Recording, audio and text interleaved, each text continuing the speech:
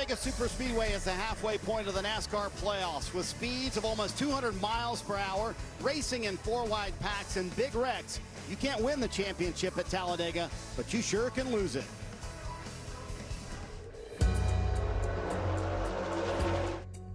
Nearly half the field eaten alive. Superspeedways, man. They accelerate driver age. This place can chew you up and spit you out in a hurry. Talladega is the stress ball of emotions. Calamity does tend to ensue. Ultimately, there's probably going to be wrecks. You're just kind of cross your fingers, hoping you can miss it. Talladega, NASCAR's biggest wild card. Just watch out. Welcome everyone to Countdown to Green, presented by Sonic. 6 weeks left to decide a Cup Series champion. On tap today, the biggest wild card race in NASCAR, where the only thing certain is uncertainty.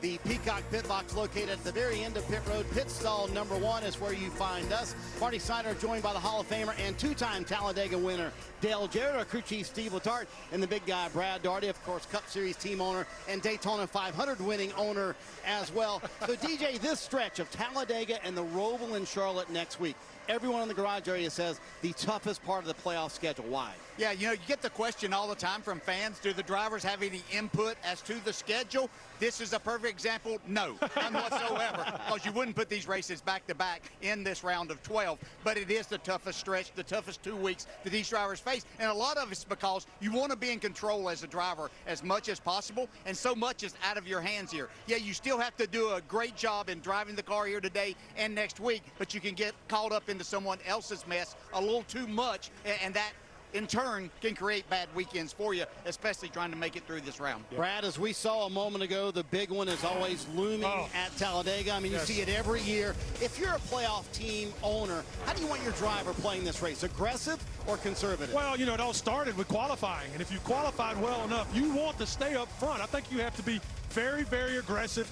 Try to put yourself in position to have a little bit of control throughout the day. If you're in the back of the pack, you've got to go. You have to have those stage points, but you have to stay out of that pack. That middle pack is a no man's land. You have to either go or stay. It's hard. I'm glad you didn't use this magical word. I hear it all the time, plan. Anyone who says they have a plan has never run Talladega. Now you need to have an approach, and the approach better be to be aggressive, try to lead laps, and get a feel of this race, because every race down here is different. When you ride in the back, that's like prevent defense. It prevents you from winning. You got to be up there and pushing, but a plan, I just laugh. Dale Earnhardt Jr. won 6 Talladega races, including 4 in a row at one point. So, Junior, if you had to give playoff driver advice about how to survive Talladega, what would your #1 tip be? Well, you're, needing to learn and teach kind of at the same time. Without any practice, you need to go out there early in the race and learn what your car is capable of doing. And while you're doing that all day long, you're also teaching the field what your car is capable of doing. If it's a good race car and you can make the moves that you need to make, after 500 miles, when you pull out and finally try to make that final move to win the race, you might have a lot of friends to help you after they've seen your car perform all day long. That's called politicking. I've seen you do it lap after lap to say you're the guy. But, Junior, take me into the helmets of these drivers who have teammates in the playoffs. How much can you help while still politicking for help of your own in those closing laps? Yeah, that's a position that I don't think anybody really wants to be in, a driver that's out of the playoffs but has a teammate trying to work his way through the rounds. You're really tasked to go out there and try to find that teammate, work with that teammate at any opportunity. A lot of times you're doing things to help them and not yourself. So really you're kind of throwing the opportunity to win the race out the window before it even starts. You might not get patted on the back for a second place finish or win today if your teammate has missed the next round of the playoffs because of something you didn't do in the middle of the race. So that's a tough spot to be in. We're going to see a lot of drivers deal with that today. Dale, you taught me how much the car truly does matter. If it was a good car, you could make moves. So take me into the race today. How long does it take a driver to realize with no practice that they have the car they need? Right away. I mean, the car will sustain runs for a length of time around this racetrack. Some cars get a push and the run lasts for a half a lap and then it stalls out. A great race car will take that push and continue to accelerate and keep that run for multiple laps around this racetrack. When you've got a car that can do that, you've got the confidence that when you get pushed, you get shoved, you get an opportunity to pull out and pass, that the run's going to sustain, that you're going to be able to complete the pass or even go further up through the field. So that's what you're looking for in the car. Getting a shove from somebody is going to happen all day long. How your car responds to that is important. Marty, he told me that the cars mattered. You know, the other thing he doesn't talk about? What's that? He makes most of them look good. Yeah, exactly right. He certainly knows how to make it happen here at Talladega. Well, you two had a big role in this as well. 300 Cup Series wins for Hendrick Motorsports. The accomplishment belongs to William Byron after the win at Texas last week, but it was built on the foundation of Hall of Fame names like Jeff Gordon, Jimmy Johnson, and Darrell Waltrip. Hendrick Motorsports, the winningest team. Thank you, Mr. H. I gotta go talk to the world here, buddy. We're gonna drink a lot of beer tonight. Jeff Bodine clawed his way past Waltrip and Allison as he chalked up his very first Winston Cup victory. The top three, all from the same racing stable. I'm just absolutely blown away that this is our 4th time doing this. For the 11th time in his career, Jimmy Johnson has picked up the win at Dover. You are looking at 7-time champion Jimmy Johnson. We are the champions! Yes! Oh my God, guys! Yes! 300 wins for the Hendrick organization. Well, William, really the only guy that comes here and does, hey, I'm going to go have a good time today without a lot of worries. But having said that, how do you approach today? And is there something you can gain, or is there a way to help one of your teammates? Yeah, I mean, I think try to help our teammates when we can, and for us, there's 7 points on the line, so we've got two stages and a race win, and you know, we're typically pretty good here, so just trying to get ready for next year. Honestly, when we come back here, probably won't be in the similar position, so trying to learn for that and hopefully just have a good day and try to get a win. So yeah, definitely, I'm the most relaxed guy here, so I feel great going in this driver's meeting. Yeah, I think he's the only guy smiling down here. Have fun, man. Thank you. Well, there's no question Talladega has found a variety of ways to disappoint Kyle Larson. Now you need it most. How do you turn things around today, get the finish and the points that you need?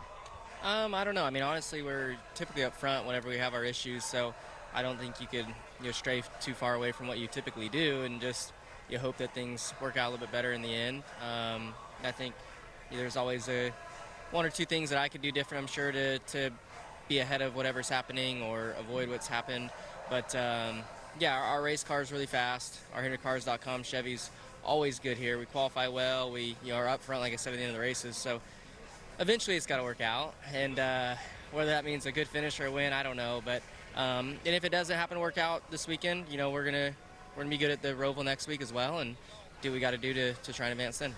Kyle's got a great starting spot. He rolls off 4th. A great starting spot, but doesn't quite have that same Kyle Larson swagger when he walks into the speedway races, and I think that's the key. Byron and Larson, they have to be championship favorites from what I've seen so far, but it's the next 2 races that if I'm one of these other 11 drivers, I want to see Kyle Larson get eliminated. I don't want to keep him in this playoff field. DJ, let's focus on Kyle Larson. I mean, he was incredible in the first round of the playoffs, but the wreck at Texas, he's just +2 above the cut line. What does he need to do the next 2 weeks to keep the championship hopes alive? He has to do exactly what Kyle Larson does, what we love to watch, and that's be aggressive and go after a win.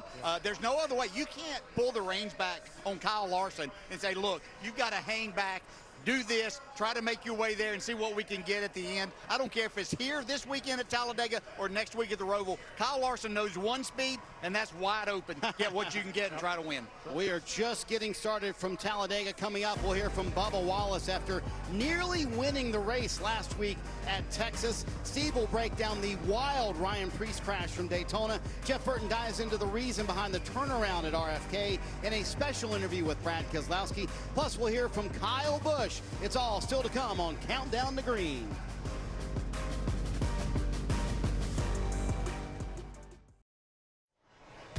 NASCAR Fan Rewards is here, and it's free to join. Earn points all season long by watching races, playing fantasy, buying race tickets, and more. Save your points to trade them in for free tickets, autographed merchandise, and one-of-a-kind race day experiences. Visit NASCAR.com/fan-rewards to start earning today. Well, here's what's on the menu presented by Sonic. News came out this week that championship-winning Truck Series team Kyle Busch Motorsports has been purchased by Spire Motorsports. Spire will also have 3 Cup Series teams next year.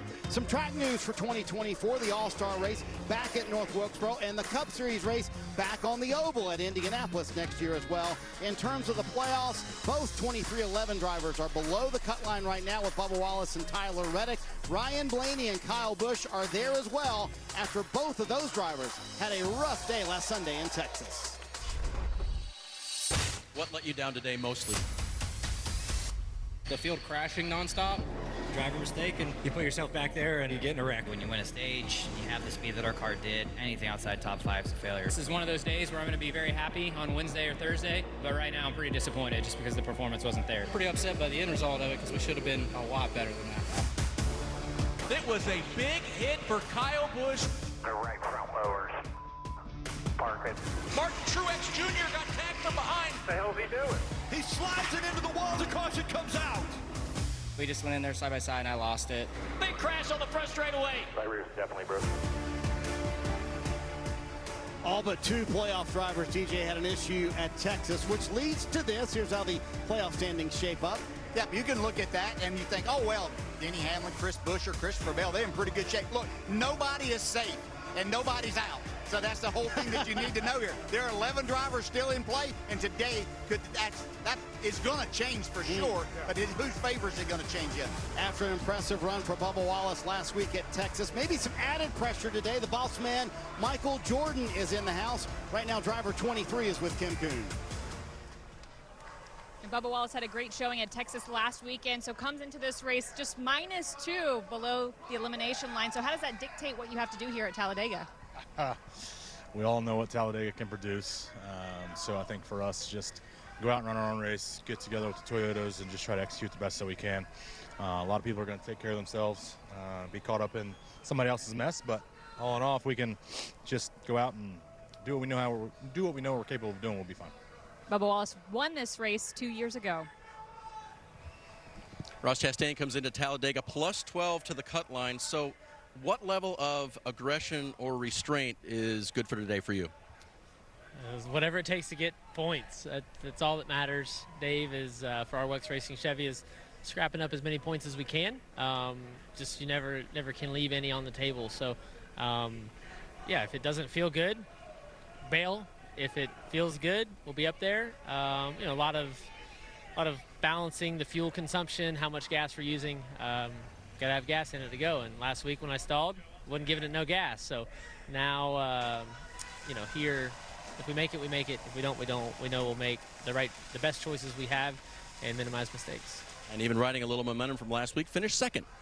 Yeah, Dave, so both of those playoff drivers have won at Talladega. Time to go on the clock. Who are some non-playoff drivers who could win today? There's plenty of candidates. Steve, you're up first. Well, if you're going to talk non-playoff, you're going to have to talk about the most popular one. That's Chase Elliott. I was here a year ago when he went to Victory Lane. I thought the Chase Elliott fan base were going to tear the stands down. They were so excited.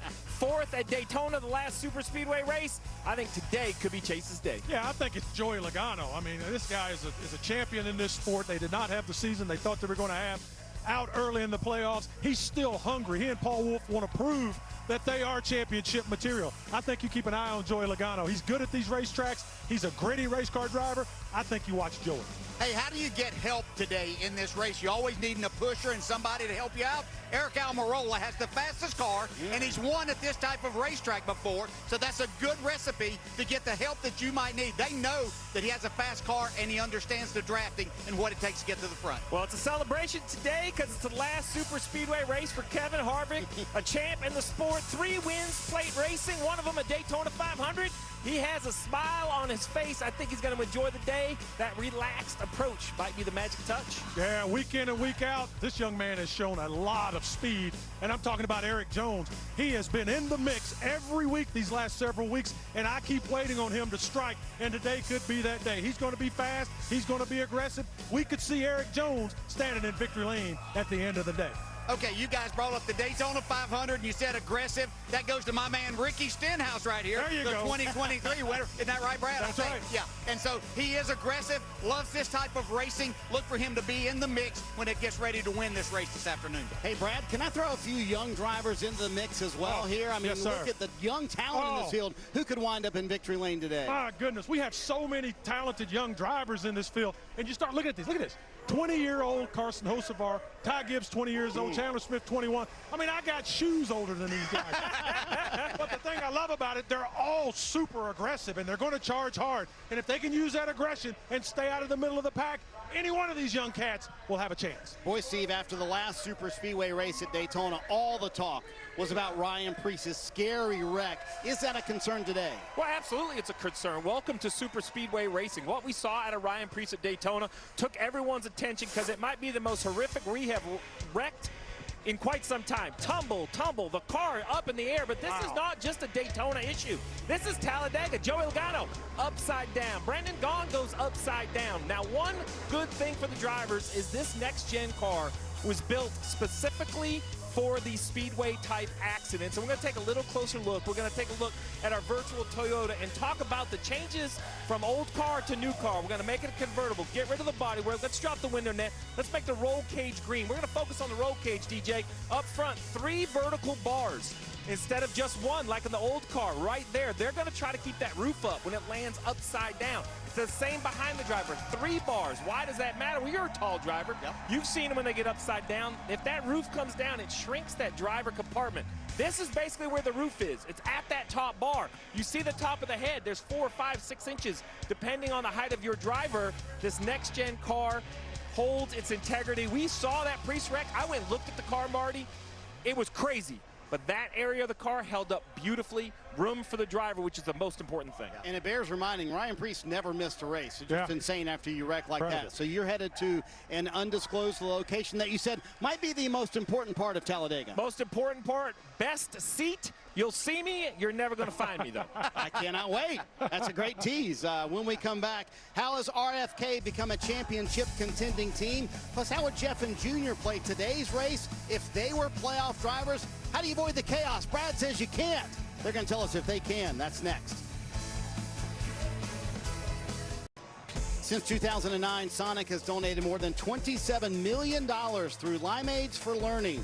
Powered by the Sonic Foundation, the program provides resources for local schools. This week's spotlight is on Catherine Manley, who teaches special education at Johnson Elementary in Pinson, Alabama. Sonic's donation provided her students with books to help master phonetic reading skills. Visit DonorsChoose.org to make a contribution to a teacher in your area or simply purchase a drink at Sonic. At Sonic, you sip and schools win. Now we come to NASCAR's most dangerous track, Talladega. This place can chew you up and spit you out in a hurry. Holy shit, what an idiot. There was no room in there. Hustle, hustle, hustle. Take it up, take it up, take it up, take it up. That was the absolute stupidest thing you've ever done. Watch him flip it here, stay up. There's a big crash in turn 1. They're still scrambling. Keselowski's gonna win at Talladega. Wow, I survived. Blaney is gonna get the win over Newman. A photo finish. Denny Hamlin. No way. Huge block from the 23 car to the top. Right, baby, come on. The 23s are weird. Just proud to be a winner in the Cup Series. He surges ahead. What a move, but Chase Talladega. What a classic. Good win, baby. Let's go. Well, the emotions of Talladega, we heard it all right there. Winners and losers. The people that are worried the most about this race are the people that are in the playoffs. You got to connect this race to what you did last week and what's coming next week at the Roval. 4 guys that I have concerns about, guys that have not been good at the Roval or on road courses this year, are Keselowski, Blaney, Bubba Wallace, and I can't believe I'm saying it, Ross Chastain. Those guys have not been good road racers this year. They cannot come out of here today having to make up points next week. I agree. You almost have to treat Talladega like an elimination race itself. So, you know, there used to be an easy path to coming out of here in one piece, and that was riding in the back and wait for all the crashes to happen and then cruise up there and get you a top 10. But with stage racing and stage points on the line, you're forced to race all day long and forced to put yourself in very uncomfortable positions. There's no easy way out of here these days. Well, Junior, it's been almost a decade since Roush Fenway Keselowski Racing had 2 cars in the playoffs. Now they have both of their cars in the round of 12 with eyes on the championship 4. Who better to ask Brad Keselowski about the turnaround than former Roush driver Jeff Burton? So, man, I remember the day that we moved in this building. Jeff Burton scores the victory, leading every single lap. So Jack Roush, obviously a massive part of this, brought in some of the biggest names in the sport, gave them their shot. How are you building off of that? Well, I think that's probably the everyday challenge, is kind of how do we honor the history of the company, the championships won, the races won, try to repeat it in the future, knowing that it's a completely different environment than it was. We got trouble. It's Brad Keselowski. Last year, you know, there were some tough times. Chris Busch's car flipping. Was there a moment that stands out to you where you said, okay, you know what, we belong? Yeah, I think when we got to the fall last year, really the start of the playoffs in 2022, we weren't in them. The most tangible was Chris Buescher winning at Bristol. Awesome. Good job, guys. But there were other really good results. And then we had a tremendous offseason, bringing in more great people, adding some more resources, and that's really fueled our success for 23. Hell yeah, guys. That's the team we can be. It has been 10 years since Roush Fenway Keselowski Racing won at Michigan. They do it today with Chris Buescher. What started this process? When I came here, there was some form of goal boards. It's like, hey, how do we calibrate this to the vision of where the company's going? Relevant, contender, champion. We have a lot more boxes checked this year than we had last year, especially in the time period that matters, which is towards the back half of the year. But if we can check these boxes at the very top, we can win the championship this year. All right, so this weekend we got Talladega. Only one of you can win. So what is the realistic goal for this weekend? We really think we can go there and run 1-2. RFK Racing, 1 and 2 now. If Chris and I can get together, I think we've shown the ability to kind of control these races. Just you and the six. No threat, no threat, no threat. You're good. We're going to try to get up to the front. If we can get to the front, we're going to be really hard to get rid of. 1, 2. Nice job, guys. Hell yeah, everybody. Tell Brad, thank you. Yeah, that's a great feature in showing us exactly the undertaking that Brad took here and trying to go be an owner driver and turn this operation around, and how quickly they have done it. I don't think any of us thought that we'd be talking about this in the round of 12 for both cars. Chris Buescher doing as well as he has.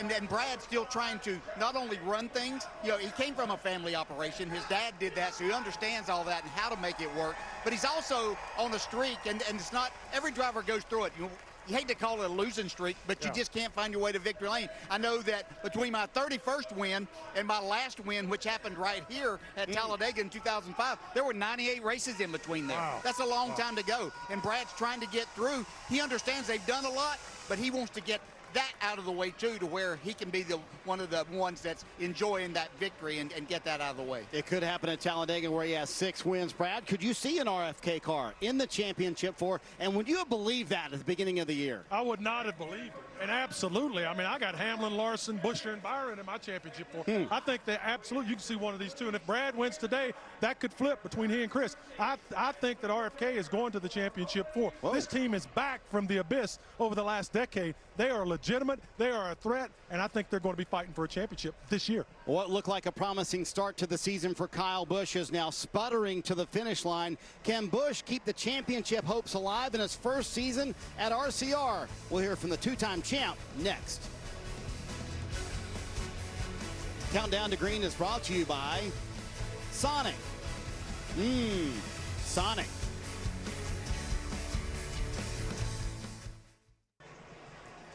Melty grilled cheese meat bacony burger with creamy peppercorn ranch. Sonic Bacon Peppercorn Ranch Grilled Cheeseburger with small fries or tots for $3.99 for a limited time only at Sonic. Talladega Boulevard. One thing is for sure, Brad, I know this. They've never lost a party here at Talladega. They're undefeated. I've got 2 observations, man. It is almost better to come watch that than to watch the race, almost. And for some of these folks, these race cars are going to be really loud today. If you have not been to Talladega, you must get here to check out a race. But Kim, I can't tell if we're at an actual race or are we on the set of Talladega Nights. Any insight there? That's a great question, Marty, and fans are in for a real treat because Stewart-Haas Racing has brought Talladega Nights to life in an epic tribute to the movie. Ryan Preece driving, of course, the Ricky Bobby Wonder Bread car. His teammate right next to him, Chase Briscoe, Cal Naughton Jr., he's running that Old Spice scheme. He even committed to the mustache. I love it. The fans love it down here. They are taking all sorts of photos. It has been a full send for this team. And Dave, they are ready to shake and bake.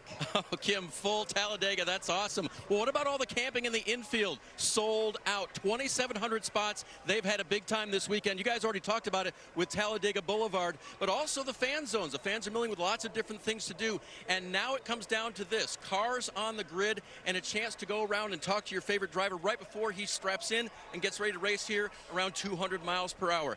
Marty and Brad, I think you were right. I think there are some folks out there who are about to be awakened by the engines here because they didn't make the wake-up call this morning. This is one of the best tickets in NASCAR, and it's going to be big again. No, you don't think, do you, Brad? People just now getting their wake-up call. I mean, there's some people that still look how packed that grid is, though, DJ. That's awesome. Just rolling out of their Snuggies right now. Yeah, bring back a lot of memories. This is a great crowd, and they're getting ready to see something pretty spectacular. Well, as frustrating as things have been for Kyle Busch lately, it's a good time to remind everyone he has just as many race wins this year as Denny Hamlin, Kyle Larson, and Martin Truex. 3 wins in his first year at RCR, including right here at Talladega.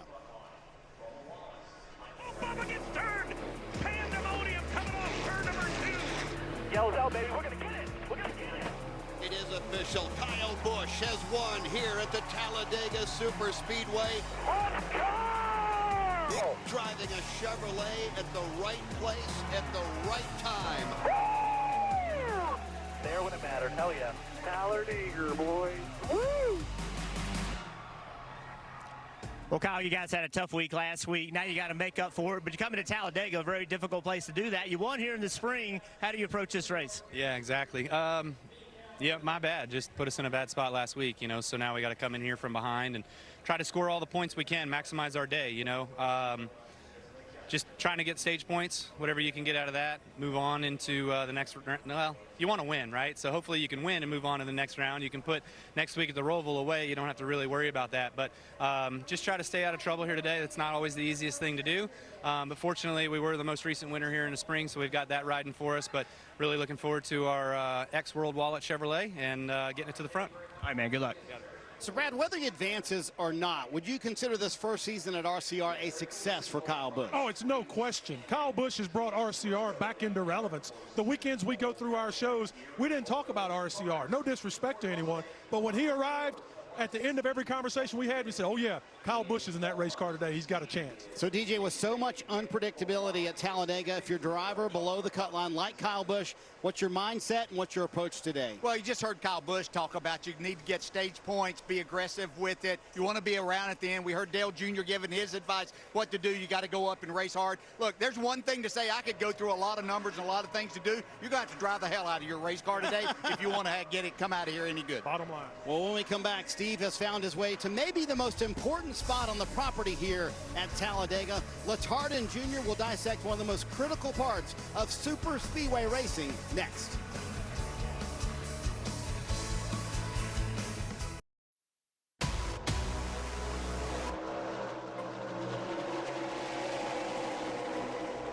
History made. Bubba Wallace gets his first career win. He's just the second African-American to ever win at the highest level of NASCAR.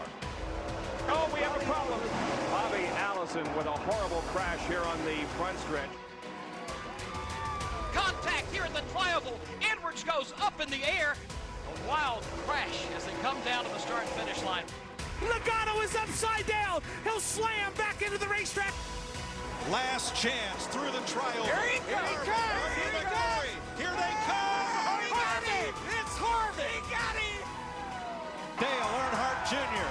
4 straight wins at Talladega.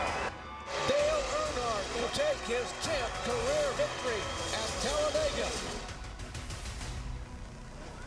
Boy, that is Talladega as NASCAR celebrates their 75th anniversary, Brad. So many historical moments right here. Did you have a favorite from what you just saw? Yeah, it's unbelievable. Dale Earnhardt Sr., 4 laps to go. He goes from 18th to 1st. That's unbelievable. That's superhuman. One of the great days in the history of NASCAR. Let's bring our crew chief, Steve Letarte, back in. Steve, is it fair to say the roof at Talladega is just as busy as the racetrack itself? Well, just as busy, but the best seat in the house. 10 stories above the front stretch. The end of the trial was where the spotters stand located. These eyes in the skies are going to try to direct their driver around this 2.66 mile oval. And let me tell you, it's a great view, but from here to the end of the backstretch, 3/4 of a mile. So at 200 miles an hour, if you're trying to clear your driver by just a few feet, 3/4 of a mile away, a very difficult challenge as well. Dale, we talked a lot about the car. Let's talk about the spotter's role. I know you wanted basically a picture painted. What other information are you looking for from the spotter? Yeah, it's pretty interesting. At every other racetrack, you really just want the bare minimum of information. But when I came to the Talladega or Daytona, I wanted my spotter to be talking the entire lap. Now, I might pick and choose when I want to pay attention or when I want to listen. If I'm trying to make a move or think about making a move, I might tune into what he's saying, but I want him giving me more than I need. Like you say, paint that picture so that I really don't need to look in the mirror to be able to make a judgment call or a decision to move the car. Some drivers are different, though. Some spotters are different. We may hear a lot of chatter on one radio, very minimal chatter on the other. It's very driver-oriented. Yeah, every driver wants a little bit something different from their spotters. You know, Brad, the only thing I know for sure today, these points that are getting ready to come up right now are going to look nothing like they will in a couple of hours. You know, you come to Talladega, and if you're a driver or an owner, you sit and look at your schedule, and you always are figuring on points throughout the – you don't do that when you come here. It's too frustrating because you just don't know what's going to happen. You can't anticipate next week. You can only anticipate today, and what you anticipate today is a lot of anxiety. So to that point, DJ, I mentioned this earlier. Talladega, you can't win the championship here, but can you lose it on this day if you have a disastrous result? Yeah, you can certainly put yourself in a bad way. Yeah, you have next week at the Roval, but if that's not your forte, then if you make a big mistake today and find yourself a lot of points out, you could, in essence, end your championship hopes. All right, DJ, who is today a critical race for in your mind? All right, so you told me one driver, but I've got two. And, of course, I'm looking at Kyle Larson and Bubba Wallace battling for the lead at Texas last week, late in the race. Neither one of them get the win that would have got them into the round of 8. That happened for William Byron. But here these two drivers are 8th and 9th in the points now, +2, -2. What are they going to be able to come away with here? Can one of them get the victory here? Yeah, for me it's going to be Brad Keselowski. I talked to Brad about his season and the things he's accomplished, and I could sense a little bit of frustration talking to him because, don't get me wrong, he has perspective on what they've accomplished this season, but he is ready. He is primed. The work has been done. He wants to get the victory lane so badly. He wants to show that championship pedigree. So watch out for Brad Keselowski today. He's going to be super aggressive, and he could end up in victory lane for sure. DJ, all those playoff drivers are smiling, taking pictures with everyone. Oh, that's the only guy who feels comfortable right now, William Byron, because he's already advanced to the round of 8. But what's going through their mind right now before they climb in? Yeah, you know everything that could go on here today, but the biggest thing is just to start your focus now. You know, they want to get in the car because then everything else is behind them. Yeah, the worst thing as a professional athlete is to not have control. That's what you do best, is you're in best shape, you work, you're ready to go. You have no control today, you have nothing but anxiety. Talladega's all about no control, isn't it? You just at the whims of whatever happens in the pack. When we come back, time for today's pre-race ceremonies from Talladega Superspeedway.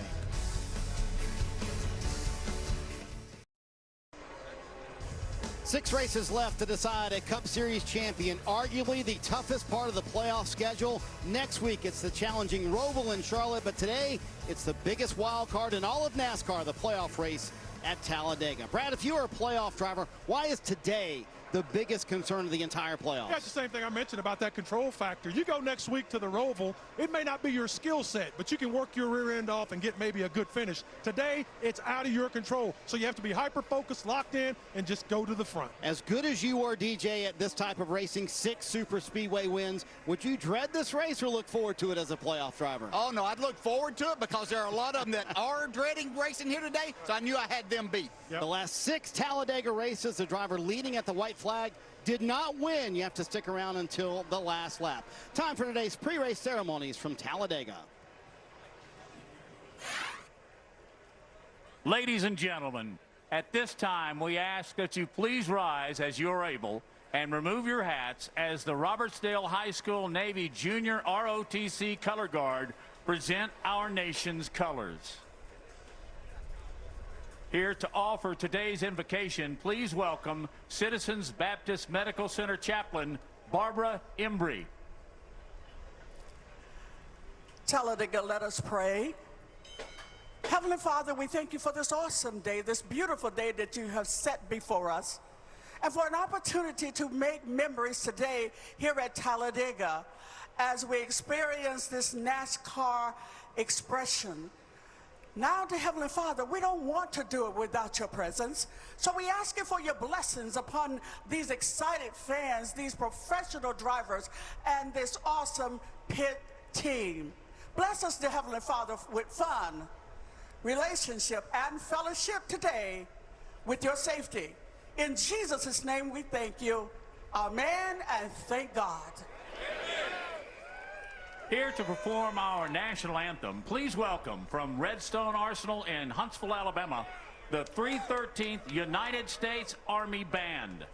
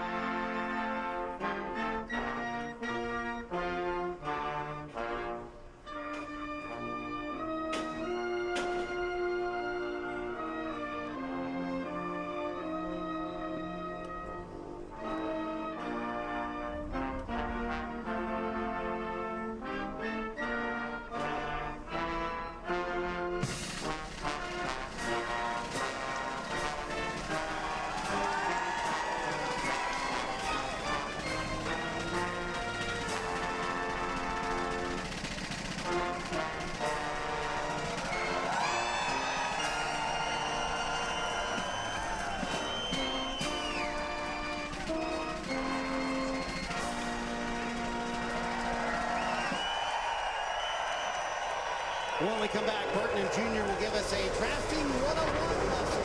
Whatever happens at Talladega, let's Rick Allen and Steve Letarte for the booth. Time for the biggest wild card race of the NASCAR playoffs on NBC next.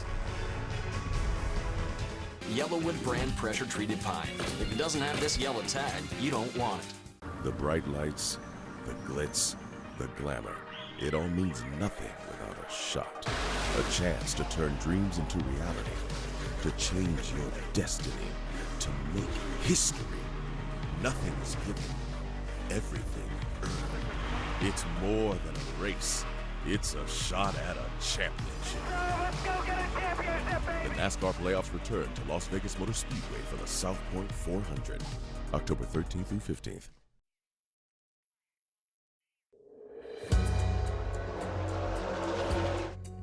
Nearly half the field eaten alive. Super speedways, man. They accelerate driver age. This place can chew you up and spit you out in a hurry. Talladega is the stress ball of emotions. Calamity does tend to ensue. Ultimately, there's probably going to be wrecks. You're just kind of cross your fingers, hoping you can miss it. Talladega, NASCAR's biggest wild card. Just watch out. The only one safe said it's a stress ball of emotion. There's 2 opportunities left in this round to gain as many points as possible, and William Byron is the only one safely onto the round of 8. The only one safe, because even Hamlin at plus 37, while that could be looked at as safe, no one is safe at Talladega. It's a great opportunity to gain points, but also a huge potential to lose points if you get caught up in one of the big wrecks we've seen here over the years. And Kim, we were just checking out NASCAR Cup Series antagonist Denny Hamlin. How does he fare today? Denny Hamlin is a 2-time Talladega winner, and he's on a streak of 3 straight top 5 finishes. One of the best starts to the playoffs of any of the playoff contenders, and there's a lot of momentum behind the number 11 team right now, and the goal here today is to do whatever they can to keep it.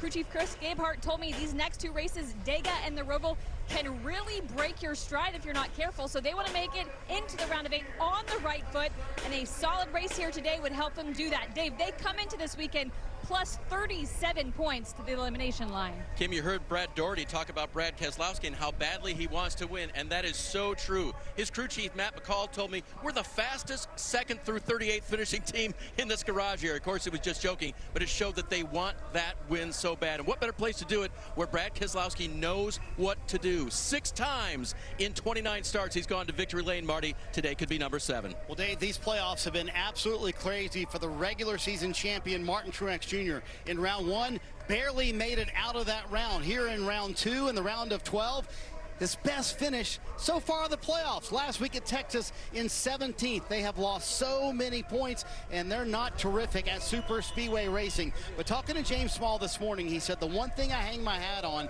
is that with this new car, Martin has been infinitely better at the super speedway races. He loves the security of this new car. In fact, they have earned the 5th most points in this new car at super speedway racing. So maybe, just maybe, Martin Truex can do enough today to be able to advance to the round of 8 and have an easier day at the Roval. We'll see next week. It's time for the playoff race at Talladega. The drivers dread it, the fans love it. Let's get the engines cranked here in Central Alabama. And now, race fans, here to say the most famous words in motorsports, please welcome the founder, president, and CEO of Great Southern Wood Preserving, Jimmy Rain, joined by a representative of the company's network of over 5,000 dealers. Drivers!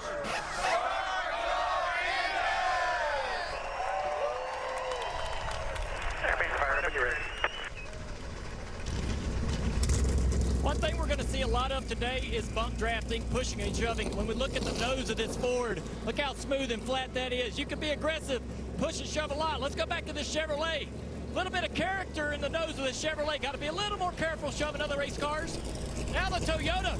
A lot of character in the nose of this car. Very hard to push. All the drivers I talked to, Jeff, said that the Ford has a little advantage today.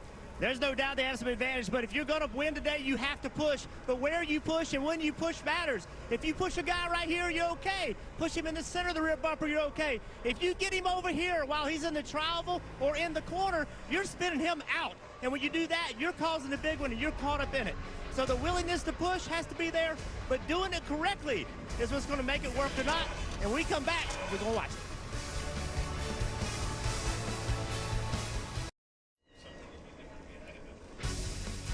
NBC Sports coverage of NASCAR is brought to you by YellaWood brand pressure-treated pine. If it doesn't have that yellow tag, you don't want it.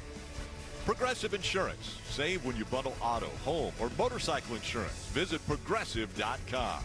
And by Credit One Bank, a credit card company.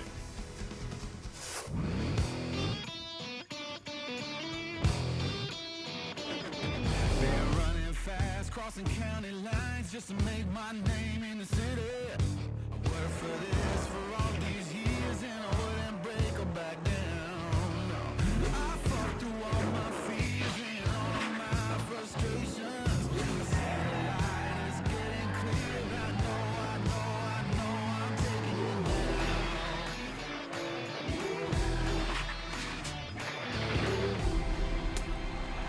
It's my time. I'm taking it now.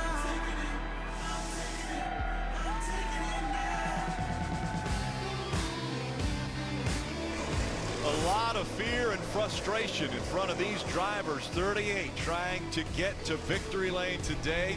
It's NASCAR Cup Series playoffs from Talladega Super Speedway, the YellaWood 500. Let's see if we can dial up the driver, the number 5, Kyle Larson, starting in the 4th spot. Hey, Kyle, it's the guys in the NBC booth. You got a copy? Yeah, I got you. All right, man, 3 wins on the year, but I know the goal now is to advance to that championship 4 at the end of the playoffs. 500 miles ahead. What's the approach heading into Talladega? I mean, honestly, just in a way, kind of do what we've done in the past. We're usually towards the front when misfortune happens, but I think just doing all the little details good, you know, save fuel throughout the run, having good runs the yellow line, you know, have good pit stops, good execution throughout pit road stuff, and just hopefully just keep putting yourself in position and eventually it'll work out. We hear so many people talk about trying to keep that track position and have the spotters try to help them. What type of information do you look for from your spotter as we run around these high banks?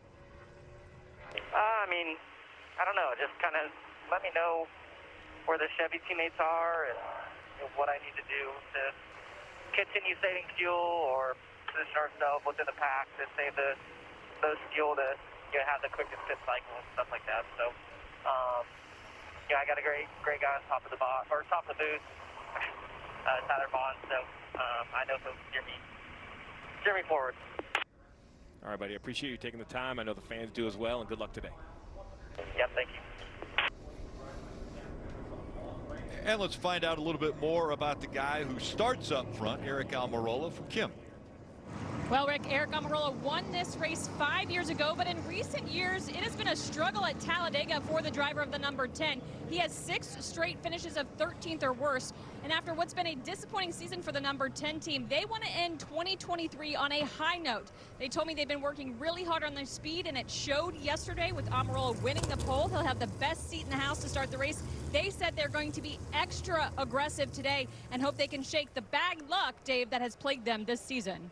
Kim, in the last 8 Talladega races, Ryan Blaney has finished first or second half the time, and he needs that kind of a finish today, finding himself 11 points below the cut line after crashing out last week at Texas. It's also why when I talked to his crew chief, Jonathan Hassel, this morning about what they do differently today, absolutely nothing. He said, we've executed lately, and we're going to do it again today, Marty.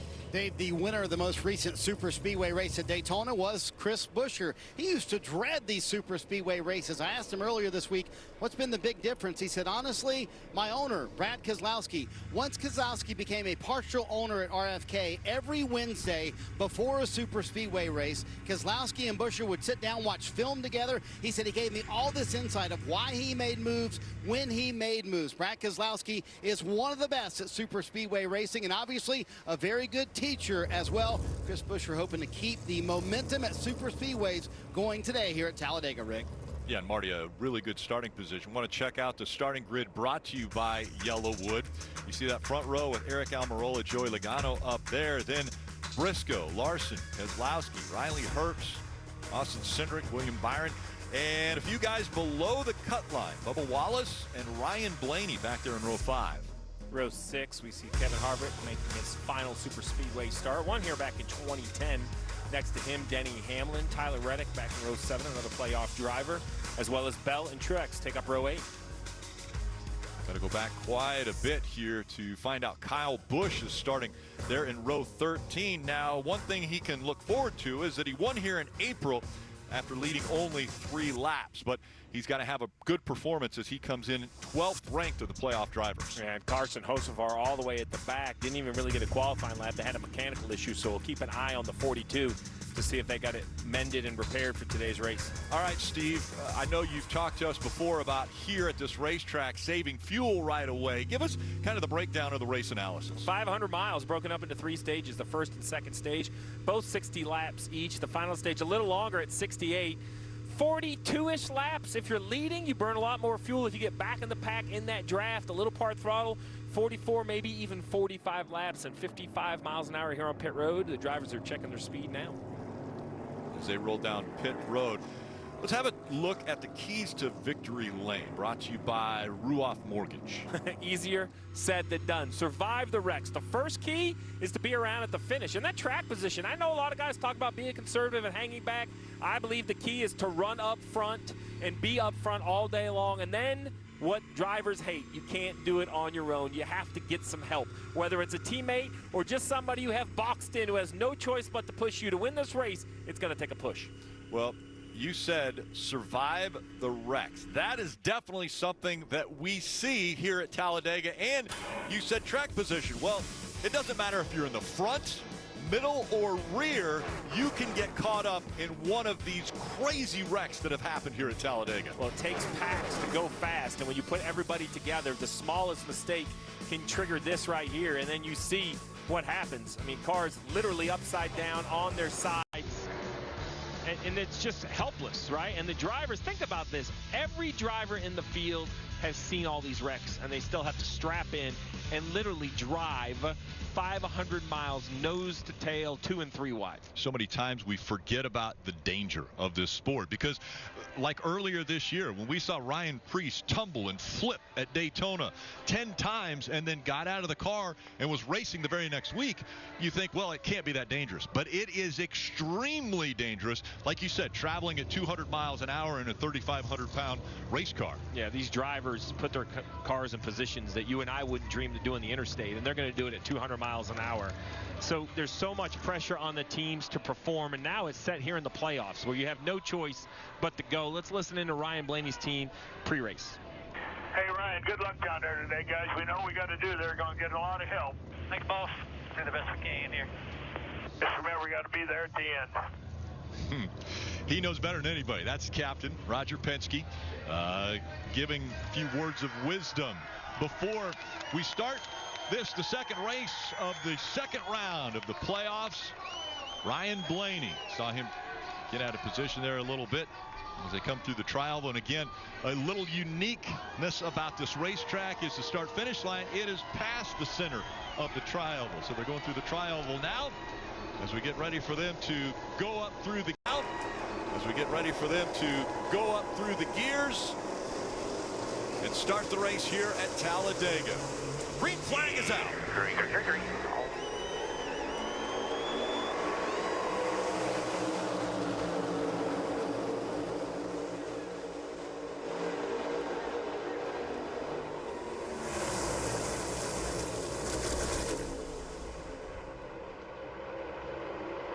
It's like a train coming up to speed as the engine churning out the horsepower to get these cars up to speed.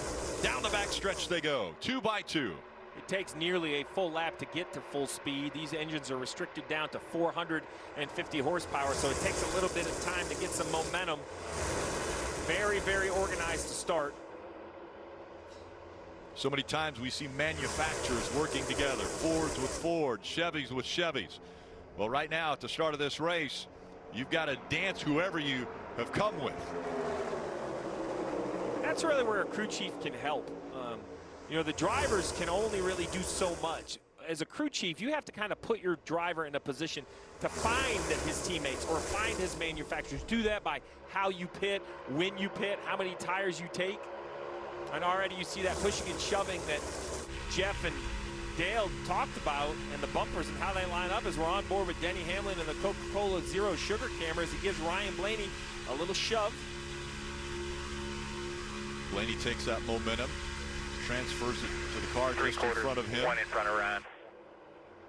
So you hear that information. That's Denny's spotter actually telling him what's in front of Ryan Blaney. So as you're pushing a car, not only do you want the information from behind, but you can't see, like pull up behind a car on the interstate, you can't see up in front. Well, these guys are doing that. They need to know how much room is in front of that 12 car, so Hamlin doesn't push him right up into that bright colored 24 of William Byron. Folks at home, Steve didn't just ask you to pull up this close. I meant like if you were sitting in traffic. I like stopped in traffic, Rick. Okay. Side by side, they stay for the lead. Again on the inside, it's Eric Almirola winning the pole yesterday. Joey Logano on the outside with a little help there from Kyle Larson.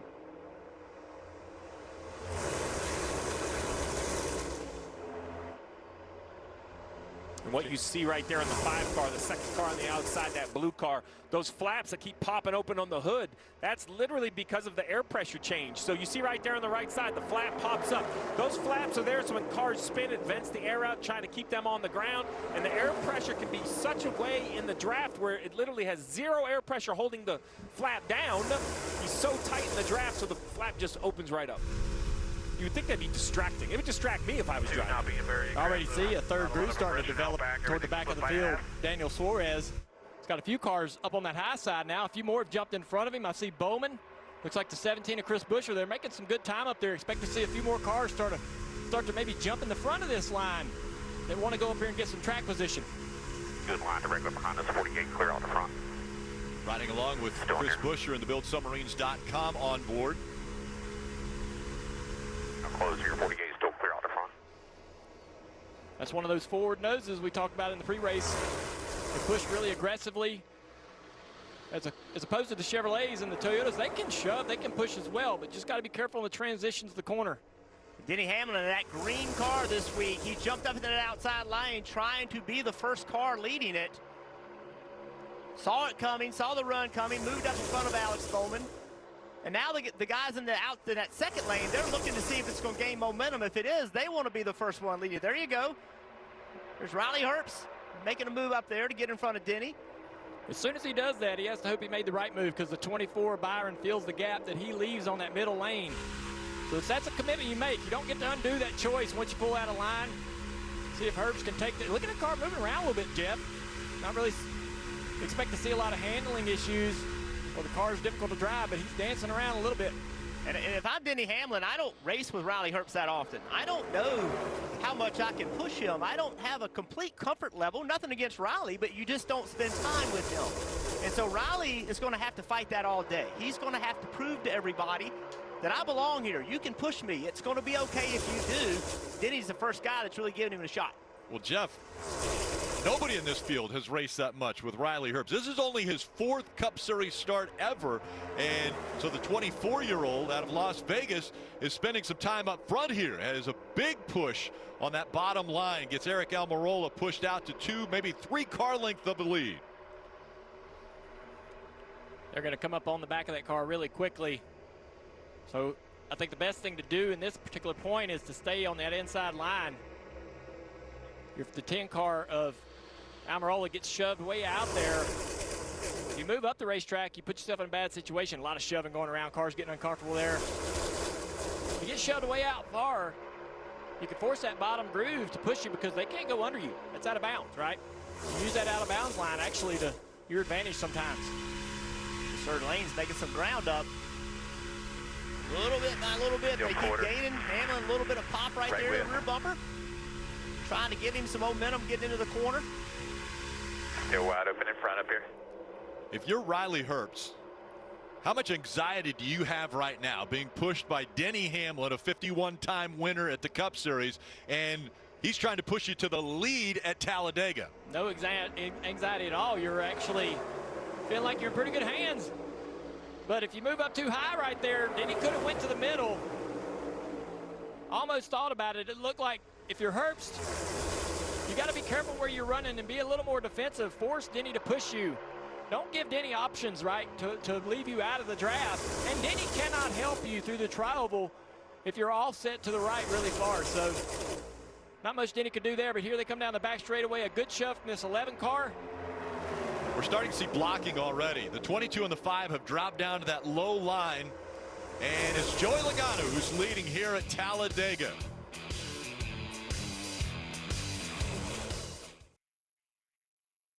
Is Coke Zero Sugar the best Coke ever? Take a taste and see for yourself. You're watching NASCAR on NBC. It's Talladega, and now teammates have found each other. But it's Joey Logano who continues to block to hold on to the lead. Logano will have the 12 of Ryan Blaney to his inside if he wants it, but it looks like he's going to let Ryan Blaney move to that inside line and try to take the lead away, Marty. Rick, I thought Junior made a terrific point in the pre-race today, talking about non-playoff drivers racing with the playoff drivers. Talking to Joey Logano and his crew chief, Paul Wolfe. Of course, they want to win the race, Junior, but their objective today, help the car to their inside. Their teammate, Ryan Blaney. So how aggressive are you, Junior, trying to help your teammate who is still in the playoffs to be able to get a win in advance today? Yeah, I think that, Roger Penske done laid down the team orders for this 22 car. Look, you can go out there and try to win the race, do everything you need to do, but when you have the chance, do what you can for the 12. And even right here, running side by side, we saw just a lap before, the 12 gets the run to the inside. He doesn't block it. He would have blocked any other car, but he doesn't dive down and block his teammate. He allows the 12 to go through. So those are the type of things that he might do differently in this scenario as opposed to another one where his teammate's not involved. And speaking of doing things differently, look back here in the pack. There's the green 11 car. Remember, he was trying to push Riley Herbst in that outside lane. It gave up. It did not work. The Gibbs actually jumped in front of Hamlin and tried to make it help work, and it didn't. The outside lane lost all its momentum, and now Denny is mired back in 29th. Battling for the lead a few laps ago, it just ran out of gas, and now here he is in the back. Found a spot behind the 48. Looks like a few cars are going to try to work to the outside of Hamlin now and start that third lineup once again, Dave. Kyle Busch is going forward now, Rick, and I think I know why. There's nowhere to go. There's nothing to do right now. We're just saving fuel till pit. Okay, 10-4. I just don't want to be the last one in line is all. We just need to be aware of that. That was when Kyle was running 35th. He then moved up to about 20th. Now he faded back just a little bit. Still running in that top 20, but they don't want to get stuck way back there. They want to be up with the middle cars when it comes time to pit in a few laps. And as Dave says, in a few laps. Steve, what's strategy here? Do you want to still pit with the same manufacturers so you keep a group together? Well, I think, you know, there's a lot of ways to break this up. If you can run about 44, 45 laps to the end, or in fuel, that means that your fuel window is only a couple laps from opening to the end of stage 1. But we used to see guys come right away and early, but the Fords have been running longer and longer and longer, and that cycle seems to be better. So the short answer is, they all claim they have a plan, but I've seen a lot of plans get thrown out the window. You don't want to come alone, but I also don't think you want to come with 20 of your friends. It gets very chaotic. I think 6 to 8 cars is a pretty efficient sized group to get on and off pit road. Riding on the roof cam for Bubba Wallace, the Toyota camera right here. We got 3 Toyotas in line. Bubba out the front of him. Tyler with his teammate in front of him, Tyler Reddick. And then the 11 of Denny Hamlin is right behind Bubba Wallace. They are leading this third group again, but now look at these cars jumping in front of them. As the third lane starts moving forward, more people are like, hey, I like it. Let's go to the front. Eric Jones gets up there. Ryan Preece gets up there as well. Let's see what they can do. You get that line moving, and you're like, hey, you're the one with the idea, and then everyone else jumps in front of you, not behind you. You'd love them to get behind you and follow you to the front, but they're going to jump in front of you, taking advantage of that idea. A lot of communication. We talked about it at pre-race. Spotter to driver, let's listen to this 22 bunch. All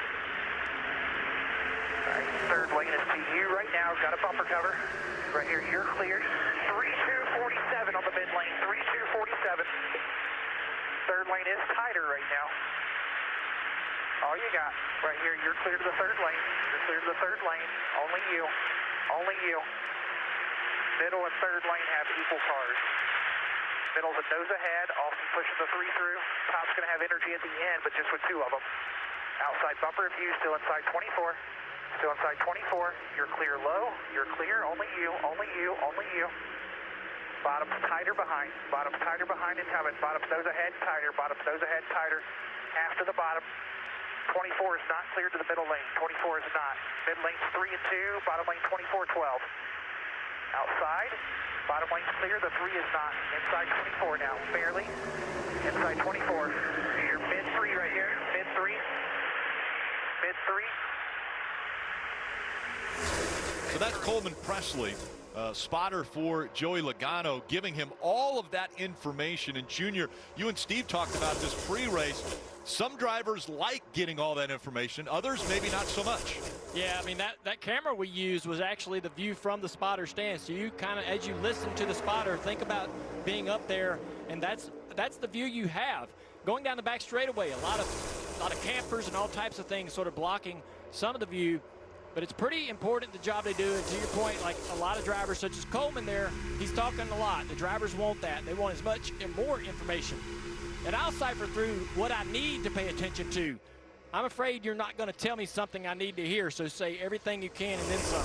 Every driver wants their own information. Let's go right along with the 19 car, Martin Truex Jr., his spotter, Drew Herring. Do you hear? Still quarter off. Still quarter. Tight.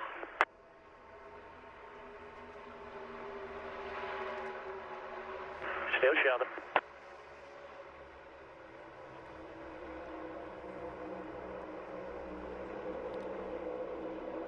So you can hear the difference in tempo from Coleman Presley to Drew Herring. Just different inflection, different sense of urgency, but that's what the driver wants. The driver and the crew chief spend a ton of time preparing for these races. The driver knows what he's going to get from the spotter, and the spotter knows what the driver needs, and it's different between every car.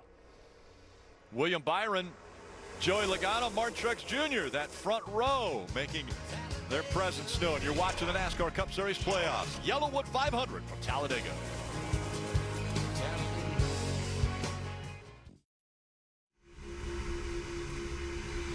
Fans, download the official app of NASCAR. You can follow the action with free live scoring. There's in-car cameras, radio broadcast. You can also upgrade to premium for access to driver audio channels, which we were listening to just a few moments ago. Search NASCAR in your app store and start a free trial. And the race to $1 million is heating up in the NASCAR Powerball playoff. 12 fans are locked in for a chance to win $1 million at NASCAR Championship Weekend. Follow the playoffs see who advances and who will get cut. Powerball, the official lottery game of NASCAR. Y'all, Ricky Bobby's leading. I mean, look, this guy went flipping down the back straightaway at Daytona. We played that replay over and over and over. And now Ryan Preece, we asked him, hey, how do you put that behind you? And this is how you do it. You drive to the front of this field, put that car out front. Pretty impressive job. I thought you meant you dress up like Ricky Bobby. Well, anytime you say Ricky Bobby, I think back to your Bristol race where you said, I'm on fire. I feel like this thing's playing out in front of me in real time, man. Just awesome to see this 41. Good-looking race car.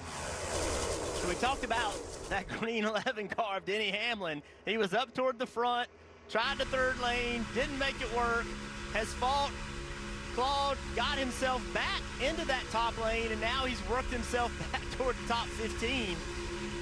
He is being aggressive today. He is trying to make things happen. He's not just, you heard Kyle Busch talk about just riding around, waiting, right?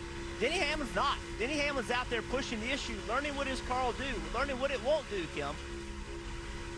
That's right. When I talked to crew chief Chris Cabart this morning, he said because their point situation, they came into this race plus 37 to the elimination line. That gave Denny more room to take these risks. He said the point situation makes the goals we have today more attainable. He can be more aggressive than some drivers without as much risk. What I see right now in the first part of this race is Denny Hamlin staying with 23-11. The 45 and the 23. Every time we look at them, Denny Hamlin is not hard to find. He's had opportunities to do things on his own, make moves on his own, but he seems very dedicated, at least in this first stage, to be able to help Bubba Wallace and Reddick find that track position to get those stage points. Jeff, I want to ask you, we are getting close to seeing green flag pit stops. How much time do you need to get into position? If, say, you are Denny Hamlin, and they say, okay, 2 laps, we're coming in, how much time do you need to get down to that inside lane? It all depends on the commitment level of your team of pitting with specific cars. So if you're in that top lane, you got all of those 4 Toyotas, and they want to pit together, I need a lot of laps. I got to get to the bottom of the racetrack to pit. However, if I'm going to stay out forever, you know that I'm going to run a lot of laps, and I just want to run wherever I can. It doesn't matter. So if you got to get to the bottom, I need at least 3 laps. And you have to understand, if I'm in the middle of the pack, Steve, I might have to go all the way to the back to get to the bottom if you want me on pit road the first time of all the groups. Well, and I think that's really the tough part about committing to coming with a group, right? I mean, if you're where Buescher is on the bottom, then it's going to be very easy for you to pit. But if you're where Denny Hamlin is, I think, I have to realize that. I can't put you in a position, Jeff, where you're going to try to do something that's just not really feasible to do without giving up track position. Marty, what are you hearing on pit road? Well, Steve, did you really say earlier this is going to be about the least time on pit road, a track position race at Talladega? A lot of crew chiefs and spotters talking about that as well. So Ryan Preece, who is out front right now, burning far more fuel than Joey Logano is, who's right behind him. Preece has to be pretty much full throttle the entire way around. He can save a little bit, but Steve, how much do you save being further back in the pack versus leading here at Talladega? Well, it used to be a couple or 3 laps, guys, but now you look on the bottom left of Preece. These guys are getting so good at saving gas that Preece is only about 70% throttle leading. So I think that gap from traffic to the lead has definitely closed up with the more they learn. And you got to ask, how is he able to run 3/4 throttle and not be passed, right? Of course, they're wanting to sit behind him and try to save fuel themselves, but there's a balloon, a beach ball, if you will, between those cars. That second place car is pushing that leader along at times around this racetrack. So you go to full throttle when you think you need to, and then when you feel that effect of that car behind you pushing you forward, you can then come off the throttle. You don't want to let that gap between you get too big. Well, I think that's why you see what we see. So Preece has only led for 6 laps. Logano had led for 19, right? So back to Marty's point, if the leader's burning more gas for teammates, Logano says, hey, I'm going to ride in second. Preece, you go pull the train a little bit. Look at the telemetry on Stenhouse. He's wide open. He's got somebody behind him giving him a good push. He's not concerned about fuel at the moment. He's wide open trying to get his track position. See the difference? Preece leading the race, 3/4 throttle. Stenhouse on the outside, he's wide open. How in the world can you run wide open and not catch that guy on the bottom? It's all about drafting and who is pushing you.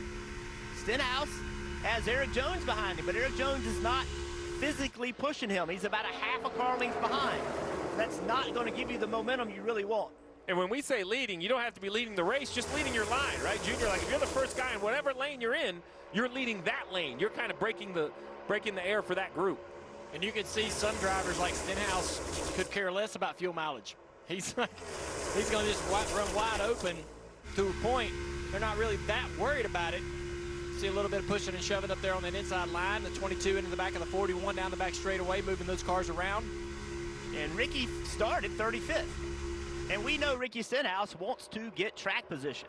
And so he's not worried. That's not his priority at the moment, is fuel mileage. His priority is to get the track position that he didn't have in qualifying. And so he's willing to run wide open because he thinks long-term he's going to be better off running here versus running mid-pass. Doing some side drafting, bringing that second line a little bit closer to the front.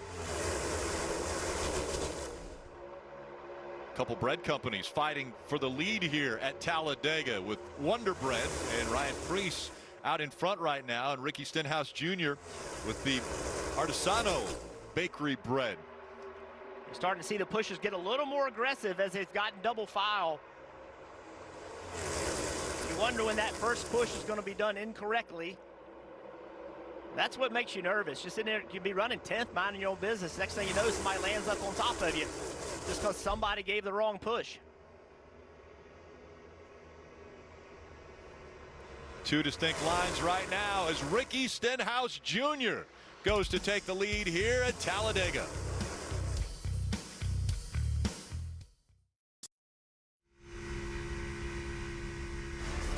Jesse L. Martin returns to NBC. He has solving crime down to a science. The Irrational premieres Monday on NBC and streaming on Peacock. 34 laps complete, 26 to go in stage one. Drivers, bring us to the green flag pit stops. That's two cars back there in that second row that are very good at pushing, Jeff.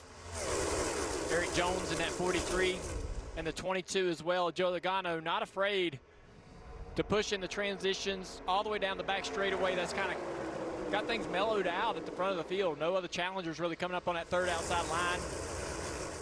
Always no surprise to see Ricky Stenhouse controlling the field as well. He wants to get down to that bottom groove, but Eric Jones is not clear, not able to go with him. You said it, great pushers in that second line. Give me the boost first. He's coming quicker. You can hear that information coming to Ricky Stenhouse Jr. about what line to block, and you can see how aggressive he is. As soon as Ricky got to the front, the lane blocking got way more aggressive. He's pulled in front of the faster lane multiple times. One time I thought he was going to go around under commercial and they cut him some slack, but Ricky is not. That's his style. He's going to be aggressive. He's comfortable doing things other people aren't comfortable with, and that's why he's had success at these racetracks. They come here thinking this is their opportunity to win races. And in my opinion, he's given us the best example on how to win them. You go up, where does trouble start? You talked about it. It starts near the front of the field, but it's not the leader. So be the leader all day long. Work to be the leader. Work to lead every lap. It's not realistic to lead every single lap, but if you're working to do that, you're always putting yourself sort of right in front of potential danger, Marty. Junior drivers jockeying to get to pit road for the first stop of the day at Talladega. So, Steve, let's talk about that. All the meetings that happened. The Ford camp, for example, like Paul Wolf is in. They had a conference call earlier this week, an in-person meeting today, and they kind of set a range of when they would like to stop. And then it all happens over instant message. The crew chiefs go back and forth saying, hey, I think this lap, I think 4 laps longer. How does that process happen, Steve? Frustrating is how it happens, because much like the driver who's dependent on other drivers and need help, as a crew chief, you want to call your own race. The last thing I want to do is try to get 7 of my buddies on the same plan as me. It's about impossible to figure out at times.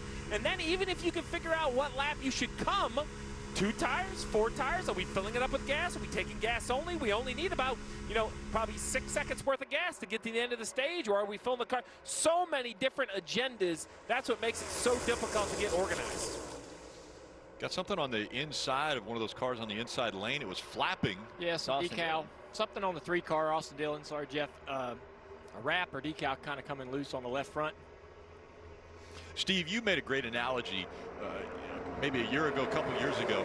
It's like booking a reservation for 4, way easier than if you're trying to book a reservation for 8 or 16. Yeah, I'm the social director of this booth up here. Now I don't ask y'all's opinion because it's too hard to try to get 4 people to all agree, 5 or 6 people to all agree. That's what happens here. Someone has to take the lead. So, but who is it?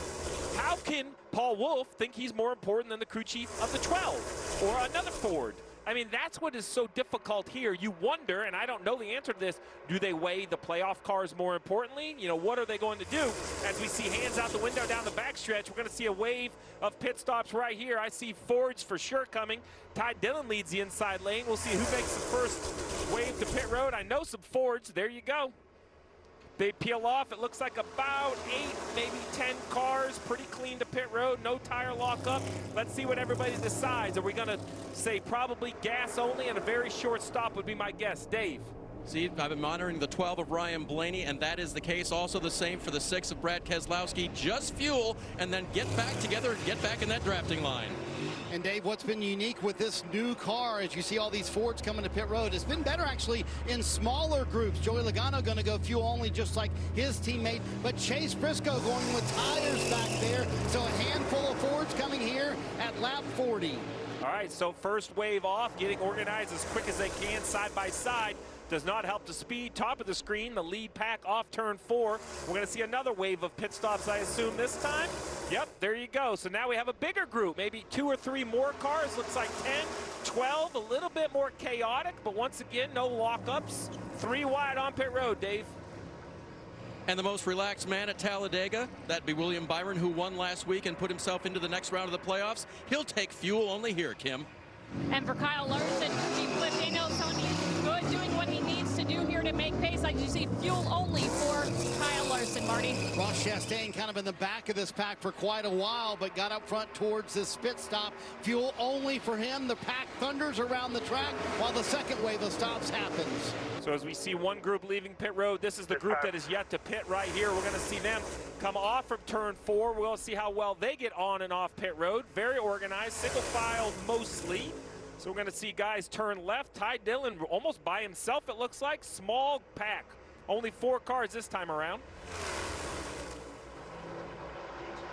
Christopher Bell continues to lead the group around the track, and he'll start catching up to the other pack, Kim. You see Ty Dillon right there. A reminder to him, do not speed during these green flag stops. They'll take fuel only. As you see right here, top of the screen, those are your leaders. Christopher Bell yet to come to pit road on the top right, up in this area right here. That's a good way of kind of keeping track of what you have, right? So you see the 77 leaving pit road. The 2 of Austin Cindric, he's right here with the 47, the 24, the 8. These cars have all pitted already. And now the 20 car who's exiting turn 4 you see on your map, they're going to come to pit road now in a very organized single file line. And again, another group of about 9 or 10 that are making their way onto pit road. This is the final group that makes their way onto pit road, Kim. Including Denny Hamlin. He said no handling issues, but maybe a little darty with the steering. As you see Hamlin getting fuel only on this end of pit road, Marty. You know, Kim, it used to be that you wanted a huge pack to pit all together. The more cars, the better. But the Toyota teams always were disadvantaged by that. Maybe now with this new car, this can play to their favor. Fuel only for all the Toyota teams. Christopher Bell, Martin Truex Jr., and Bubba Wallace among them. But the pack is going to catch him quick. Well, this is all about time on and off pit road and getting organized. You see the Toyotas that have run extra. They're very efficient, but it is going to take a lot more time to get up to speed. They will absolutely cycle to the back of this pack. We'll go back and look at the data, but I bet it was the couple extra laps they ran with less cars. They just didn't run the overall lap time, and you're going to see how much it's going to hurt. Now, they're going to be okay. They're going to pick up the draft of the big pack. There you go, Rick. As simple as that. 3 cycles. Don't mess it up. On and off pit road. Gas only. Don't speed. And after all that happens, Ricky Stenhouse Jr., who was leading before the green flag pit stops cycled through, is still out front and leading here at Talladega. And the 43 car of Eric Jones, he was penalized, men over the wall too soon, so he had to pit again on the green. Unfortunate on his 250th start. Eric Jones with that penalty. Stenhouse Jr. and Cindric now fighting for the lead here at Talladega.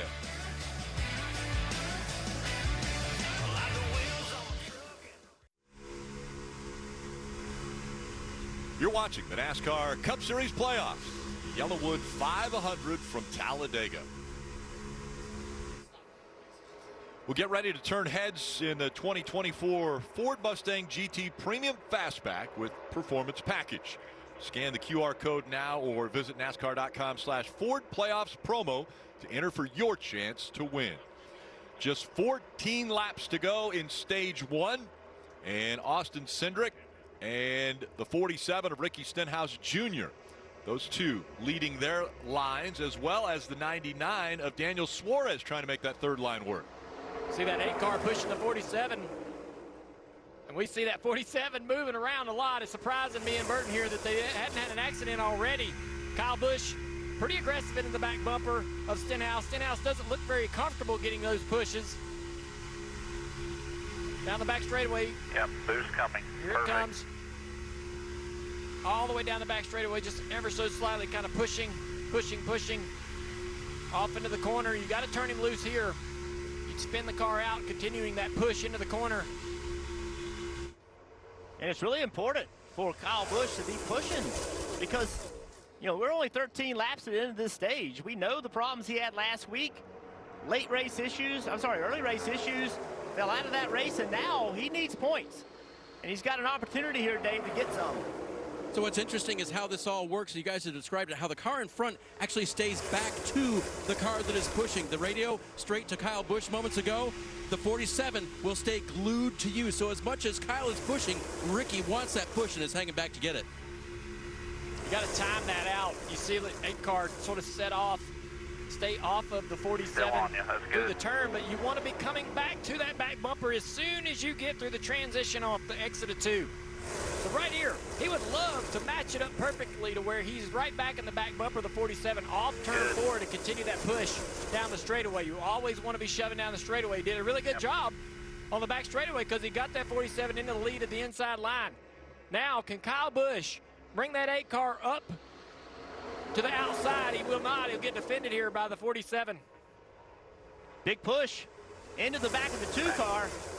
Also trying to get Austin Cindric moving forward. Got the telemetry back on Ricky Stenhouse Jr. Just wide open in the gas.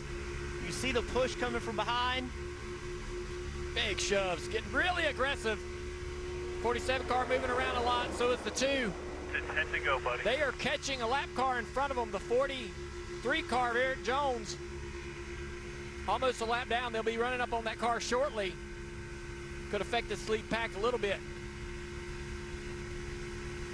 Here comes the 8. He's going to get another shove. If he can get clear of the 2, don't look like he's going to go do it. Here comes that inside line. That showed me by not blocking the 2 that he likes the push he's getting from the 8 car.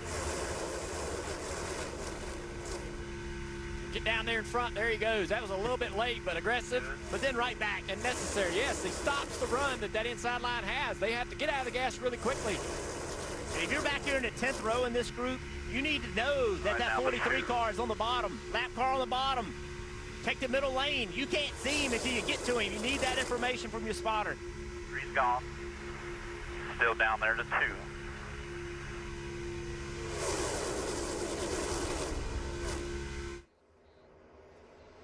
Still out front, it is Austin Cindric. He's been up front for 6 laps. Logano's led the most.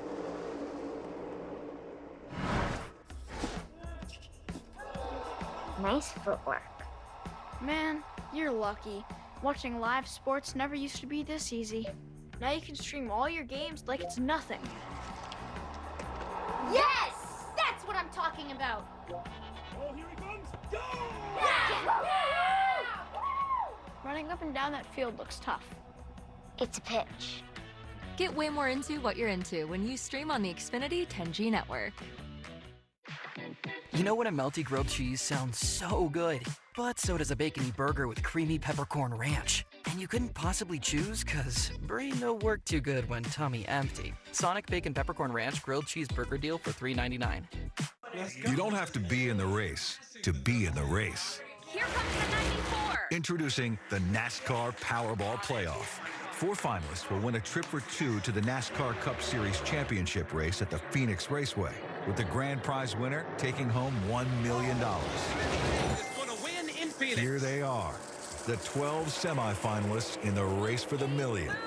Powerball, the official lottery game of NASCAR, and home to the NASCAR Powerball Playoff. Experience the joy of home suite hosting with help from Ashley. Pay 0% interest for 5 years on guest-approved essentials starting at just $17 per month. Plus, save on accessories store-wide to finish every look. Shop and save today, only at Ashley. I watched my first race yesterday. You're on the team, kid. It's orientation day. Hey, new guy. Let's get you up to speed. Lunchtime.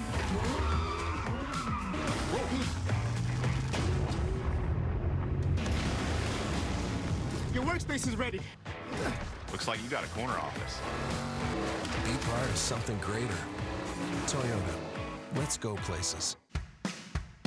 For the world's greatest athletes, there is nothing like competing on the world's biggest stage. Who's gonna win gold? It's a world record again! And when that stage is here, anything is possible. I have never seen anything like this. How about that? An Olympics unlike any other, the Paris Olympics.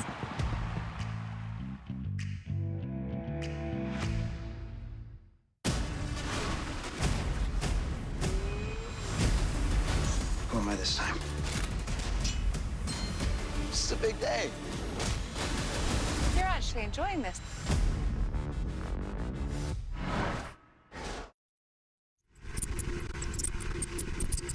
The official app of NASCAR Tracks has the latest race and event information from your favorite tracks. Search NASCAR Tracks in the App Store to download for free, and you can start using today. Intensity now picking up as there are less than 6 laps to go in stage 1 here at Talladega. Up front still, it's Cindric, Blaney, Stenhouse Jr., Busch, Byron, Larson, Haley, Elliott, Harvick, all inside the top 10. We're at the back of the field, the 11 of Hamlin, that green car we've seen in front, middle, and back. He's decided he can't get stage points, so he's not even going to engage. Here he is on board looking ahead. Look at that mess ahead of him. He wants no part of that. And leading that third groove are the RFK cars. Now someone's jumped in front of them. Looks like McDowell, the Ford's trying to form that third groove to come up here late in the last few laps to be able to get a few stage points. Cars are leading that top lane now. Kim, what about the 11 of Hamlin?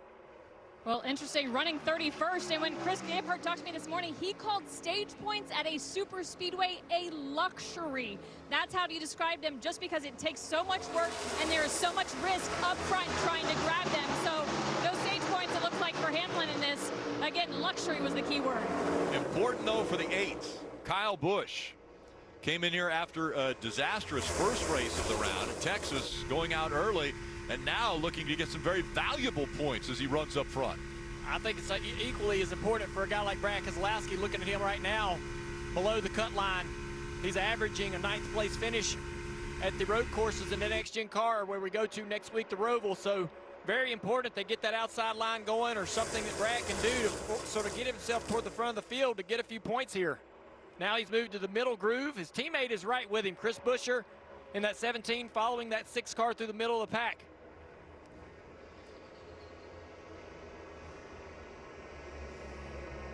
We're going to see his pushes get even more aggressive.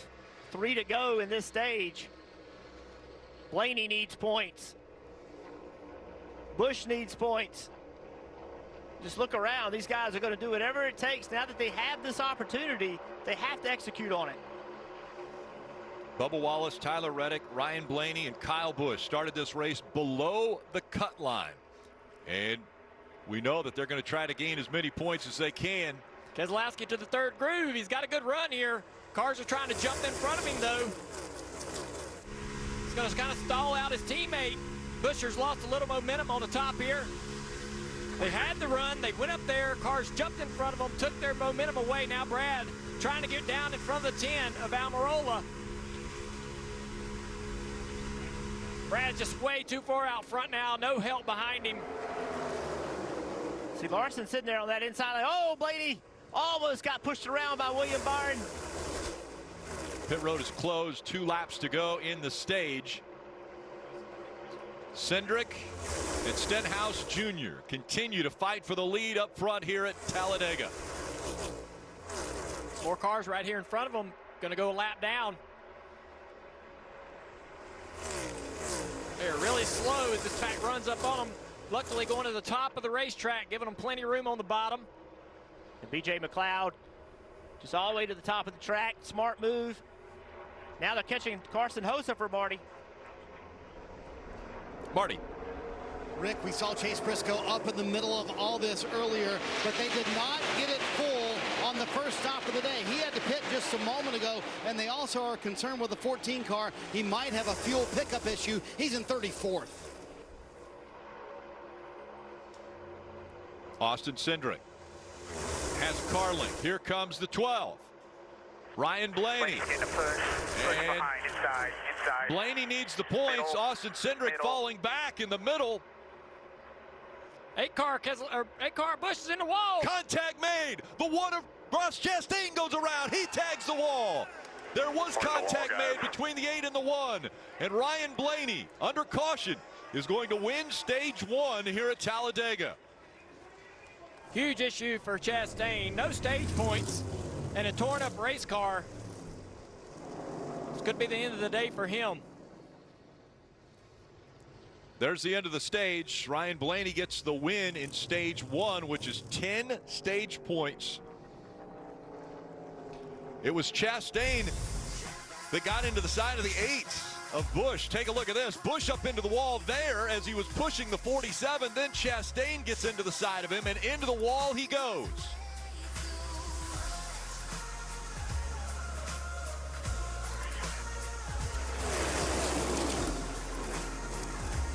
That contact with the 8 sends the 1 into the wall. The caution comes out just before the end of stage 1. Playoff drivers involved.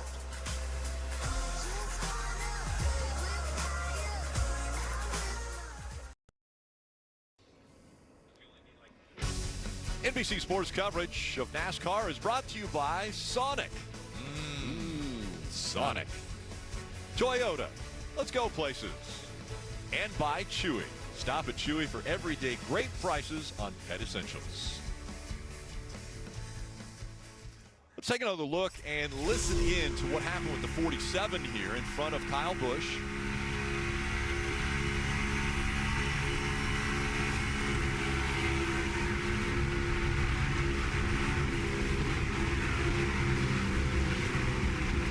What you hear right there is the engine starts to stumble. You see the hand out the window.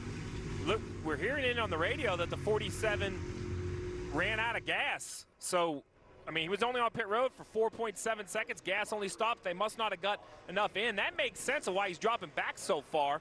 The car's still running on idle around at slow speed, but at wide open throttle at full fuel demand, you need a lot of fuel pressure. 47 runs out and causes the first big wreck. Ryan Blaney's on pit road, Steve, and he wants 4 fresh Goodyear tires and fuel. Also, William Byron wants that too. Byron wants to know where the energy is while it's going in his gas tank, as well as he wants that information, Kim.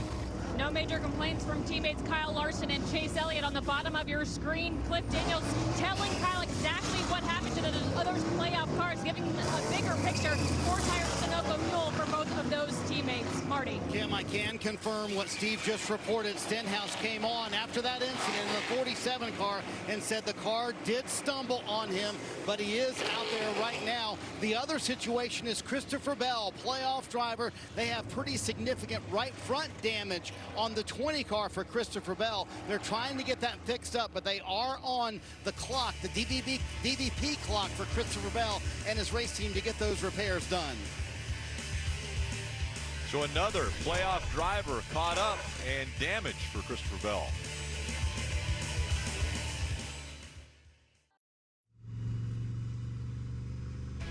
Stage 1 is complete of the NASCAR Cup Series playoffs. YellaWood 500 from Talladega Super Speedway. Today's race entitlement sponsor, YellaWood brand pressure treated pine, introduces their YellaWood 500 promo car. This year's winning design was voted on by NASCAR fans everywhere and can be seen all around the track. And at the YellaWood Pit Road Club. It gets fans up close and personal to the action from the best view in the house right on Pit Road. That is one good-looking car.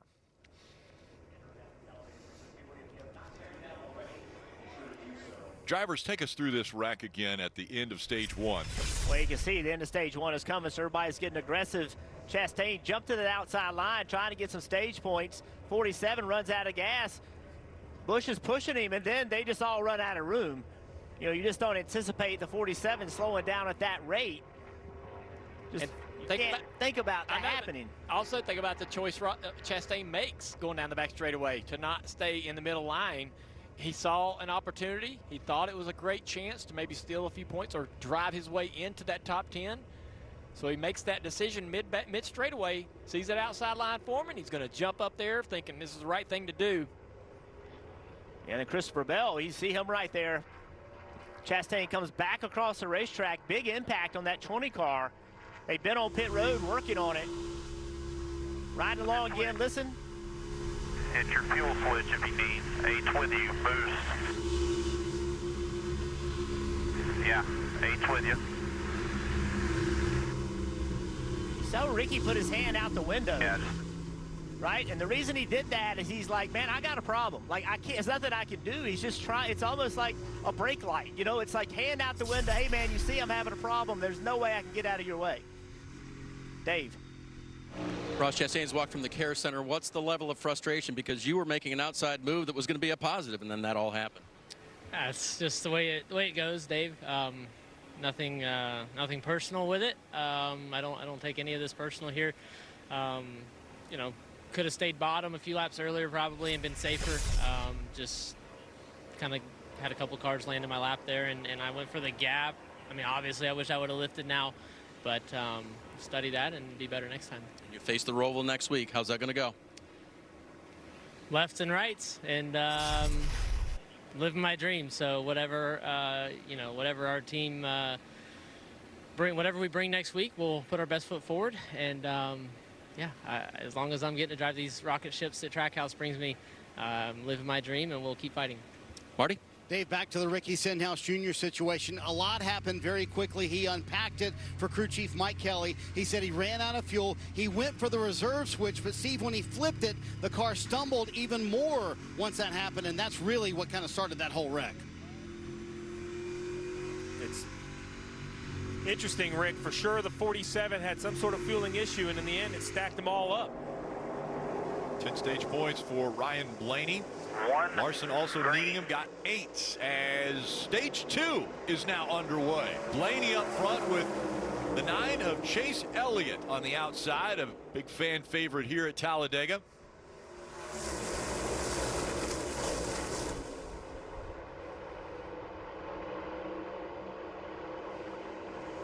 Blaney getting a big push from William Byron in the 24, that throwback paint scheme. We'll keep an eye on that 8 car and see how Kyle Busch performs after the slight contact with the outside wall. I hope or think he'll be okay. Missed opportunity for stage points for that team, but stage 2 is another chance to go up there and try to find those points they need to climb back into the points race. 300 Motorsports cars right in a row on that outside line with Elliott, Larson, and Bowman. We'll see if those 3 working together can get one of the cars out front.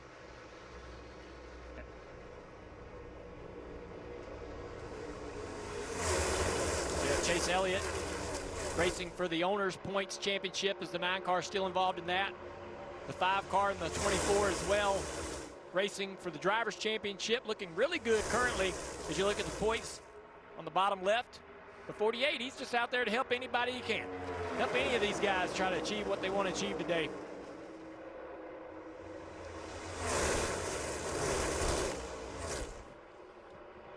And Junior, his agenda could also be to get them to victory lane as well. You know, that's a goal of Chase Elliott and Alex Bowman. They've got streaks going where they have won races, for quite a few years. Yeah, absolutely. I think that the 48's probably been given some instructions on some of the things he needs to pay attention to and when to help and when it's important for him to help his teammates. But certainly They can get that team to victory lane. It's been a tough year for Bowman and that 48 crew all year long. Bowman missed several races with a back injury. A win today would be a big deal, building momentum for them going into next year. Marty, what about the 48? Well, it's funny. I talked to Blake Harris about this exact situation today. The crew chief for Alex Bowman is sits third in line on the outside. I said, how much of your job today is to push the 5 who's right in front of him right now, and how much of your job today is to take care of you? And Junior, he pointed out exactly what you mentioned. It's been a terrible year for our team. We want to win. We know what the company needs, and that's to get to Kyle Larson to the next round, but we want to win on the 48 team. Kyle Larson getting those stage points early in round 1 sort of helped open up that opportunity for the 48 of Bowman, and that's something that you hope happens if you're Alex Bowman. This 5 car getting stage points in stage 1 and stage 2 does open up your opportunity to race at the end of this race. 2 distinct lines now as the field working their way down the backstretch here at Talladega. Blaney with William Byron behind him, and then the Penske teammate, the 22 of Joey Logano, third on that inside line. Big side draft there by the 9 car. He moved onto the right rear quarter panel of the 12, then immediately turned right to get away from him, hoping to get a push from his teammate Larson. Gained a little bit of ground on the 12 car, but here comes the 12 fighting back. Talking about stage points, there's only 2 playoff guys that got stage points, Blaney and Larson. And those very valuable points to them after their issues last week. Marty, what about another guy who needed stage points, Martin Truex Jr.? Yeah, Rick, you got to go all the way back to find all the Toyotas, Martin Truex Jr. and several Toyotas in the back. So what does Truex think about the race so far for the Toyota camp? Listen in. I don't know what's going on with our cars, but we damn sure keep it going when we're together. Our cars are lined up in the 3rd lane. We go backward, no matter who's in front or what's going on so far. So Jeff, if you have that knowledge and you're a driver like Martin Truex Jr., how do you change the game plan in the middle of the race here to find other people to work with?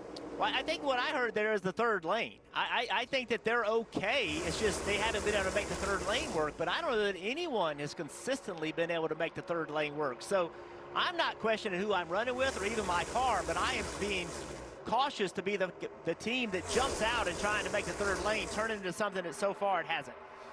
Remember in the beginning of this race, I mean the beginning of stage 1, we saw that 3rd lane get all the way up there. They were 3 wide racing for the lead, and then for some reason that 3rd lane just fell off completely. Yeah, if it loses momentum, it's hard for that 3rd lane to get going again. Big push from the 5 there, getting the 9 car of Elliott back out in front and back clear. Now they could come down the racetrack. Let's see if they do that. Yep, the 5 does that first. Larson goes down first and says, all right, I'm okay to go this bottom groove if you are, Chase. And so Chase takes him down there, and they're both now in that bottom lane. Let's pay attention to what the 12 team's talking about. 9, outside 48. 48, 2, 4, 10, 41. Outside, 1 back 24, then 1 off. Half and half out back, half in front. Half in front. Still half in front.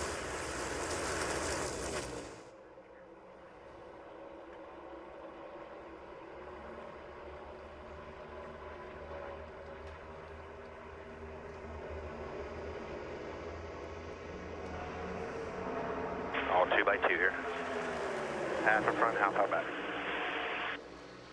Very limited information, not a ton of talking. And to y'all's point earlier, they talked about this. This is exactly the amount of information that Blaney wants and needs. A lot more chatter on some other radios, but some radios, very minimal chatter. There's not a lot happening right here. 2 by 2, there's not a 3rd lane coming. There's not a lot of movement or anything really aggressive happening around, so keep that information to a minimal for the 12. And plus, I think, too, with the new digital mirrors, the drivers actually can see a ton more than they could in previous years. So maybe that changes what the spotter's telling the driver and what the driver needs to hear. And this part of the track right here, this is when the cars are coming directly at the spotter. So it's very difficult to give them perspective as to who is beside them and how far they are. And so the 9 car and the 5 choosing the bottom, running that a few laps. This outside line's now drove up beside him and going by with their teammate, Alex Bowman, out in front. Now he dives in front. It's all Hendrick, 1, 2, 3 on that inside line with the 24, Byron, back in the 5th position on the inside line, Dave. And Junior, they want him to maybe go up. They said get up there if you can because they don't want to lose any more rows to that high side right now. I think now they've all chose that bottom, and they're just going to continue to let that top line go by. So now Cindric out there with the 4 car of Harvick, the 10, the 41, Stewart-Haas Racing pushing this Penske forward. I expect them to make ground and be able to take over the lead here over the Hendrick cars on the inside line. Now it's manufacturers working together. Ford's on the outside, Chevy's on the inside. Bowman and Cindric up front.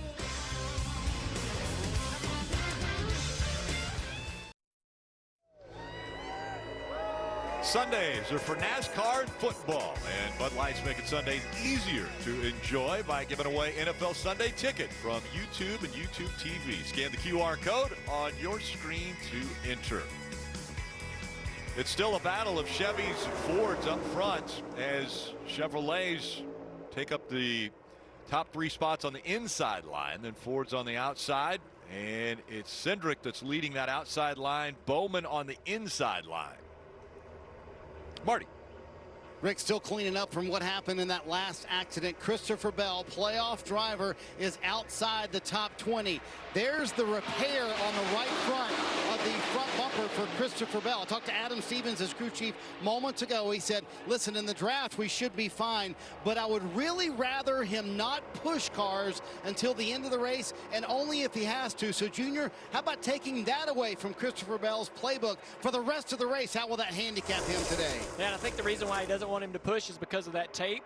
If he's aggressive pushing now, it's going to smear, rip that tape apart, and what's left and remaining on the bumper is that goo, and that will grip the car in front of him and steer and possibly spin the car that he's trying to push with that repair on the front end. So you want to wait till the very end and only push when necessary. I think that he's okay. It's just he's going to be limited on what he can do and how aggressive he can be, but still be able to work his way through the field if he can do some smart things on the racetrack. It's just not going to have all the tools in the toolbox today.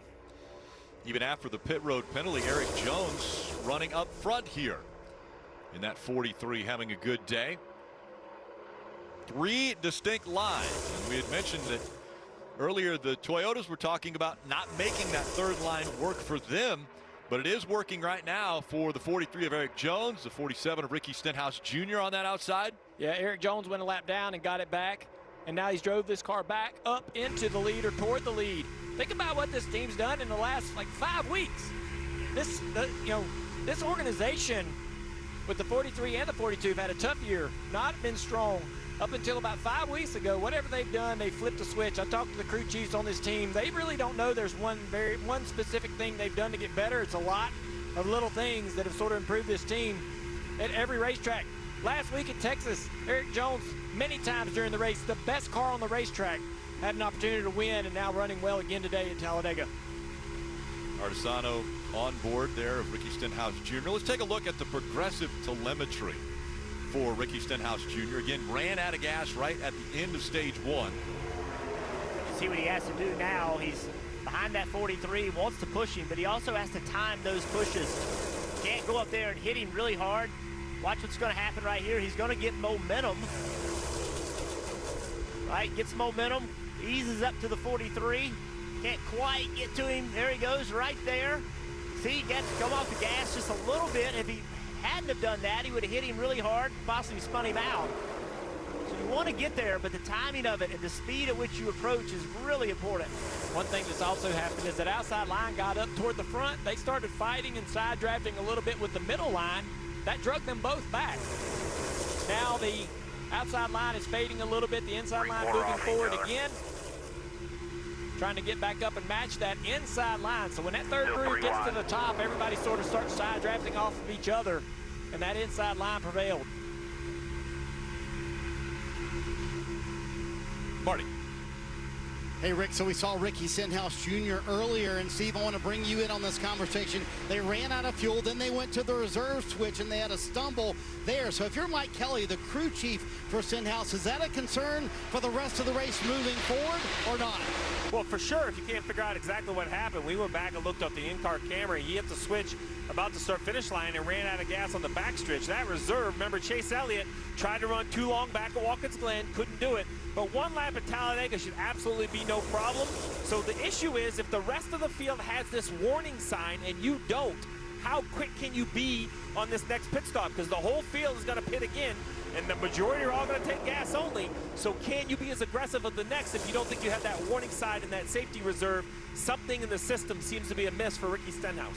Well, you can get away with it once, right, Jeff? Yeah, that's right. But you can see how that outside lane looked like they gained about 15 rows in one lap, and that was all because that inside and middle lane, they had to start lifting a little bit. They were getting into each other in the corners. They had to lift, kind of gather themselves up, and it just made these guys look like they're going 200 mile an hour faster. Just some of the runs that you get have nothing to do with what you did. You were in the right place at the right time, and the other guys had to start lifting, and that's why that outside line was not working for a while, and then all of a sudden it just worked in a lap because those guys had to start lifting off the throttles.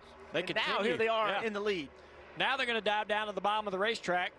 Stenhouse is going to take Eric Jones down in front of the Hendrick cars. How about Michael McDowell in that the 34 on the outside line now? He's going to need some help to stay there, Rick. He's got his teammates behind him. But how many other cars do they need to be in that outside line? They got a few out there, almost in the wall.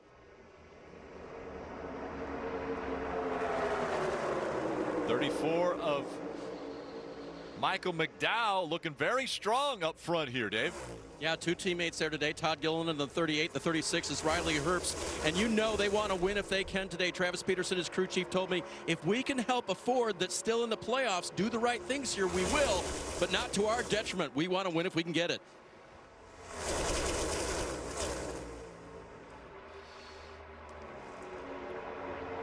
Well, front row is looking pretty strong.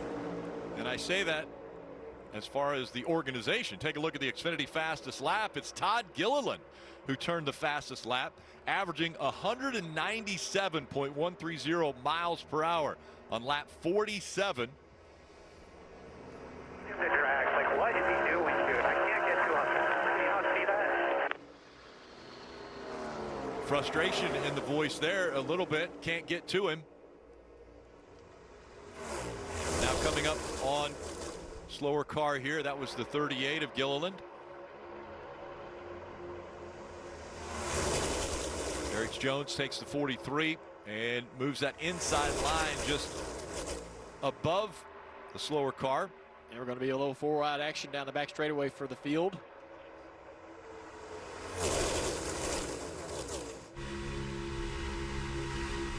Just one inside. 2 rows back to the outside lane. 1 in front up here. 1 in front.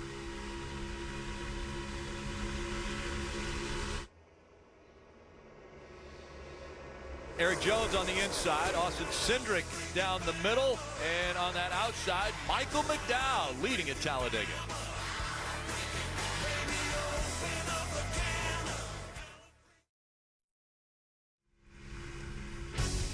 NBC Sports coverage of NASCAR is brought to you by Coke Zero Sugar. Is it the best Coke ever? And by YellaWood brand pressure treated pine.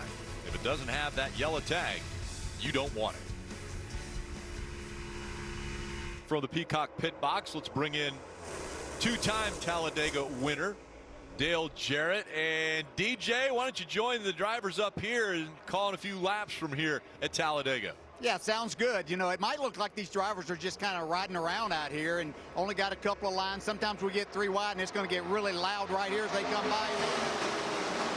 This is really hard work inside trying to figure out exactly what your car can do and what it can't do. This is the learning process. If you listen to Dale Jr. earlier today, he talked about learning what your car will do, and you need all that information, Junior, whenever it comes time to really get serious about all of this stuff as we get to stage 3.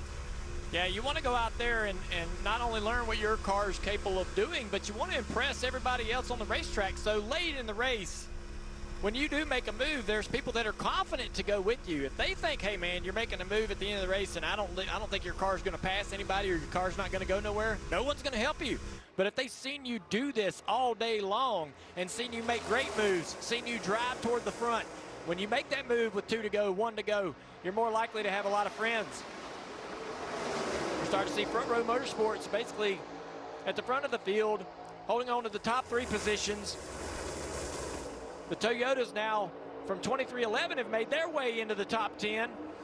Reddick and Bubba on that outside line. And how about Riley Herbst in his 36 car? He's really impressed all day. Saw him at the front of the pack early in the race. He's worked himself back up to the front again. Bubba Wallace pushing him. We have to come down pit road for fuel, but right now, Reddick and Wallace, the only playoff drivers in the top 10. All the other playoff drivers outside the top 10, most of them outside the top 20. Yeah, guys, you think that after that first round of pit stops under green flag conditions in stage 1, and we saw exactly what took place there, you find that there might be more of an urgency in this stage 2 because the guys that seemed to wait, the Toyotas in particular, as they waited, they found themselves towards the back of the pack there. Yeah, there's like the new element in this racing today, and that's the fuel. We saw how that was an issue for Stenhouse at the end of the race, or at the end of the stage 1, creating the crash. Drivers having to worry about how much fuel they're saving. Are they saving enough? How little do they need to be on pit road for their pit stop to be able to get enough fuel to get to the end? How hard can they race the final few laps of that stage to be able to get to the finish line and still have enough fuel to do it? It's pretty compelling stuff. A lot of drivers, again, trying to sit in the backside of this field during the first half of this stage to save as much as they possibly can, hoping that pays off during the during the pit stop cycle. As you mentioned, the Toyotas didn't do that very well in the first stage. What will they change this stage in stage 2 to try to perform better? Now that outside line is all opened up for the Toyotas of Reddick and Bubba Wallace. And they got a great push down the back straightaway. A pretty good run here up to the outside of McDowell in second place. See Riley Herbst in that car on the lead. He is content to stay on the bottom. Has Michael McDowell behind him. He's not an aggressive block from him. Bubba Wallace has not got to him yet. All 3 cars on the inside line are Front Row Motorsports vehicles. 2311 teamed up on the outside here. And all during this second stage, we've seen this outside line or the second groove be the groove that keeps moving forward. Drivers keep using that second lane to take the lead, but then move into the inside lane. And then they fall back. Yeah, and you know, you look at a young guy like Riley Herbst. We talked about what a great job he's done in the Xfinity Series. Had some problems as the regular season wound down. But this is a confidence booster. This is showing other owners out there that, hey, I'm worthy of being in this Cup Series. You put me in the right spot. This is one of the, it could be a major day looking ahead in Riley Herbst's career in getting the ride that he's looking for in the Cup Series. Yeah, he ran his Cup debut at the Daytona 500. He finished 10th. So he's done a nice job on these races. Since Riley's very young at this in the Cup Series, let's tune into their spotter driver conversation to see what they're talking about. Right, tight to our bumper. Tight to our bumper. Now quarter gap to the 34, 45 still working the outside. Clear for now, clear for now. Half back to the 34. Clear by the half, still to the 34.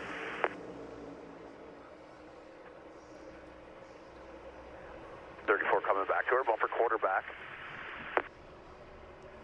They're side by side still there behind us.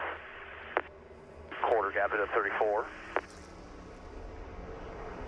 45, a little bit of a run here now. Still quarter gap to the 34. Looking good here, whatever lane you want. 45, a little bit of a run, but not there yet. Still looking good here. Quarter back to the 34, now half back. They're still side by side behind you. 45, a little bit of a push up top. Trying to get to us. He's outside now, 34 to your bumper.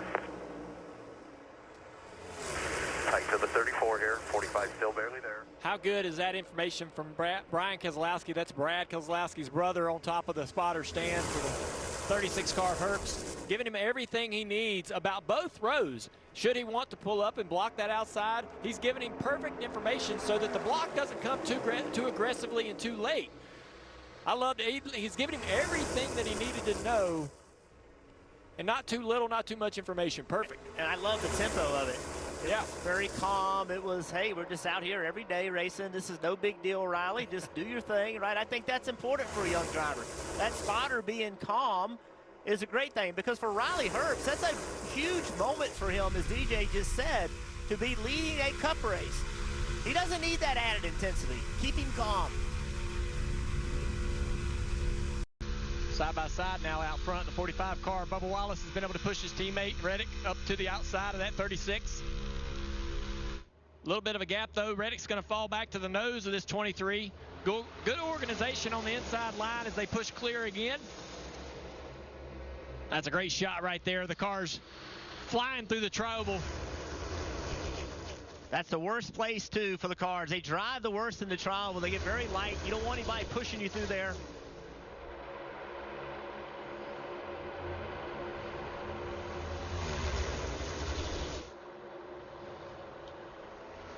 Denny Hamlin jumping into that third groove on that outside line, trying to get some cars to join him. See if they can drive to the front. Ryan Preece is going to go up there and block it. Whoa, man. That was like he was not sure whether he wanted to make that move or not. Almost a little bit too late. Very aggressive, though. Total up here with us. 11 cars total. 8. Trying to get that outside line going with Ryan Preece up front, but it's Riley Herbst that is leading.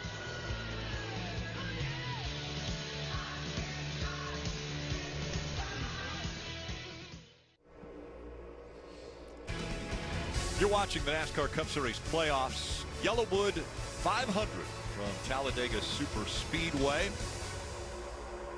So we take a look at the Toyota driver updates. The veterans have shuffled out the rookie in Riley Herbst and pushed him back quite a bit, but that brings Denny Hamlin up to the front. Tyler Reddick's running 6th. Bubba Wallace is 8th. Ty Gibbs 30th, and Martin Truex Jr. is 31st, as now we see Michael McDowell once again surging ahead for the lead as he takes that inside line and tries to make something of it. But working together is the 8 of Kyle Busch and the 11 of Denny Hamlin, and they have... There's the information you hear from Denny trying to convey a message. He's way out front, too. He's got to be able to defend as the rest of the field runs up on him. This, I believe, is going to start the first wave. I've seen a couple of hands out the window. I look like Bubba Wallace had a hand out the window going into turn 1. I don't know if that was a thanks for letting me in line or I'm coming to pit road. We're right on board with Bubba again. 2 hands on the wheel now, so maybe it wasn't a sign to pit. Denny's chose to go to the bottom. Got all that help from Kyle Busch to get up there. Now down in front of this 34 car, McDowell. Kyle Busch looking to the outside of Denny Hamlin. They stay on track this time. Yeah. There was just a, hey, man, I guess. Hey, thanks, appreciate it. Brad Keselowski's worked his way up into the top 5 as well. He's going to be tasked with trying to push Kyle Busch into the lead in that number 6 car. We haven't seen Brad all day long up front. We talked about just a couple of playoff drivers in the top 15. Now we've got several that have worked their way into the top 6, top 7 positions. Co-owner Michael Jordan on top of the box for 23-11. The 11, by the way, is leading the race on the inside right now.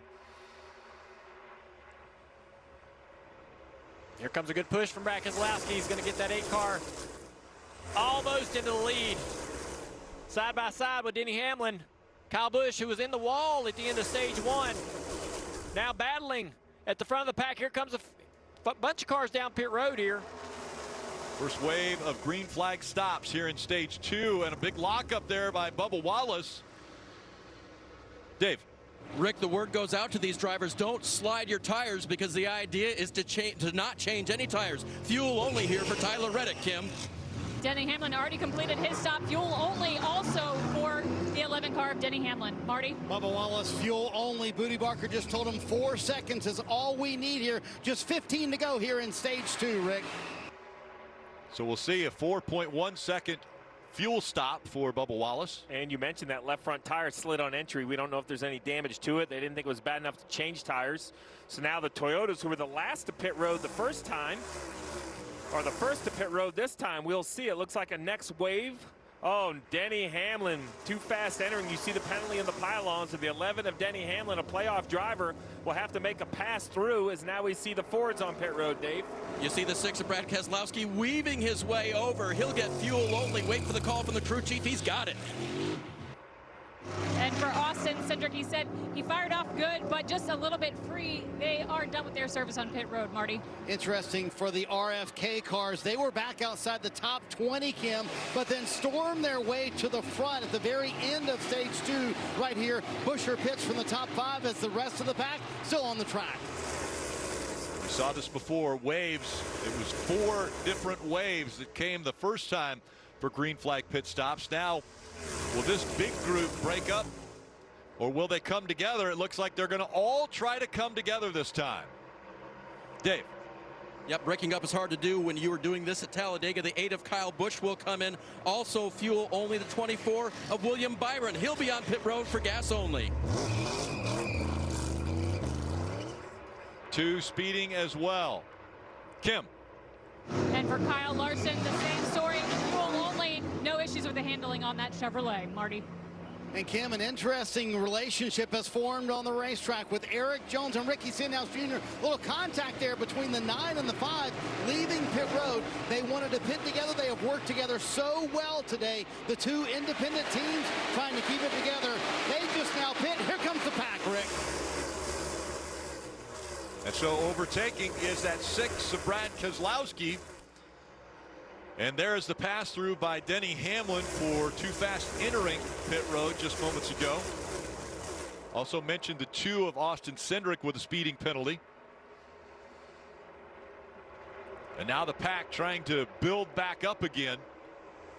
Austin Dillon out in front. Kyle Busch. The RCR cars have gotten nose to tail. Third groove starting up as well. Looks like Bubba Wallace in the 23. Jumping in that top line. Big push from the 8 into the back of the 3 there. Teammates trying to get that inside line. Momentum built up. There you see Bubba Wallace getting a block there from Eric Jones in the 43.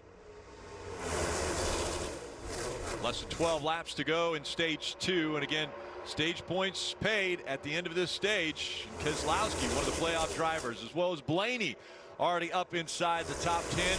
Busch as well. See the 2 car hand out the window. He's got a pit for a serve a penalty. So Cindric is going to peel off and come down pit road, but it's Brad Keselowski out in front at Talladega.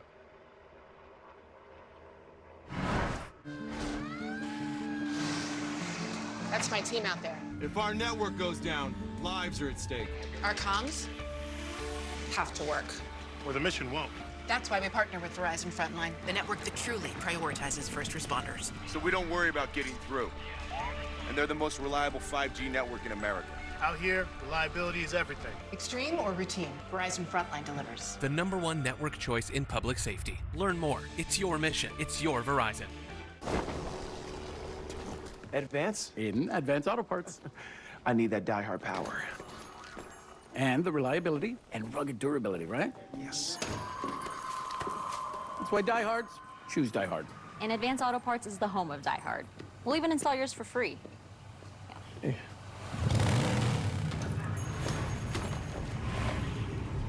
Abuela? She makes the best tamales. This is how we advance. Experience the joy of home suite hosting with help from Ashley. Pay 0% interest for 5 years on guest-approved essentials starting at just $17 per month. Plus, save on accessories store-wide to finish every look. Shop and save today, only at Ashley.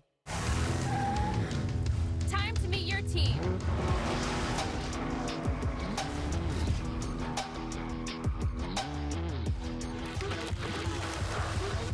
Who wants to race? Be part of something greater. Nice footwork. Man, you're lucky. Watching live sports never used to be this easy. Now you can stream all your games like it's nothing. Yes! That's what I'm talking about. Oh, here he comes. Go! Running up and down that field looks tough. It's a pitch.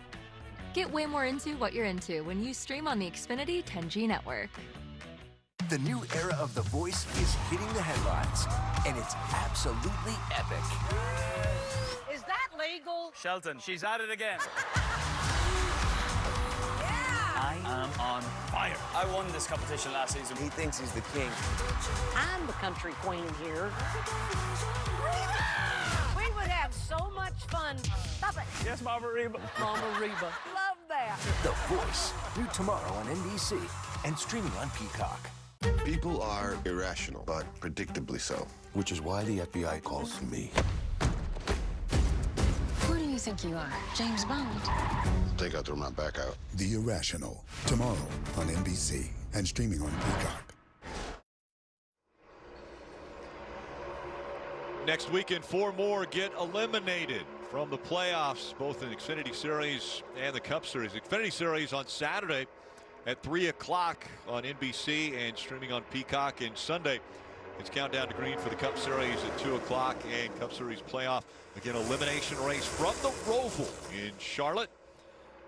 As right now we have the 22 of Joey Logano out front, no longer teammates, but Brad Keselowski right behind him. Those two working together, as also Austin Dillon up here, Eric Almirola, Kyle Busch, all inside the top 5. This should be a nice little combination between ex-teammates, old friends.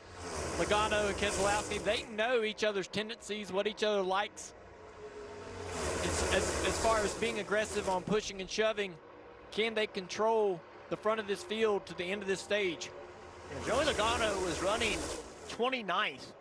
And the 12 car in that outside lane, he was running 27th before this pit cycle started. So that pit cycle worked well for the Fords. See Kyle Busch jumping to the middle lane. Yeah, he tried to block the outside line. They'd already got to his right rear quarter panel. The inside line filled the gap. He had nowhere else to go, so he faded back through the middle, lost multiple spots here. Bowman got in behind him in the 48. We'll see if that stops the slide backwards for the 8 of Kyle Busch. Kim. And for his teammate Austin Dillon running in the 3rd position, remember 2 of his 4 Cup Series wins are on super speedways, and while he'd like a win here, right now does not want to be out on the point. He said, when I'm out front, I feel like a boat anchor. I just get bogged down, but I can push really well. So right now, I just want to be a pusher, Marty. Terrific point by the guys of how Joey Logano and Ryan Blaney got that track position back. Well, Steve, that really started in the middle of stage 2. The Team Penske teammates made the call very early. We're going to go to the back. We're going to save as much fuel as we can. That, in turn, made that last stop much shorter than everybody else. That's why they got that track position. Yeah, that's why they got it, but Blaney wasn't able to keep it. Look where he's found himself now. He was up in that front. He got an outside lane that did not work for him. He has fallen all the way back to 22nd. So just a lap and a half ago, he was in position to get stage points again, but they all got away from him. And now that second groove, that second line is starting to take control. Byron there in the 24 is going to drop down. He's now leading the pack with help from the 10 of Eric Almirola. Right behind them is Larson, and then Kyle Busch, who has recovered somewhat to be able to get his car back into the top 10. Denny Hamlin, after that speeding penalty, had to serve a pass-through, and now you see it barely, a quarter of a straightaway ahead. I don't think there's any way he's going to be able to tag on the front of this field, is he, guys? I mean, they're going to be coming with such a head of steam. I'm watching this outside line to see what Larson and Kyle Busch can do at the end of the stage. What can Brad Keselowski do as well? All those drivers looking to try to get stage points here. So Hamlin moves to the outside as the freight train goes by on the inside. Will he get picked up by one of these lines? They're going to separate and go by him. He's being scored a lap down now. I'm going to tell you something, Denny Hamlin, that was an aggressive move by him, not just to go to the top of the racetrack and let everybody go around him. That was really aggressive to do that. Made them push him. He's trying to be the first car 1 lap down, racing Carson Hocevar. That's why he did that. It busted up all of the momentum the middle and the top had. So now that inside line is all taken over the lead of the race, and now you see Kyle Busch trying to aggressively push Kyle Larson back toward the front of the field. 3 laps to go in stage 2. Out front, it's William Byron. Joey Logano, who's never won a stage here at Talladega, running second. Keselowski, Austin Dillon, Briscoe, Suarez, all lined up on that inside line, as well as Ty Gibbs, Tyler Reddick, Larson, and Busch trying to make that outside line work. Another lap car here in front of them, the 2. It's going to disrupt things a little bit, but if Larson and Kyle Busch can make some ground, which car in this inside line is going to jump in front of them and try to steal that momentum?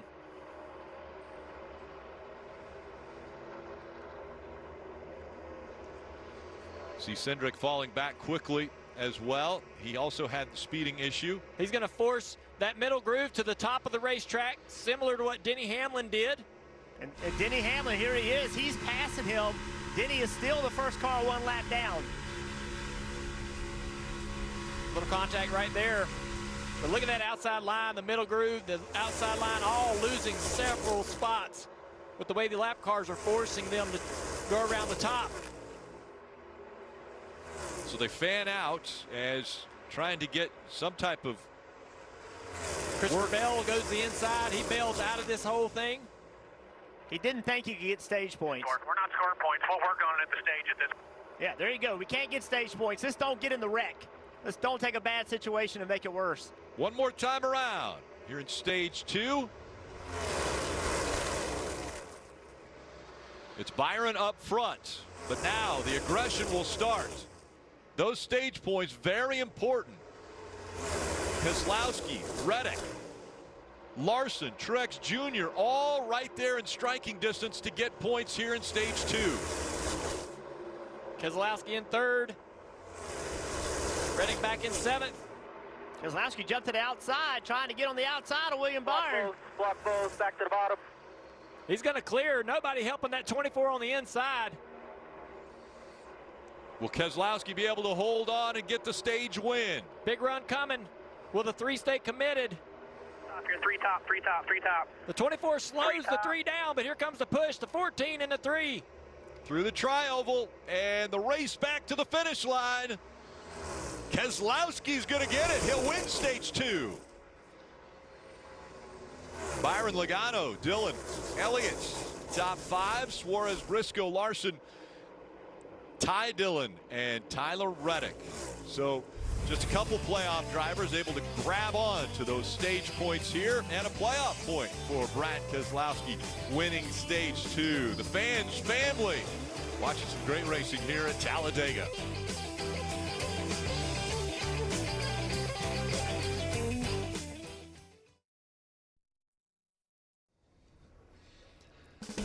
RFK Racing is proud to support BuildSubmarines.com, where you can go to learn how to connect hardworking Americans with long-lasting careers, supporting and strengthening our military. The Navy's goal is to add 3 submarines to their fleet each year. Accomplishing the goal means thousands of career opportunities and suppliers over the coming years. Visit BuildSubmarines.com for more information. And interestingly enough, it looked as though Carson Hocevar was the first car a lap down, or at least scored a lap down, which means Denny Hamlin won't get the free pass at this caution. That's very big for that playoff driver. Dave. William Byron finished 2nd in that stage. He said, I got a little tight at the end, but I don't think I want any changes. Brad Keselowski said, I'll take 4. That'll be 4 tires for the driver of the 6. Kim. And for Austin Dillon, lower left of your screen, said car drives pretty decent. Crew chief Keith Run said all that discipline you showed, that got us up there. Great job to cause 4 tires, no good fuel, Marty. The reigning champ Joey Logano no longer in the playoffs, but a terrific stage 2, wound up finishing 3rd. He said it's much different up front. You need to free me up if I'm going to, or tighten me up if I'm going to be up there racing for the lead. The drag race off of pit road. Look at it, 3 wide with William Byron there, but Logano uses that #1 pit stall to his advantage, gains a couple of spots, and there's a fire, Rick, yeah, on pit road. Yeah, gas can has come out onto pit road, and we're seeing the fire there. It got drug out into the middle of pit road, and a big fire as some of the crews are making their way out there to put that out. So this pit road stop has a few cars that come out, one of them being the 54 of Ty Dillon, bringing the gas can along with him. It ignites and lights pit road on fire.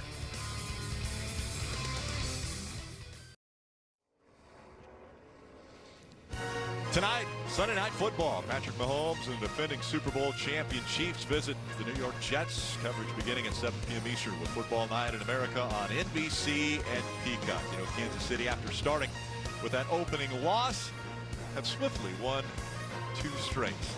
I'm not even touching that, Rick. You're watching the NASCAR Cup Series playoffs. YellaWood 500 from Talladega Super Speedway. Now listen, I did have to get my Taylor Swift information from my daughter. Okay. So I felt like I was in the know. I'm prepping for Sunday Night Football. I think the football world had to get as much Taylor Swift information as they could. Let's take a look at how Denny Hamlin got past at the end of this stage.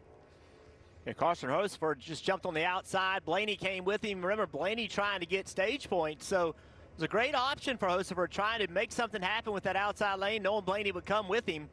Blaney did not work himself up to get stage points, but however, it did get that 42 car in front of the 11 by only about a car length, but that was enough.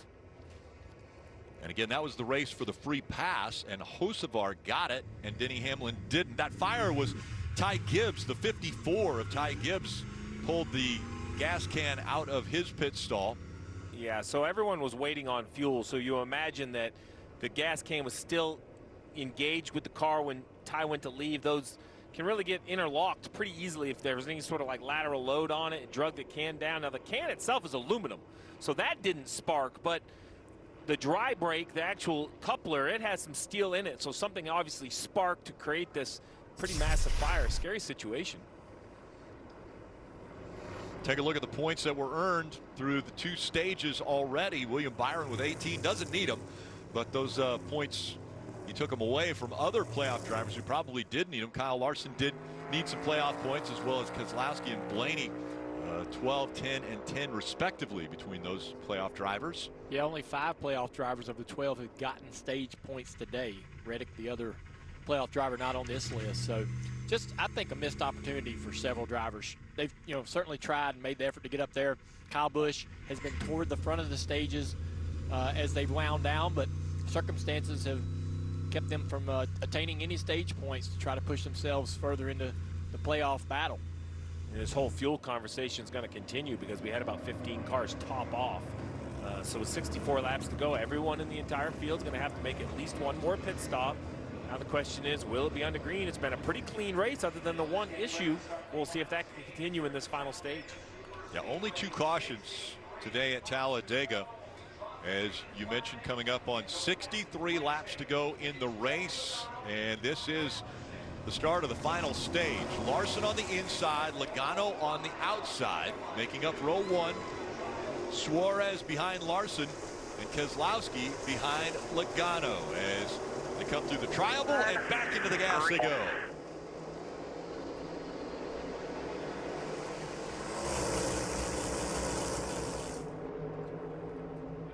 Which line will work most efficiently as the 22 and 6 are getting that high line going, but they don't have any help behind them for 2 car lengths.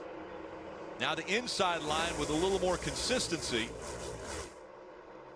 And if the back of the field looks weird, that's because it was a whole bunch of cars, Jeff, single file, because they all topped off at 1 to go, which is technically a closed pit road, so they couldn't pull up or choose. So now we'll see. I think they should be able to close back up, no problem, but we'll just have to see.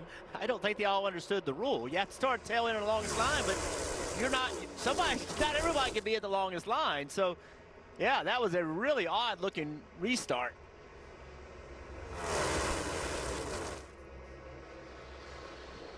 Now at full song is Logano surging ahead, and he has the lead. But he's going to allow the 5 of Larson to move to the inside. Did not block that inside line. Well, we can see, we know what happens at Talladega and Daytona both. As the laps start winding down, it gets more aggressive, and I expect that to happen. Joey Logano no longer in the playoffs. He's going to be aggressive to try to win a race. A lot of different agendas out there, guys. You got Keselowski needing a good day, Larson needing a good day, Suarez, Chase Elliott, they want to win races. Remember, Logano won at Atlanta, which now is a drafting track. Look at this combination, though, up front, the 22 and the 6, Brad Keselowski. If they can stay together, man, they can really control the front of this field for the rest of this race, especially from that second groove. That second groove has been the only groove that's really been able to leapfrog and go forward and continue progress over that inside line. I wonder if, though, they get clear, if they just stay there, if they don't pull down in front of this 5 car and allow the other cars in that outside the groove to leapfrog them. See, they're both clear, but they stay in that second groove and they allow themselves to continue to fight on that outside. If Suarez can get to the back bumper of that 5, you're going to see a big push. Suarez is going to be aggressive in this race. Pack is tightened up now. 2 distinct lines, nose to tail from front to back. You're cleared. Brad's not. Brad is not. Brad is not. Brad is not. Brad's the nose ahead, not cleared. 5 there, pushed out on the bottom. The 5 there, pushed out on the bottom, tighter on the top.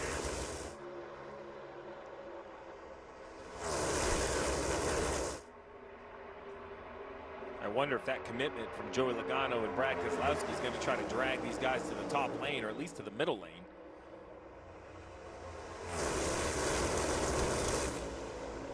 Yeah, I think from what we've seen today, if I'm the 22 and the 6, I just stay right here and keep on controlling this middle groove. I don't pull down in front of the 5 because I think the outside line is just going to go by me. So I'm going to stay in this second groove. I think that's the best way long-term to maintain track position.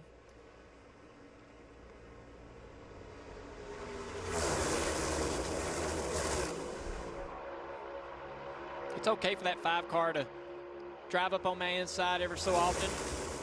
I know Brad back there is one of the best pushers, one of the most aggressive pushers, knows exactly how to get to the back bumper of this 22. He's going to keep us doing what we need to do on the outside here.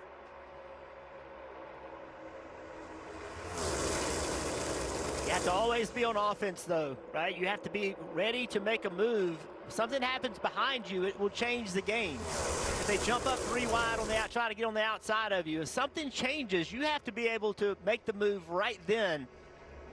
Joey Logano and Kyle Larson, you think they're just watching out of their windshields? They're not. They're looking out of their rear mirrors. They're checking everything that's going on behind them. So when something changes, they can immediately respond to it. There's no brakes here.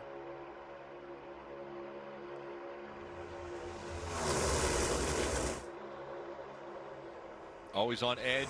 There's now under 58 laps to go in the race. There will be another pit stop for fuel, and if anybody needs to change tires, they won't want to. It'll take a little bit too long for them. Marty. Rick, I think a lot of people felt like it might be a more impressive day for Bubba Wallace so far, but 0 stage points. That really sits in the crawl of this 23 team. In fact, Booty Barker said on the radio, what we're doing is not working. So part of that plan to change things up was to come in, top off with fuel. But Steve, check that out. You've had Rick Hendrick sit behind you on the pit box before, Steve. But have you ever had the greatest athlete maybe in the history of sports sitting behind you on the pit box? That's Michael Jordan. I would say Booty Barker's feeling a little pressure, not only to make sure they get to the round of 8, but the boss man right behind you. Yeah, it's interesting, right? Because you got to love the support. Michael is at more races than I ever dreamt we would see him at. I know he's a team owner, but he has a lot going on in his businesses and in his life, but he is at a ton of races. I don't know if it ever gets normal to turn around and see that figure kind of sitting back there overlooking what you're doing. Bubba Wallace, what a start to these playoffs. Probably the longest shots as far as the playoff drivers who continues to move forward. Had a great last week where he finished in 3rd after leading the most laps, but Bubba Wallace needing points here at Talladega as well.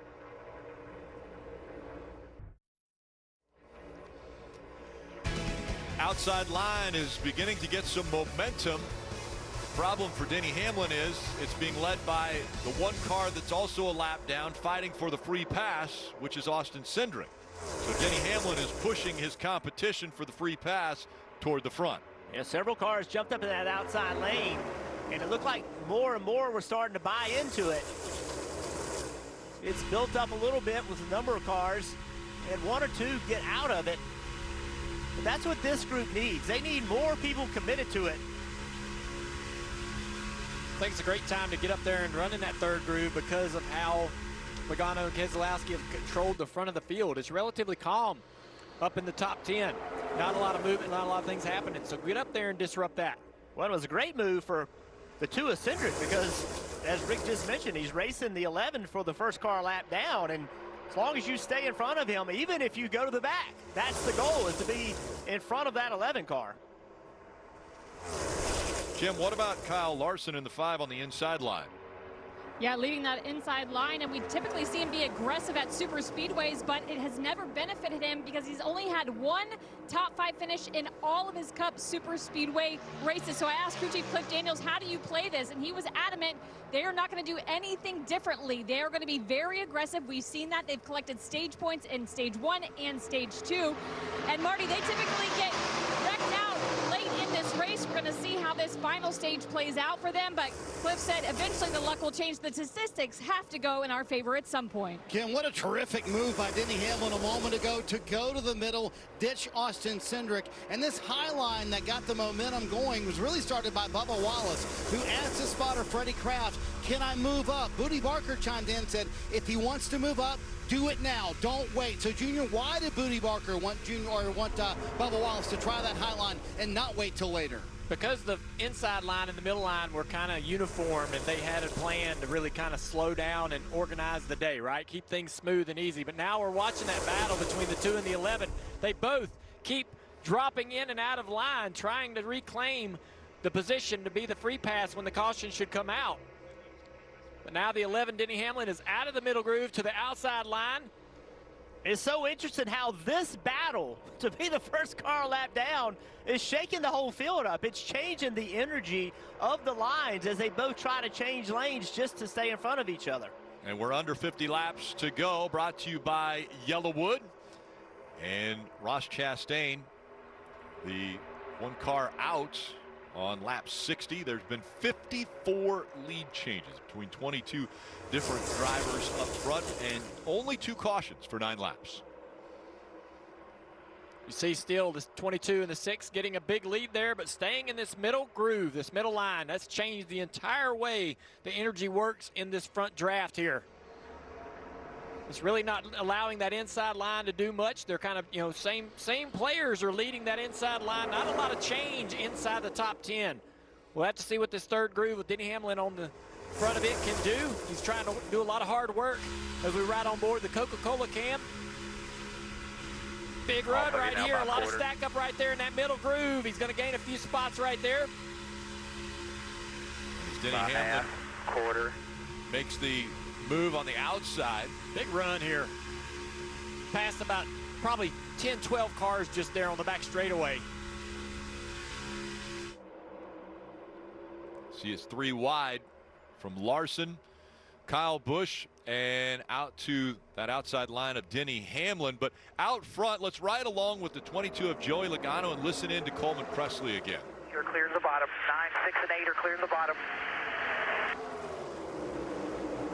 Brad's 3/4 ahead. Brad's 3/4 ahead.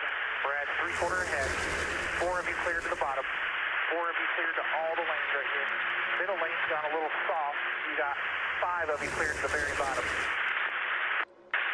9, 8, and then side by side behind that with lanes 2 and 3. Lane 3 still led by a lapper, Denny. 6, 9, 8, 45 clear to the bottom. 6, 9, 8 all clear. 6, 9, and 8. Pretty incredible how that middle groove, the 22 and the 6, have sort of limited what that bottom can do. There's really not a lot of momentum with the 5-car Larson on that inside line.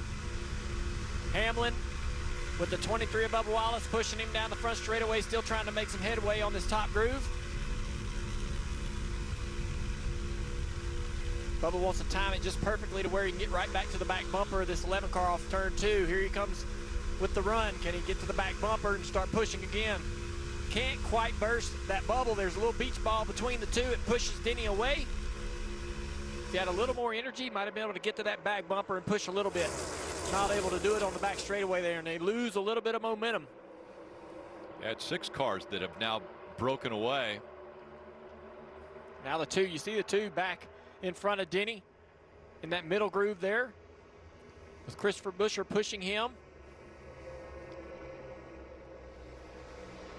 We heard Denny on the radio earlier in the race make the comment back to Kyle Busch that he was better in the center line. And that's what looks to have the most momentum right now, is that center line. So now the two's trying to figure out what to do here. Cindric's not sure exactly where to go. Buescher's now leading that top groove. Can he drag Denny Hamlin toward the front? Big push from the 11 into the 17. Look at this run they got going down the back straightaway. Wow. A huge run for Chris Buescher and Denny Hamlin on the outside, but then how far will that momentum take them before it's good? They fall back. Well, the 23 came with them. All the people that they need to help them sustain that run is right there with them, Rick. So now look here. They're set up again for another push, another opportunity. Can Denny push this 17 all the way out into the lead as we go off into turn 1? Awesome job right here. So if Denny Hamlin would be in front of the field, he would unlap himself. So now the 17, he might jump in front of this 22. We'll see what he does here. He's got a choice. Do I stay up with the 11 that got me here, or do I go with the 22 in the middle groove? Here comes momentum again. A little wiggle there out of the 22 of Logano. It's Logano now out front. Holy cannoli, look at this. It's like a science project. Ordering lunch. Easy for you and me, but can be so difficult for a young homeowner turning into their parents. Are those all different lettuces? Yes, sir. Brown rice, white rice, or quinoa. We're gonna need a minute. Do you have any food allergies? Well, my teeth are sensitive to cold. Progressive can't protect you from becoming your parents, but we can protect your home and auto when you bundle with us. That'll be $19.45. Oh, I'm just paying for my own salad. You know when a melty grilled cheese sounds so good, but so does a bacony burger with creamy peppercorn ranch. And you couldn't possibly choose, cause brain no work too good when tummy empty. Sonic Bacon Peppercorn Ranch Grilled Cheese Burger Deal for $3.99. Some days, I don't have time to slow down. So sipping on coffee just isn't an option. That's when I turn to 5 Hour Energy. It's my 5-second coffee. Discover 5 Hour Energy. Nice footwork. Man, you're lucky. Watching live sports never used to be this easy. Now you can stream all your games like it's nothing. Yes! That's what I'm talking about. Oh, here he comes. Go! Running up and down that field looks tough. It's a pitch. Get way more into what you're into when you stream on the Xfinity 10G network. Looks like you got a corner office. Lucky.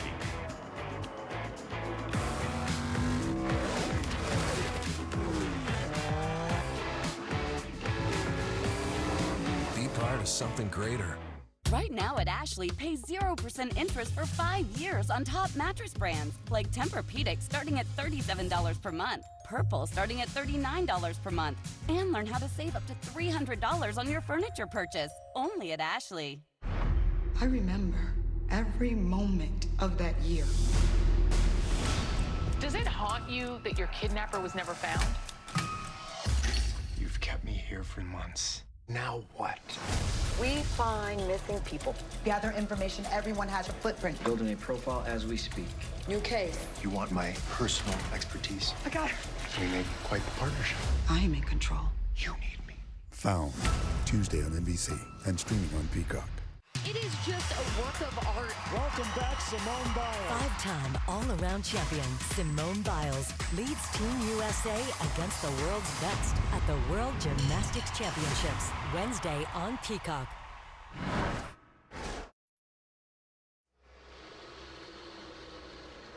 "41 laps to go at Talladega, and still out front it's Logano, but a lot of shifting.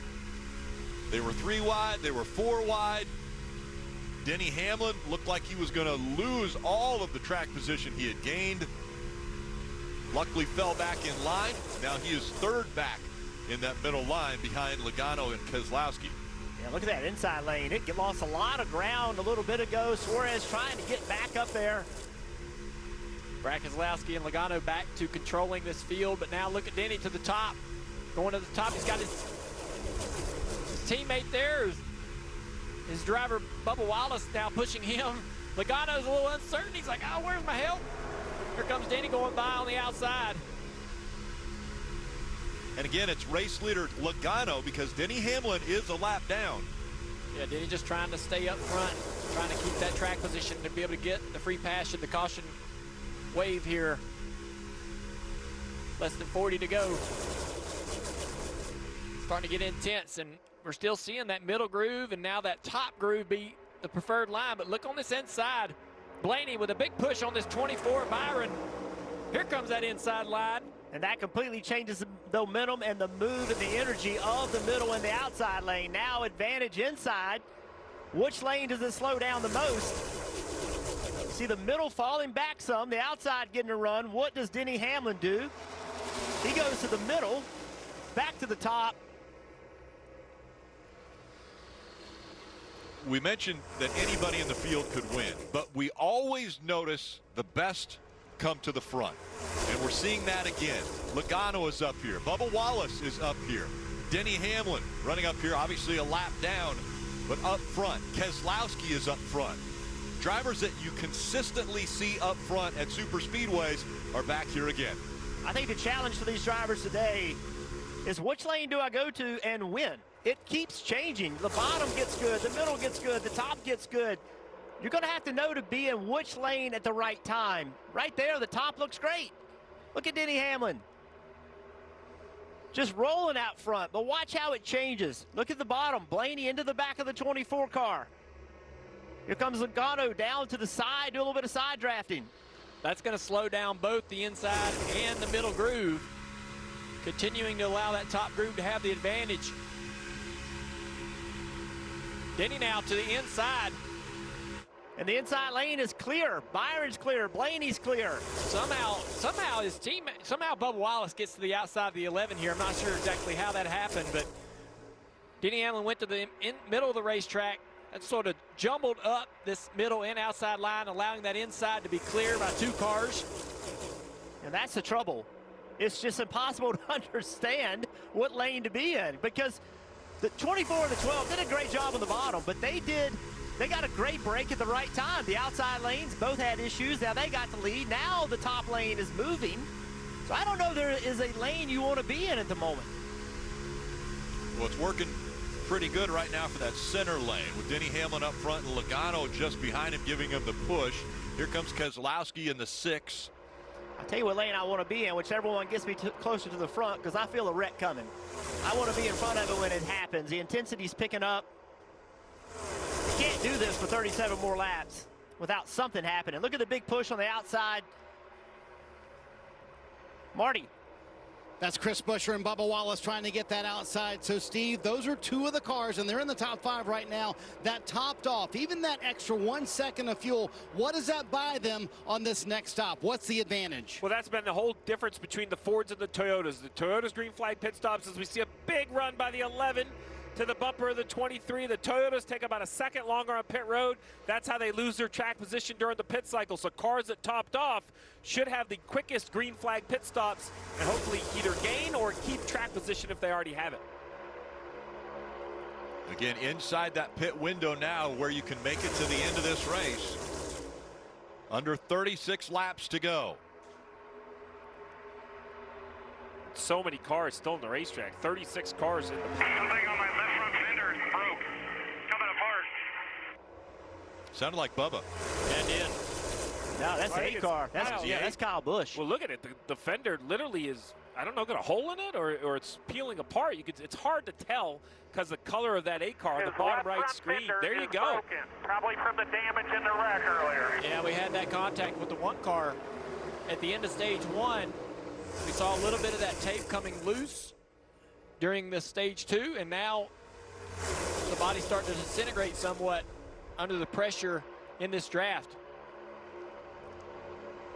Kyle Busch being scored right now in 20th. On the inside line, quite a few back.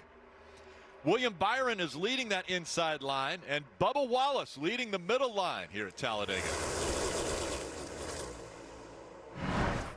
You don't have to be in the race to be in the race. Here comes the 94. Introducing the NASCAR Powerball Playoff. 4 finalists will win a trip for 2 to the NASCAR Cup Series championship race at the Phoenix Raceway, with the grand prize winner taking home $1 million. Here they are, the 12 semifinalists in the race for the million. Powerball, the official lottery game of NASCAR, and home to the NASCAR Powerball Playoff. We've never been good at keeping secrets, like how Sonic's new Bacon Peppercorn Ranch Grilled Cheeseburger with small fries or tots is just $3.99. Oops, burger's out the bag. Sonic Bacon Peppercorn Ranch Grilled Cheeseburger deal for $3.99. That's my team out there. If our network goes down, lives are at stake. Our comms have to work. Or the mission won't. That's why we partner with Verizon Frontline, the network that truly prioritizes first responders. So we don't worry about getting through.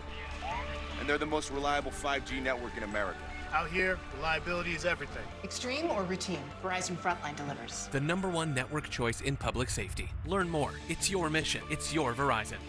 Experience the joy of home suite hosting with help from Ashley. Pay 0% interest for 5 years on guest-approved essentials starting at just $17 per month. Plus, save on accessories store-wide to finish every look. Shop and save today, only at Ashley. Advance? In Advance Auto Parts. I need that die-hard power. And the reliability and rugged durability, right? Yes. That's why diehards choose Die Hard. And Advance Auto Parts is the home of Die Hard. We'll even install yours for free. Yeah.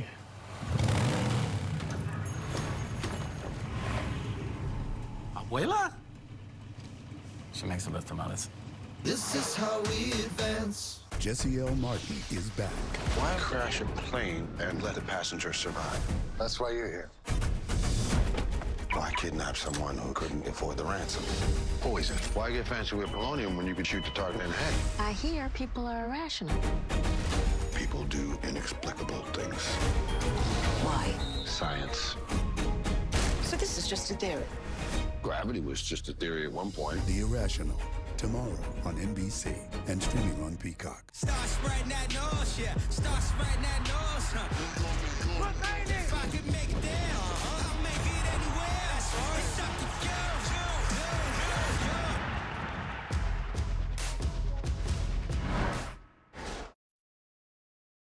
you. Ooh. They're not done. You're watching the NASCAR Cup Series playoffs. YellaWood 500 from Talladega, and now 4 wide. As the 23, 17 side by side, the 11 is not going to leave the back bumper of the 23. And now as they're shifting, trying to find whichever line has momentum, here comes Buescher with Logano pushing him back, as well as Briscoe on the outside with the 14. We're going to stay 4 wide here for multiple rows. They try to sort this out. Does 4 wide at Talladega work? Oh, Bubba Wallace lost a lot of momentum right there. Denny Hamlin's trying to get that 23 through this. Inside line pulling him. It's Byron, Blaney, Bowman, and Larson. But now a little more momentum with that second line.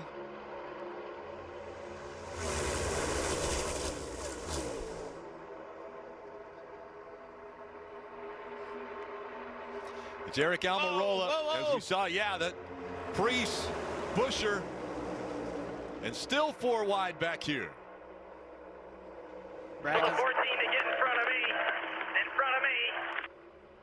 That's the 14. That's the 41 and the 14 trying to work together, but it's not going to work out.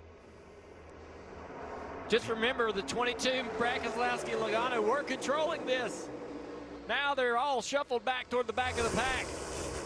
New players up front. That time it was Almirola who was leading at the line. More urgency now for people that have lost these spots to find their way back to the front with less than 30 to go. And remember, they still got to come to pit road. Marty. And Rick, to that point, about 5 laps from stops here or under that. So, Junior, it's been insane. 4 wide racing. How do you calm it down now? Take a deep breath and get everybody to the bottom and on pit road.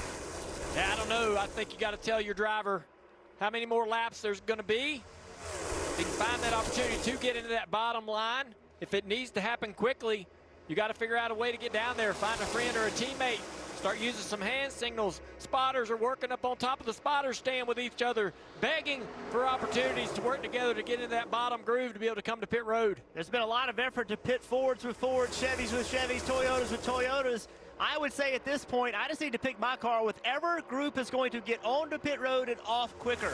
That may mean that I am bailing on my manufacturer. I'm bailing on my teammates. I'm going to pit when I need to pit. Now, that also can get you in trouble. They don't like it when you do something different when you've promised to pit together. But at this point in the race, it's about getting track position however you can.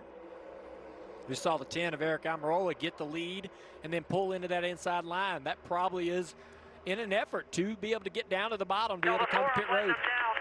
Now he's going to let this 4 car in front of him. He's lifting a little bit, allowing Kevin Harvick to be able to get clear. As soon as he's clear, the 4 is going to go to the inside. Oh, we got wreck in the back. Got a big crash. They're sliding behind as it went across the start-finish line. The caution has come out. Keselowski's involved in it. You see him hit the inside wall. Big damage, it looks like, to Austin Dillon. In the 3, Brad Keselowski, playoff driver. There's the 3 of Dillon.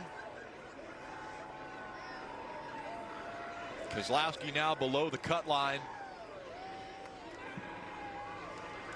Ty Gibbs also involved in the 54.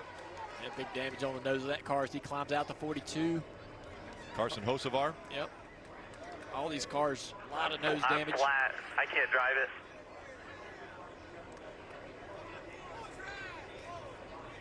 it. The MR safety crew out attending to all of these drivers. We saw Ty Gibbs walking there outside of the car. Here's Austin Dillon climbing out of the 3. Again, while it was crazy up front. I was wondering if Brad could get that car moving, but he's got a lot of flat tires. Looks like a bent toe link on that left rear. Yeah, the whole back end is busted off as far as the body work. Let's take a look at what happens. Carson Hocevar on the outside line. Getting a push from Brad Keselowski here through the tri-oval. And it just turns that 42 sideways. Oh, man, massive, massive impact for the outside wall, the 54 and the 3. The 3 somewhat lessened a little bit of that blow when he collects the 6 as well, but hard hit for the 54. Right along with Busher. Check. Left if you can. Left. Come down straight. Just brake. Push him straight forward. All right, you're clear straight forward. They're still wrecking up.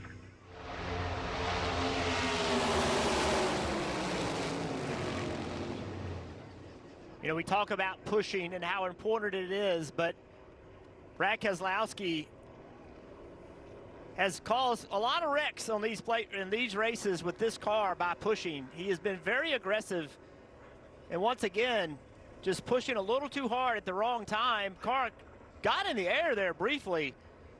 Not good to see. A good thing it did come back down, but that is a difficult place to push someone. In the tri-oval, the car that you're pushing is very light. It's not planted in the ground. Look at that. Good thing those flaps got up in there and got the car back down. It's like when the right front tire on that car blew or something, it allowed the pressure coming out of that tire and the wind coming underneath the rockers all to collectively lift the car off the ground. It's a very lucky situation for Brad. See the cars that were involved: Austin Dillon, Brad Keselowski, a playoff driver, Chase Briscoe, AJ Allmendinger also involved in this. Carson Hocevar in the 42. Third caution of the day has come out at Talladega. We'll re-rack and have a restart when we come back.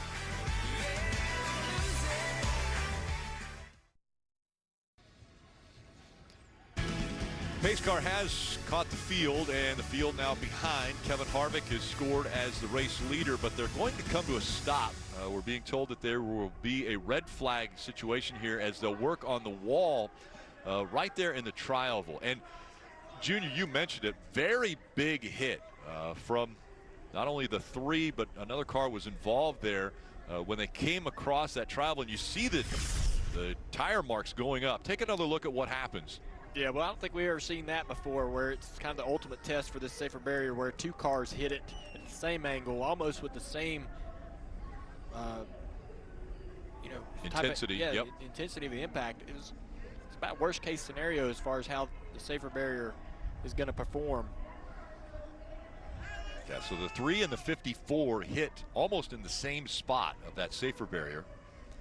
And the 3 car, almost watch as the 3 car goes up the racetrack. Car just turns to the right, and there he gets into the back of Keselowski. That actually lessened the blow. It actually, hitting that 6 car made it a little bit less of an impact, but right along with Brad. Buscher here. I'm sorry, it's Buscher, yep. And Buscher into the side of the 21 of Harrison Burton. And so what they do is they come out, and every time there's an impact on this safer barrier, the part that the officials are leaning against, that is steel. It is steel tubing all welded together. And then behind it is foam blocks that sit inside, in between the old concrete wall and the steel tubing. And those foam blocks are what cave in and absorb the energy. What they have to do is inspect the walls and see if there's any damage to those foam blocks or any damage to the steel tubing. And if it is, then repairs have to be made or the blocks have to be replaced. In this case, they're having to do something that's going to take a little bit of time other than just sliding the foam blocks in and out. So while they're taking a look at the wall, want to bring in the Peacock pit box and Dale Jarrett. DJ, it seems as though Brad Keselowski, being a veteran and very good at racing like this, maybe should have known better coming into the tri-oval and pushing Hocevar like he did? Well, it's not that Brad doesn't know better. The thing is these laps are winding down, and Brad knew he needed to get closer to the front, especially before the pit cycle started. So he was just trying to make some work there and move forward. Yes, not the best place. Dale Jr. and Burton, you both know that we've all been in this type situation, and I am thankful for that safer barrier, as you talked about, the impact here. It takes me back a lot of years, and it happened to, I believe it was a Burton and an Earnhardt too. It was Ward Burton and Dale Sr. Right here, and I believe it broke Dale Sr.'s sternum that time in a crash right here that was very similar to this. So, a lot of action happens there. It's not somewhere that you want to be pushing, but Brad knew that he really needed to be moving forward as much as he possibly could. I've been watching the intensity ramp up. These cars dancing around through the tri-oval, you knew something was going to happen. Very unfortunate for Brad and the rest involved. So the AMR safety crew and the Talladega officials are taking a look at the safer barrier. They're going to make sure that it is safe for the drivers to continue. We're under a red flag condition. Kevin Harvick is out front, but big impacts out of the 3 and the 54.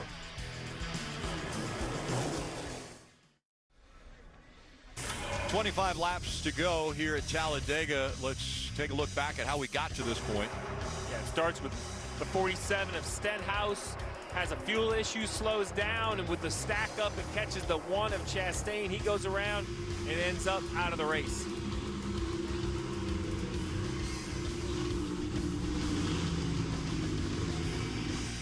Christopher Bell had some damage. He's playoff guy, been on pit road. Chastain out of the race after that impact. Brian Blaney's going to win the first stage in this 12 car, getting some valuable points. Denny Hamlin had an issue during the green flag stops, comes back to pit road after a penalty. Yeah, Brad Keselowski won the stage, getting 10 points. Super important. He was involved in this last wreck. Yeah, Denny Hamlin got a lap down right there. You see Carson Hocevar getting by him. See the first car lap down.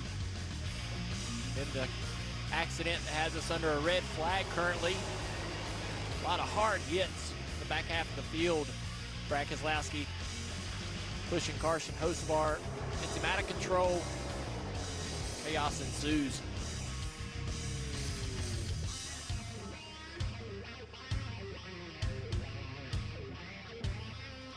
And again, under a red flag condition, 25 laps to go. They're putting the 6 up on the rollback, and let's go to Dave.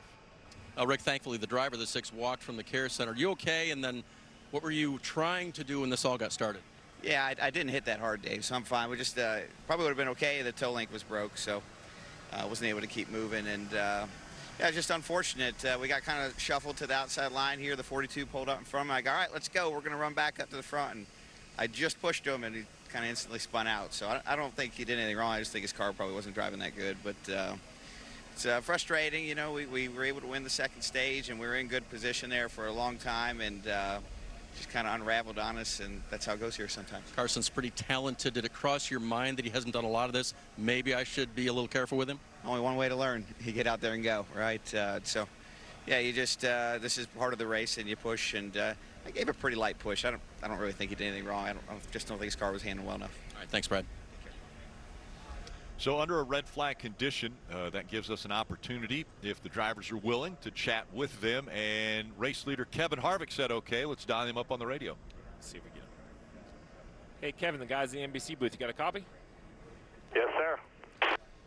Well, man, you got a pretty good seat here under red. Leader with 25 to go. I know we still need to see some pit stops, but how's your final Talladega been going so far? It looks pretty good from up here. Yeah, we've had a really good Busch Light Ford Mustang. Been to the front, been to the back. Eric was playing teammate right there, and we were getting ready to pit and let us down. But, you know, we pushed all the way from the back to the front. So we probably have a little more fuel burn than some of them, but we have way better track position than we would have if we'd have just stayed there riding around saving fuel. So it's been fun. Always, you know, we want to do everything we can these last races and really all year to try to do the best we can for the fans and the team, and here we are. Well, let's talk about that. We've seen the saving fuel and the green flag pit stops of gas only. What we haven't heard a lot of is handling. How are the cars driving overall as the tires wear? Well, my car just was really, really rough riding. Probably on the left rear stop a little bit too hard, and they made some adjustments, a couple stops to get that bump stop a little less load on it to make it ride a little bit better. So we got the ride a little bit better, and it's been a lot easier to drive and manage since that point. All right, man. Well, good luck in these final 25. You mentioned it. I know the fans appreciate what you've been doing this year, and there's a whole grandstands full of them here. They'll be cheering you on. I appreciate it. We'll floor it. I like that. Kevin Harvick up front, and at the opposite end of the spectrum, Ty Gibbs, involved in this accident, just came out of the infield care center. Dave's there. Yeah, Rick, let's check in with him now. When you got collected, that looked like a huge hit in the outside wall. They're repairing it now. What was it like for you? Yeah, just, you know, got hit out of nowhere in the right rear. It was very unfortunate. I feel like we had a pretty good Monster Energy Toyota Camry, and we're making our way back up, and we're getting ready for the end there. Just really unfortunate. What was the energy like in the pack there before you got collected? You know, it's just really stale. You know, a lot of people getting good runs, but couldn't really go anywhere with the package we have. And then just got caught up in somebody else's mess. Very unfortunate. Glad you're okay.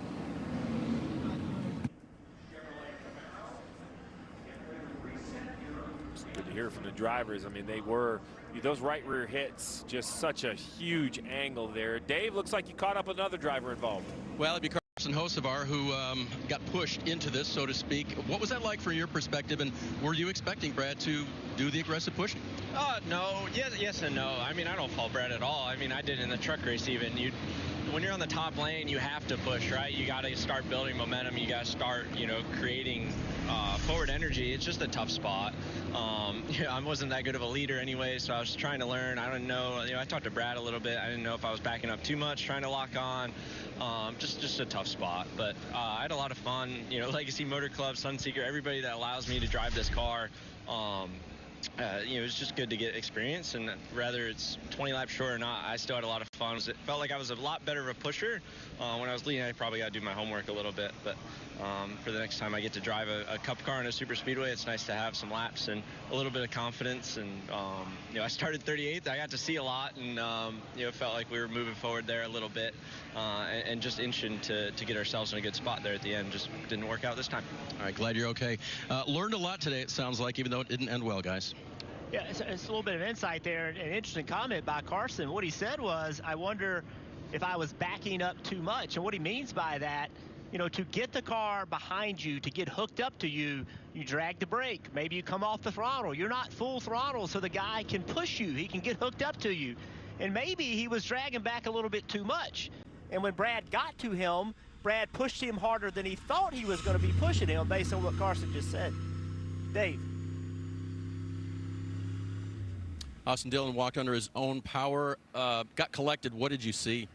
I didn't see any of it. Just got right reared. But after watching the replay, Brad in the infield care center said it was his fault. He was pushing the 42. But, I mean, I had gotten out of the middle lane to get away from the 42. He couldn't hold a straight line without anybody pushing him. So don't know why Brad was pushing him. It sucks because we were caught up in it. And we had a fast Bass Pro Shop Chevy. Just frustration from Austin Dillon there, you hear. The red flag, 9 minutes, 57 seconds. The repairs to the wall have been completed, and now we're going to see cars coming to pit road. Yeah, pit road is open, and this is, we've seen pit stops at the end of the stages, but those are for 4 tires, a full tank of gas. These are going to be much quicker. I think some cars might take some tires, but after hearing what Kevin Harvick had to say, it's all about track position. These are going to be gas-only stops. Going to have to be great communication between driver and crew chief here, Dave, to get the correct amount of fuel in. William Byron in the 24 gives up 4th position. He was told he will get 2 fresh Goodyear tires on the right side and get the fuel in it, Kim. For Eric Almirola, he's just been complaining about ride quality all race long. Very rough on that. He said, I'm a better pusher than I am a leader. And the fuel only stop for Eric Almirola, Marty. Kim, Bubba Wallace has a chance to win this race. Booty Barker told him, I am so proud of you. You show up every week. It was right side tires. They waited a little bit on fuel, but you saw it, and the guys called it. Kevin Harvick, fuel only here on pit road, but the 2 tires for Logano. He gains 10 spots there, Rick. How about that? Yeah, Logano and the Joy, 10 spots each on pit road. Almirola's going to drop one. And how about Denny Hamlin getting the free pass? So he is back on the lead lap, and he'll be racing to the front. He will be fun to watch as he has been working with the 2311 bunch up to this point.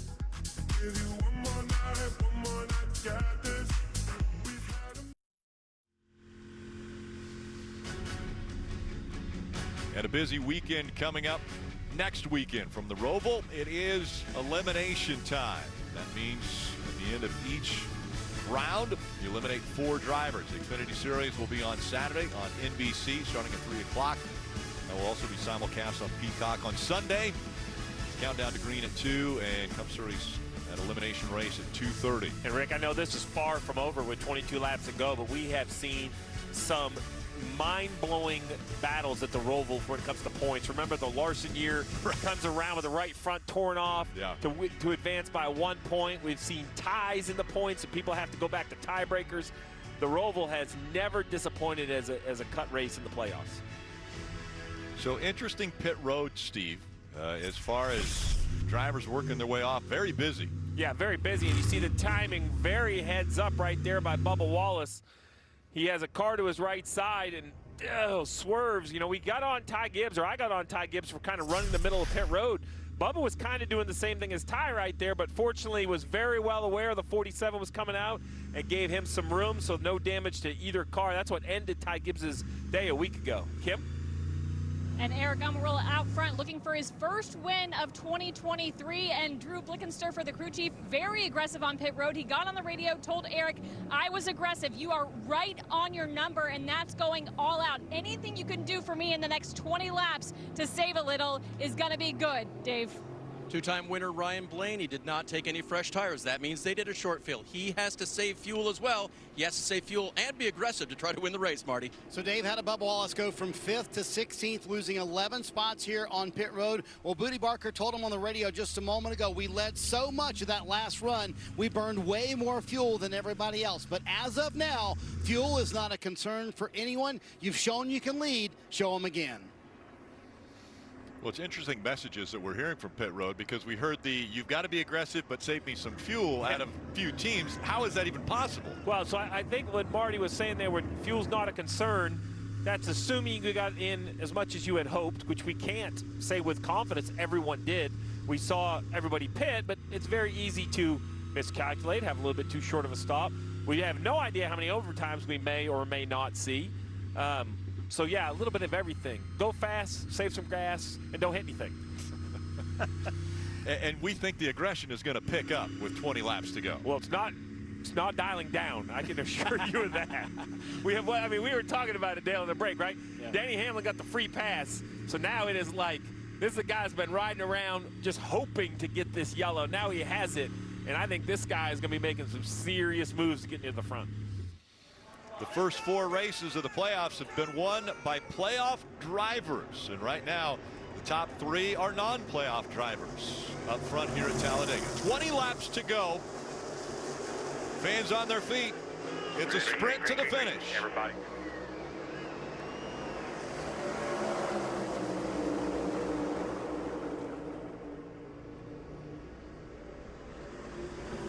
Great restart on that outside line as Almirola has cleared. They did a good job, but here comes that inside line now, battling back.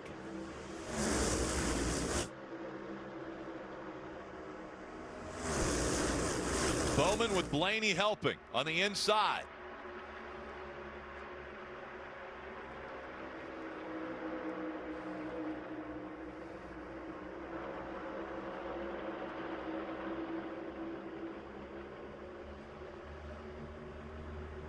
And now where will the momentum come as you see a few stragglers out there in that third line? Both lines pushing really hard through the travel here. Hamlin just came out of line. We saw him if he was going to try to make that third line work. A few other cars are going to jump out with him.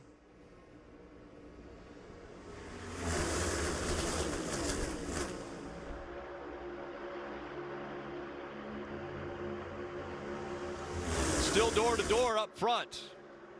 Bowman and Almirola.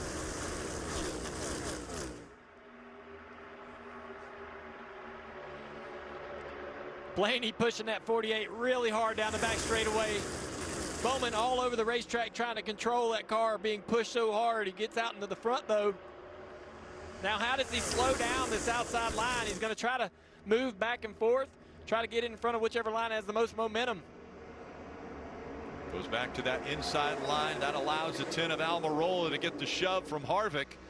Yeah, Harvick, this will be his last drafting style racetrack, and it takes a level of aggression to win these things. And here he is toward the end of his career, willing to do whatever it takes to win this race. And he's going to have to do it if he is going to get the win. It is going to get aggressive.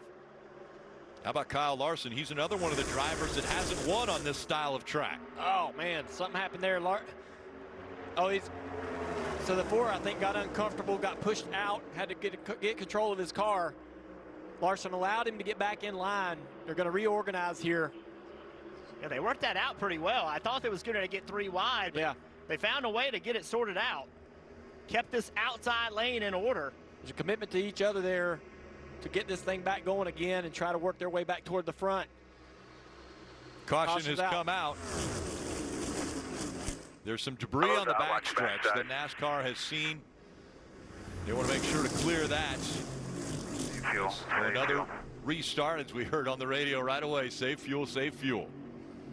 Yeah, I think it's on everyone's mind. It's been like that all day long, which is the development of these race strategies at these super speedways. And it really just comes down to how, I mean, fuel isn't really that slow going in, just they're looking for every 1/10 of a second. So they're really kind of trying to take advantage of everything as we see the piece of debris kind of get. It's getting bounced around back there. Maybe carbon fiber or some body paneling. Yeah, Austin Cindric, we've seen he and Hamlin battling a lot of this race to be the first car lap down so they could get the free pass. Well, Hamlin got it. Now it's Cindric's turn. He's going to get it. So that'll put Cindric back on the lead lap, which will then make the lead lap have 30 cars. Well, and you see why everyone has been so aggressive with their pit calls to keep track position. We know Denny has a good car, but you know, when the field is so organized 2x2, he was forcing that third lane, but just couldn't really make any ground. I mean, he's still 26th. As we mentioned, everyone with the eyes on the next race. So how do you get through Talladega, get as many points as you can, but still put yourself in position to where you can advance? Well, it's the Roval, and it's coming up next week. Dreaded for months, the cut race at the Roval. You can't tell me this isn't the most challenging racetrack. No, he's going to miss it. He gets into the wall. Not believe I just did that. Sometimes real life teaches you good lessons. Kevin Harvick hard. The right front of the caution comes out. Just want to wish them a merry off season and a happy Christmas. Chase Elliott's going to do it again at the Roval. There's another one. Hell yeah, this team never gives up. Briscoe, he's done it. He's eliminated the reigning champion. We're out. Christopher Bell won his way into the round of 8. We live on, boys. What playoff moment will we experience next week as the elimination race is just in front of us? And again on NBC, make sure to join us for that. Bubba Wallace, will his playoff dreams continue after the Roval? Right now, Bubba Wallace being scored 16th. As they run, Bubba Wallace 1 point below the cut line. 63 lead changes already. That is the most that has happened here since October of 2011, when there were 72 lead changes. Well, these late race cautions as a driver always made me nervous, because I know now that they're going to drop the green flag and I cannot lift. I cannot give a guy a break. I cannot let him do something I don't want him to do. I can't let him do it to me. And it means the aggression level is going to get picked up even more. And your heart rate starts rising because you know what you're going to have to do if you want to win this race. And it's why we see a flurry of cautions late. You get one with 13, 14 to go, and you are forced to do things that you really don't want to be doing.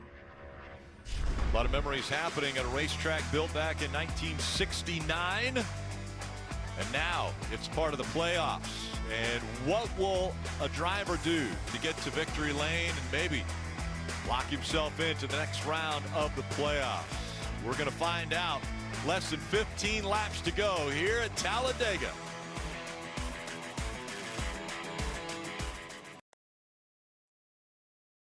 Dale Jarrett's proud of all of his kids, but his son Zach has been a part of baseball for over 2 decades now, and DJ decided he'd get involved. The Diamondbacks let him do a little BP, as well as threw out the first pitch in the Giants-Diamondbacks game, and I'm telling you, that is an impressive young man out there on the mound. You must be seeing a different video than what I saw. That was a guy that realized that I was out of my element at 66 years old, but it was a lot of fun. They offered me a contract. I said I have a great job here with all the people at NBC, so just going to stay here. And looking forward to the end of this. Again, that was fun. Keep it up with my son Zach, who's in the championship game back in North Carolina today. But this is going to be something else. I think as I look at the rundown, I'm looking at Denny Hamlin and Chris Buescher, who made their way in that third lane up on the top, getting hooked up again and maybe picking up Bubba Wallace as they make their way forward. So let's see if that happens. It will be 13 laps to go. How about Riley Herbst? What's Riley Herbst thinking right now? I mean, he's done a nice job. Great car, fast car. Dale, you said in the pre-race, hey, I'm trying to take every lap to teach everybody that I'm the guy to go with. I think Riley Herbst has made a lot of good decisions. And I think he has a car I wouldn't be afraid to push. I think it's going to have good speed and go to the front, Jeff. Well, look at the guys that need to win or had it won. Bowman, Herbst, you just mentioned Almirola, Harvick, Elliott. I mean, it is loaded up front with people that need wins. I think the only problem with that Herbst car is the yellow bumper stripes. Look at the stripes on that car. A lot of guys are going to see that. They're probably not going to want to help when he makes the move. Yeah, only his 4th career Cup Series start. He started 6th in this race, and now he's up front. We'll see who goes with him and how well he pushes. 13 laps to go at Talladega. Green flag back in the air. 36.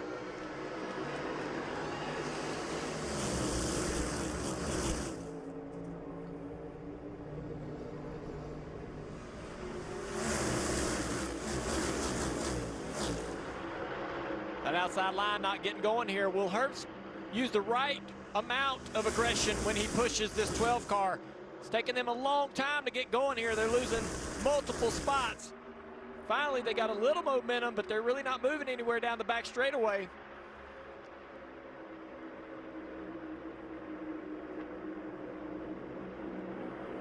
Four cars had cleared that 12 of Blaney. Now 5 cars are in front on that low line. Let's see if the momentum comes back to him. Yeah, here it comes now. Outside's much more organized. Good momentum on the outside. They go up top to block it. With you. Harvick jumped up there. So now Blaney pushing Harvick. I like that combination better on this outside line.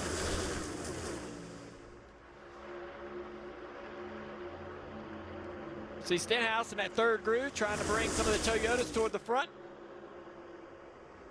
That's something to keep an eye on as this inside line and middle line start to argue with each other in side draft. It's going to create an opportunity for that top to make some moves. Blaney almost pushing Harvick clear into the lead. Bowman battling back. Yeah, Hendrick Motorsports has been committed to this bottom line. As a matter of fact, they line up on the bottom. Bowman in front. He has Chase Elliott, he has Kyle Larson and William Byron all behind him. Third groove falling off. Everybody jumping out of that. Is Blaney pushing this 4 car still? They're totally clear, but going to commit to this middle groove. Bottom groove coming back. That's a good decision right now, I think, for these Fords in that second groove to stay right there where they are and not jump down in that inside line just yet. It really kind of limits anything anyone in the field can do. They're sort of forced to stay in one of the 2 lines and have nowhere to go to take an advantage and move forward. See these guys at the very back trying to make 3 wide work, but it won't work from way back there. You're going to have much more energy than that.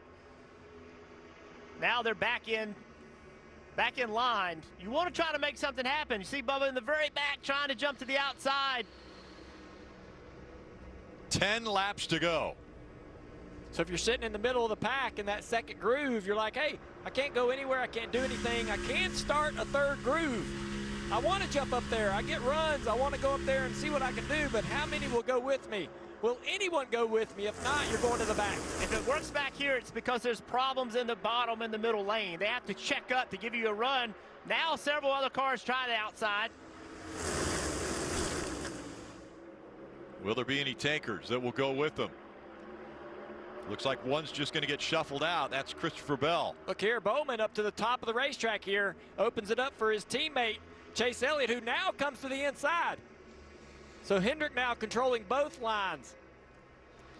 The 2 non-playoff drivers for Hendrick are running 1 and 2, one on the inside line, one on the outside line. That was a really interesting choice. So Bowman now takes over that middle groove. He's going to force the Fords to push him. Now back to the bottom of the racetrack. Back to the middle of the racetrack. Good work here by the 48. He's going to try to spend the next 9 laps doing just that. Too big of a run right there from Chase. Sometimes the best move you make is one you don't. Had he tried to make that block, it would have been a big wreck down the back. Bowman wisely just could not get there in time. Bowman just getting up the racetrack a little bit right there. Almost opened up the middle for the 4 car. He's going to have to protect this middle. Huge push from Harvick in the back of this 48. Chase Elliott out in front, and the fans showing their pleasure. There's Bowman back to the front. That's what I talked about. Had he tried to make that block and it didn't work, they would have just wrecked. Instead, he lived to fight another day, and he's back with the lead. Decision making is important in these races. The right block at the right time. Leading that inside line. He's going to stay there this time as momentum builds on his outside as Harvick now in front of the field. And what does Harvick do? Does he try to block both lanes, or does he just stay in that outside lane? Choosing just to stay in the outside lane right now.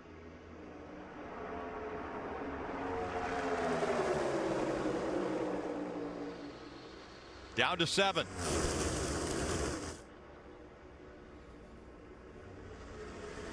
Harvick and Logano trying to clear that 48, but Blaney, but Blaney can't get clear, and so Harvick stays on that outside line with Blaney helping. Bowman on the inside with Chase Elliott behind him. Who's the first car in that outside lane to jump to the top to try to bring 3 wide? And when will they make that decision? I think if you see them get checked up for some reason getting in the corner, that's a great opportunity to jump up there, but you got to know people are going with you. If you do it by yourself, you're going to the back. Here comes the Blaney, Harvick train again. Big run, and Bowman's going to get shuffled out. Bowman in the middle gets shuffled out. Yeah. All right, now who's going to help Bowman? Now a third lane gets developed. He's looking in that mirror, looking for some help, hoping it gets there soon. Corey LaJoie's finally going to get to the back bumper of the 48. Oh, Riley Herbst just barely got down in front of him. Teammates are all clear, all 3 clear. Bowman goes to the outside line now. We'll see if he can fight back to the front. That's how quickly 3 lanes get formed. Chase Elliott out in front by 3 car lengths. Over that next line. Not a lot of great organization on that middle groove. Herbst finally to the back bumper, the 12 to the back bumper, the 4.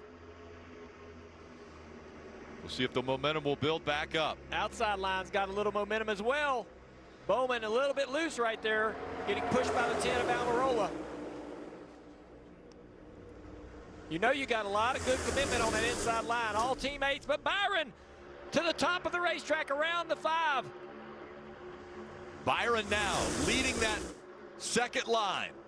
Really surprised to see him step out of line. The 3 teammates nose to tail now. Look at the 48 on the outside, all over the racetrack.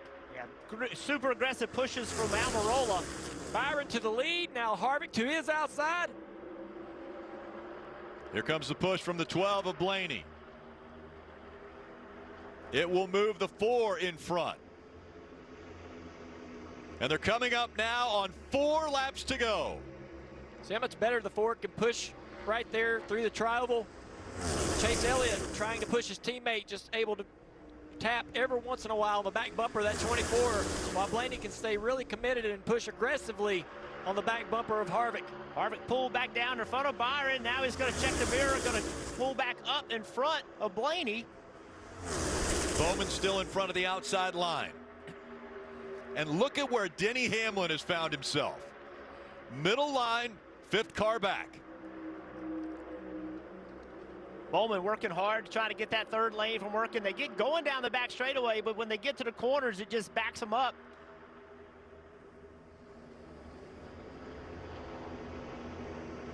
Oh, big push there from Hamlin. Hamlin pushing LaJoie in the 7. Great job by LaJoie to get himself up into the top 10 here late. Suarez still hanging around as well in that 99 on the inside line. Chandler Smith in the 13 car on that inside line as well behind Suarez. See that 3rd lane? Every time down the back straightaway, the 10 pushes Bowman, but then it stalls out in the corner. Big push that had come from Blaney has got Kevin Harvick way out in front now. And here comes that inside line. Byron. Oh, Harvick blocks it. He does, and this allows the 12 of Blaney to get to his outside now. That changes things a little bit for Harvick. Self with no help. Don't let him get in the middle here. Under 2 laps to go. But again, will Herbst be aggressive enough to be able to help this 12 get back toward the front of the field, back into the lead? Is he going to push Blaney hard enough down these straightaways to be able to clear this 12? The 3rd line hasn't moved, but now gaining another car. We'll see if they can go. Side drafting happening up front. Blaney on the high side, Harvick on the inside.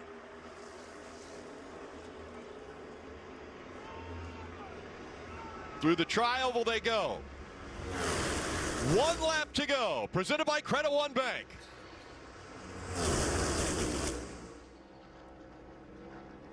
Oh, he almost spun the 12. Herbst into the back of Blaney. That cleared Harvick. Harvick is clear of the 12. Now he's got to have to block both lanes. The 12's going to have a little momentum here. I think Harvick can hop back in front of the 12. Big run coming. The 12 to the inside. Shuffles the 4 out. Now Blaney and Harvick down the backstretch for the final time and into turn 3. Blaney with a push from the 24 of Byron. Here comes Harvick on the outside. Can the 36 get to the back bumper of the 4 and give him a big push? Momentum coming. They're side by side through the tri-oval. Blaney, Harvick, Blaney, Harvick. They spin behind him. It's going to be Blaney. Yes! Blaney gets the win at Talladega. Good job, Josh. Made the move on the backstretch he had to make. When Harvick went high, he dove to the inside. There was enough room down there to jump in front of Byron. Byron forced to give him the push that he needed through the tri-oval to give him just enough, literally almost a foot, to beat this 4 car across the finish line. 12 one-thousandths of a second separating 1 and 2, Blaney and Harvick. Saw the 42 of Hocevar, or excuse me, the 36 of Riley Herbst sideways when he crossed the start-finish line. He gets a little help here from the 7. He gets up the racetrack and just gets a little clip in the left rear quarter panel. Denny Hamlin ends up 4th after being a lap down and fighting his way back up toward the front. But it's Ryan Blaney who has secured a spot in the round of 8. This checkered flag moment brought to you by Advance Auto Parts.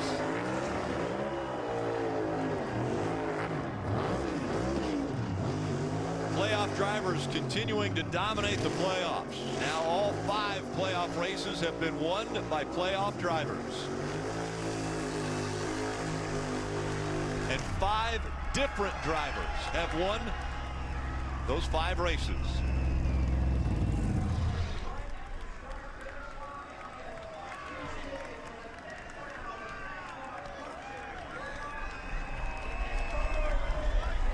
A week ago, Ryan Blaney was celebrating the fact that he had 300 starts in the Cup Series, and now on 301, he gets to victory lane.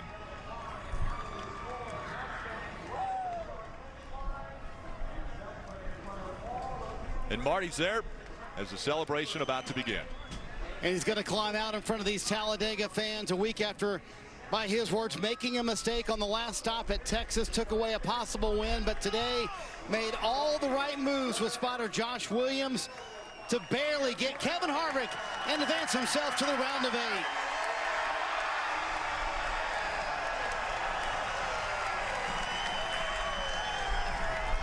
What a finish, and the Talladega fans love it. He said, round of 8, we're here.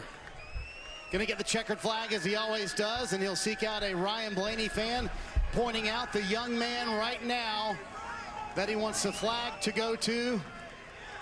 Boy, Ryan, how did you regain that momentum after you lost it, and how were you able to get by Kevin Harvick and hold him off? Yeah, I don't really know. Yeah, pretty wild. Pretty wild last restart, but let alone last couple laps, you know, kind of losing momentum, getting it back. Just getting clear to the bottom to kind of get to the front row and drag race it out with Kevin. So really proud of the whole 12 group, man. Pennzoil, Menards, Body Armor, Dex Imaging, Advanced Auto Parts, Worth, Dent Wizard, everyone who makes this possible. It's so cool. To win 3 times here at Talladega, that's super cool. I have to give a big thanks to Riley Herbst. He did a really good job there. The last couple restarts, he hasn't had a lot of Cup starts, but he did a great job of pushing me. So thanks to him, and this is so cool. Thank you, everybody, for coming out. This is so special, and I can't wait to have fun tonight. If you ever question if NASCAR is a game of inches, that was 12 one-thousandths of a second. What do you see from behind the wheel when it's that close, Ryan? It's I won it by more than I have the last couple here, so that one might have been about 4 feet. The others were about 2, but yeah, you just don't know. I mean, you just kind of drag race the line, hope you get help. William gave me a pretty good shove on the bottom. He was kind of forced to, but yeah, I wasn't sure and until Josh said something. So Josh did a fantastic job on the roof like always, and this is such a special place to win at, so I cannot wait to go to victory lane. There you go, and maybe the better part of all of this, Rick, they do not have to worry about the Roval next week. Team Penske and Ryan Blaney, they've advanced to the round of 8. 2 drivers have done it. William Byron won a week ago, and now it's Ryan Blaney who will head to the Ruoff Mortgage victory lane that he said he loves so much here at Talladega. At the end, he thanked the 36 of Herbst for a great shove to the finish, and it was about a foot and a half that separated the 12 and the 4 at that start-finish line. Ryan Blaney wins again, his 3rd win at Talladega, and the most important here in these playoffs as he's into the round of 8.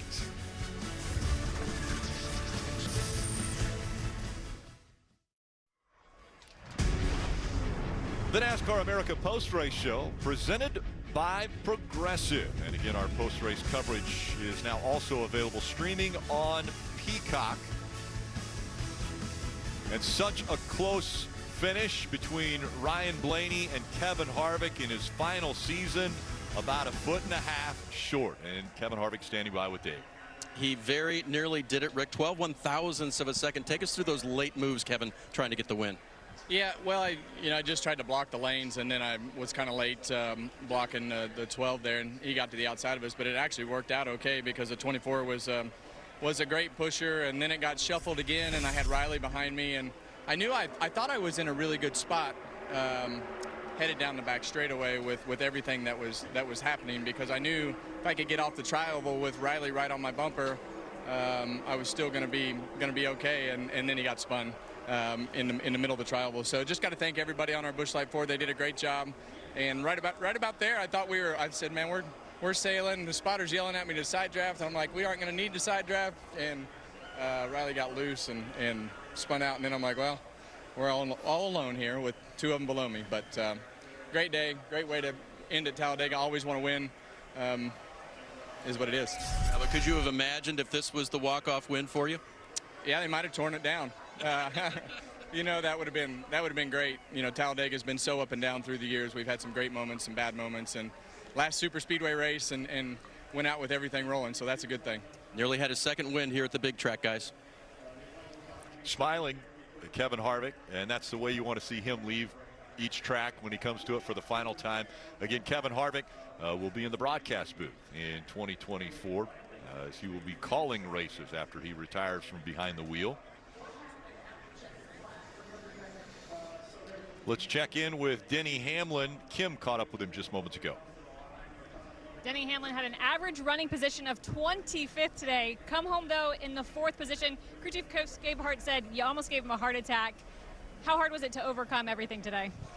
It was difficult, you know, my own doing, but proud of the whole Mavis Brakes team to, Mavis Tires and Brakes is where you should go. Yeah, the Toyota was fast. Obviously, when I needed a push, I could get to the front, but obviously did not want to set us back there with that penalty. But when we got to go put the pedal to the metal, we go. And so proud of our effort there to get back to the top 5. You head into the Charlotte Roval plus 50. How does that make you feel? It makes me feel pretty good. Thank you for asking. A driver who's been feeling pretty good all day has been William Byron. Came in here sort of relaxed with the win last week, but are you frustrated that you couldn't get to the front there at the end? Yeah, just a little frustrated that when I was getting pushed by the 4 and I got down, and then we just couldn't quite get linked as good, and those guys got another run, and both of them had the choice to go down, and one of them picked it in the 12. So they were able to kind of stagger both lanes, and they can just they can push so well and just receive those pushes. I was kind of squirrely getting pushed, especially in the middle lane, so felt like my best bet was get to the bottom and hope that the yellow line was my friend there at the end. So thanks to the whole Exalta team. Exalta Chevy was really fast, you know, top 2 in both stages and 3rd in the race. So we'll take that, but it sucks to not win because you feel like that's really the only objective of this week. So we'll learn from it, and great effort though. We'll take it. And you'll sleep well this week too. Was that squirrely feeling anything different than what you'd had at Daytona or Talladega earlier this year? I thought we had gotten that a little bit better recently, and then there was a little bit of a rules change, and I think the cars got a little more out of the track today. So just go to work on that. But yeah, I think we're close. It's just trying to push like those Fords and push like them. But we're definitely close. Strong Talladega run for William Byron. So William Byron comes home in third, and Bubba Wallace congratulating Ryan Blaney on getting another win here at Talladega. NASCAR America Post Race is brought to you by Progressive Insurance. Save when you bundle auto, home, or motorcycle insurance. Visit progressive.com.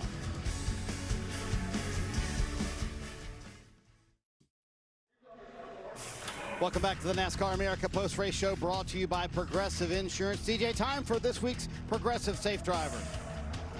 Well, they were all pretty safe until the end right there, but it's Ryan Blaney did such a good job all day long of just making sure that he kept himself up front, did a good job pushing, didn't overdo things, and that we talk about this all the time, and we talked about it this week in production calls, production meetings, about how anybody can win these races, but there's a group that you always see, and we always mention that they're you get down to the last 20 laps, and you're going to find the 11 and the 12, and a lot of times the 23, and Brad Keselowski some, even though he didn't make it that far today. But Ryan Blaney is always in the mix when you get to Daytona and Talladega. Did a great job. Yeah, there's a reason this is his third Talladega win, DJ. Is there any more exhilarating finish when you win than a finish like that for Ryan Blaney? I mean, you don't know until the last couple feet if you're going to win the race. Yeah, and I'm not sure that he would have won if Riley Herbst doesn't get turned there as they coming through the tri-oval. I think that Harvick probably has enough momentum that he probably wins by that much on the outside of Blaney. But it worked out for Blaney, and yes, I mean, you're sitting there looking, and it's so hard to tell. My first win at Michigan was with Davey Allison, and it was by less than a foot, I think. And so that's it's exhilarating. It's nerve-wracking because you're not 100% sure that but in this case, it only took a couple of seconds for Blaney to know that not only did he get to win, but he's in the round of 8. Boy, Bubba Wallace looked like he was in a spot to be able to potentially win this race unofficially. That's why we're not showing you points. Unofficially, Watton's up 24th today. Afterwards, Kim caught up with him. And Bubba Wallace will come home in the 24th position. Part of that late race incident, walk us through what happened. I don't know. We need to go back and debrief and figure out. But track position was so important.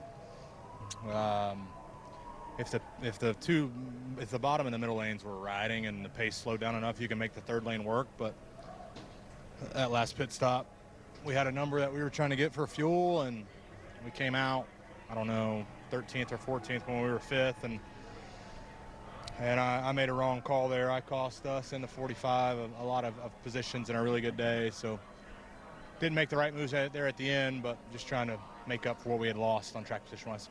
You'll head to the Charlotte Roval -9 to the elimination line. What does that mean for you and the team and what you have to do next week? Just another race to go out and execute. Keep all 4 fenders on it, all 4 tires on the racetrack, and see what happens. Bubba Wallace after the race there, and look who comes in here, DJ. How about that? MJ's here in the house today. Man, I can't.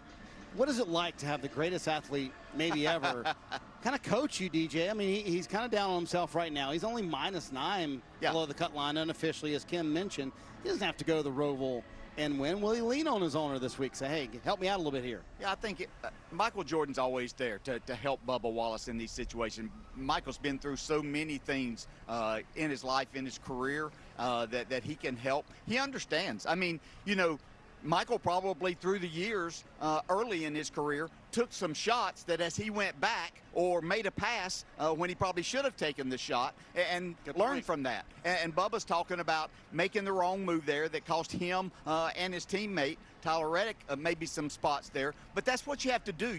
When it gets down to this, and with the cars being so even, man, you just go and do what you can. And you see getting that right there. Just that little pat from Michael Jordan. I mean, nobody else has, the world's greatest athlete doing that for them and encouraging them that, hey, man, you're still in this. You did a good job there today. The captain, Roger Penske, celebrating with his driver, Ryan Blaney, in victory lane at Talladega. For Martin Truex Jr., car 19, unofficially finished 19th today. Dave is with him. Well, I'm sure you didn't want to finish back there, and yet in some ways Talladega treats you decent. You're plus 17 going to the Roval. How do you look at the day? Yeah, it was all right. I mean, I thought our Bass Pro Camry was pretty good, and just never could quite get in the right lane at the right time. Stuck on the bottom there at the end. I think 3 to go, we were probably almost up to 10th or 12th, and 3 laps later we were 19th. So just nowhere to make any moves. Just everything was clogged. 3 wide, and you just kind of rode there and got what you could. So tough day, but I think we're in good shape going to the Roval. We can take care of business from there. Just need a good day. When you're in those positions, Martin, and you're like, I tried that before, it didn't work, does your brain tell you can't try to get, but there's nothing else left, and you try to pick a lane that's moving?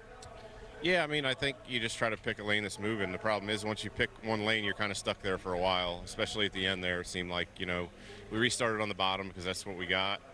And we were stuck there for the whole last run of the race. There was never an opportunity to try anything else. So it's kind of the way this racing is. If you're not right at the front, it's really hard to make any moves or do anything. So, yeah, tough long day, but, in one piece and in a good spot going to the Roval. Yep. On the positive side, with 1 race left in this round. Tyler Reddick comes home in the 17th position. What was missing today for you and the team? I mean, I don't know if we were really missing anything, actually. Our McDonald's Toyota Camry Tuesday was actually pretty strong. I couldn't push a couple of the Toyotas that well, but we could get pushed good, and I felt like we just had a solid car. The pit strategy under green flag conditions really didn't work out for us too well. Me and Bubba kind of just took a chance on hoping the middle and bottom kind of just choked themselves up on that restart, and I mean those last, 4 or 5 laps there after that restart was the fast laps we turned all day, so just made it really difficult for third line to work. Just kind of got a little bit fortunate. I pretty much fell to the back of the lead lap, 29th or 30th, and just got to the bottom and found a few holes and got something out of it, right? So, yeah, plus outside by 2 is not really that bad for us, I think. As long as we left here better than we came in, I felt good about our chances. Obviously, makes it pretty straightforward, right? I think we'll have to go after stage points. That's okay. But if we can get 20 there, I'm sure we can salvage a good finish out of it and make it on to round of 8. With a resume, though, that includes road course wins, does that make you more confident at Charlotte Roval? Yeah, I mean, this is completely under control, right? We just got to go out there and execute. We got to qualify good and make sure our car's driving good in practice. So this is, I'd love to have a little bit more cushion, right? But with all things considered, where we're at is very doable. Tyler Reddick heading to Charlotte with some confidence. So, DJ, good news. The results are official, and so are the points as of after Talladega, heading into the final race in the round of 12. Yeah, you heard Tyler Reddick talking right there as we look at this. As good as he's been, with things in his hands like this, qualifying is his key. He mentioned that, and I think that's the start to them having a good weekend. And he's generally in the top 2 or 3 for every stage, and if they can continue that and he finds himself right up there, he'll move through to that next round. It's going to be difficult, though. It's nothing easy about that place. Well, and to that point, DJ, I mean, like Tyler was saying, I mean, I'm not intimidated at all if I'm Billy Scott as crew chief going into the Roval -2, because to your point, they've been so terrific at the road courses this year. I think I'm pretty comfortable with where they are. You agree? I would 100% agree. I mean, there's no reason to not make him one of the favorites to win the race to begin with. So if he were 20 points behind, you would say, okay, they've got to do everything to put their driver in a position to win the race. That's not the case right here. Just do their normal solid jobs that we see them each and every road course race, and they're going to be solidly in. You know, the only thing that could change things in looking at that is if one of the drivers, if it's Ross Chastain or Bubba or Kyle Busch that comes from somewhere, if things get mixed up and one of those drivers happen to win, then that could change the outlook. Notice how Roger Penske got out of the way before the champagne spray. That's a pro move right there. I want to go back to Martin Truex Jr. James Small told me this morning, if we leave Talladega where we are right now, I feel very good about where we are. They're doing exactly that. They came in plus 17. They leave plus 17. I think they, too, probably feel good about where they are. It's been a disastrous playoff for Truex, but it looks like they might be saved once again if they can perform as they should at the Roval. Yeah, another good road racer that has a winning pedigree at those type places. Maybe not with this car as much, but he's always solid with it. So there's no reason to think that he can't go perform inside the top 10 for both stages and have a comfortable lead as they enter stage 3 next weekend. So, these playoffs so far have been a disaster for them. No doubt. There's no other way of looking at it. So, you know, is there something that's going to hamper them? Or are they going to start the race like they, you know, were sliding back at Kansas, or how the race started, that they had a problem at Darlington that they didn't fix before the race got started? So you have to make sure that they're back on top of their game, and we have not seen anything like the driver or the team, and I'm not going to put this on the driver because I think it's been mostly mechanical issues, that they haven't been prepared as a team as the regular season champs. How about his teammate Christopher Bell? Winds up 15th today after the early wreck that they got in, the damage on the nose. I'm telling you what, leaving plus 22, they got to feel like they dodged one today. Oh, they sure did. That could have been so much worse. But this seems to be the MO of this race team every single year, that they, you know, just find themselves in the middle of things there. Christopher Bell is an outstanding driver. They have an outstanding team. They just find themselves in some bad spots all the time. And again, another good road racer that just has to go have a solid day and you know, keep people from running over him or getting involved in someone else's mess next weekend is the only way that they're not going to make it through to the round of 8. Boy, the relief the 12 team must feel. I mean, they have to worry about the Roval next week. Great, yes. What a terrific race for Ryan Blaney. I mean, look at that, DJ. That's 12 1,000ths of a second. Oh, my gosh. Yeah, and that close for Kevin Harvick to get that win in his final season. Man, Kevin Harvick's thinking, what if Riley Herbst could have stayed with me? Might have been his final win coming here at Talladega. But it's Ryan Blaney in victory lane. More to come from Talladega.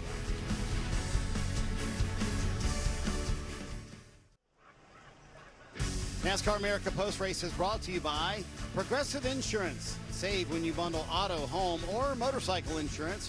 Visit progressive.com.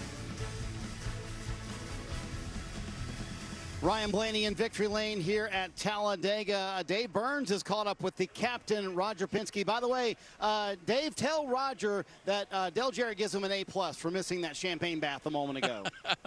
I'm to tell you that you get an A+ for missing the champagne bath a minute ago, but I know your experience with that, and now you see your driver that's in the playoff, Ryan Blaney, go on to the next round. How was that? Well, Dave, I'll tell you, what a race, wasn't it? I think the 4 teams worked together today with Riley pushing and Harvick there at the end was just amazing. But Ryan wanted that one bad. We talked about it at the beginning, but to thank Ford for that power, he gave us some real power as you could see it. But, you know, it was a team effort, and I guess for us, it's just another step into where we want to be, that Final 4, but terrific day for the team. Well, when you don't have all of your cars in there, it paints a little different picture for you as an owner. What do you do then to refocus everything toward the one, and did that make a difference today? Well, I think the focus when we talked before the race was try to get Blaney up there to get points, and obviously getting that first stage point, but kind of fell back there in the second one. But he was there when it counted, and I think, and then when he got the train coming from Mr. Hendricks, you know you had to get in their way or do something. So maybe thank him for not blowing us off today for his big win. I'll let you make that call. Congratulations, Roger. Another win for Roger Penske. Marty? Yeah, the captain gets to celebrate his only playoff driver left, advancing to the round of 8. DJ, that last lap was so amazing. I think it's worth listening to the booth guys once again, calling Ryan Blaney home to the win that was 12 1,000ths of a second. 1 lap to go. Presented by Credit One Bank.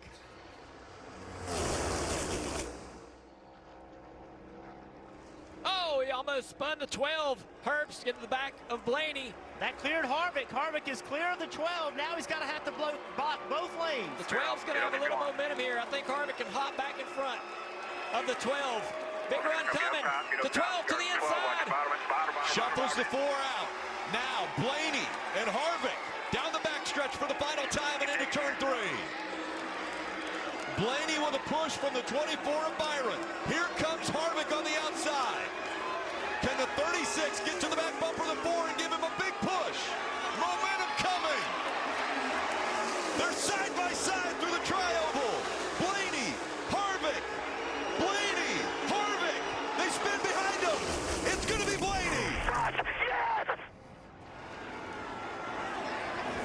Blaney gets the win at Talladega. That is just insane, DJ. Watching it again, any other observations about the finish?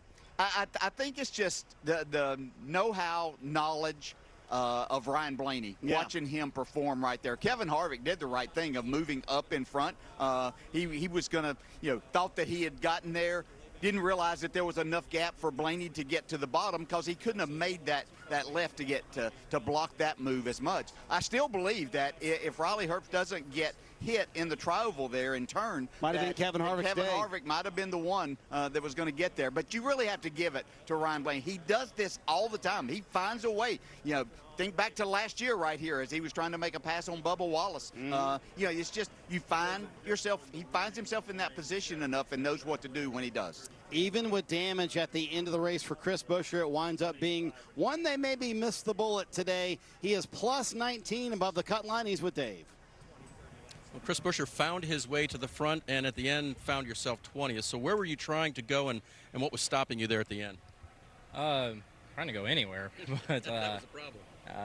just couldn't get anything materialized back there. And we had a handful of fast cars that should have been able to do something to make something happen and just never got even close to organized. So it's frustrating. Got caught there at the back and pulled out several times. You just get cycled to the last in line, and just needed a teammate or needed to be at the front. Honestly, I mean that would have been a good part. So got up there. We had a really fast build subs. .com Ford Mustang, and I'm proud of that. Had a ton of guests here. Sure, we wanted to put on a better show than that for them, and proud that we were able to lead laps and be fast like I told everybody coming into it we would be. But I'm ready to get out of this place and head towards Charlotte now. Well, plus 19 going to the Roval. Where does that leave you in terms of where your mindset will be? Not bad. I mean, that lets us go to the Roval. Know we have a little bit of cushion and go to that race and just have a strong day. Just go figure out how to be in the top 5 all day and compete for a win. It's a fair advantage to the point where it doesn't have to consume us when we get there. Dave, plus 19 above the cut line for Chris Buescher. DJ, I think it's fair to say maybe he's an underrated road course racer, and 19 points up is probably a pretty good spot for the 17 team. Yeah, if you're thinking that he can't get the job done out there, that he's not that accomplished at road racing, you missed his Xfinity career and what he's been able to do as he's gotten here in this 17 car. So I look for him to have a solid day. Once again, a lot of this is going to come down to how well the guys go through their practice session next week and then qualifying. This is going to be one of the most important qualifying sessions for those guys that right now especially that are above the cut line and trying to hold on to what they have. So you got to wonder about his teammate Brad Keselowski. He is just plus 2 above the cut line. I don't know if you agree, DJ. I don't have the same confidence about Keselowski as I do Chris Buescher advancing. I know Keselowski had a great run going today, but just plus 2 coming to a road course, I don't know that Keselowski is as good as Buescher at the road courses. I think Brad can hold his own. His problem is he only has to look who is 2 points behind him, and that's one of the most dominant over the last couple of years in Tyler Reddick on these road courses. So that's his bigger problem than maybe him not being as good. I think Brad very capable of running in the top 10, but that might not be good enough to hold off Tyler Reddick and his charge. Well, Talladega put on a show today, but the round of 12 wraps up at the Charlotte Roval, the race that all the drivers are dreading. Charlotte, The Roval, the 150-mile-per-hour win-or-go-home pinball machine. Just begging to eliminate 4 more drivers. You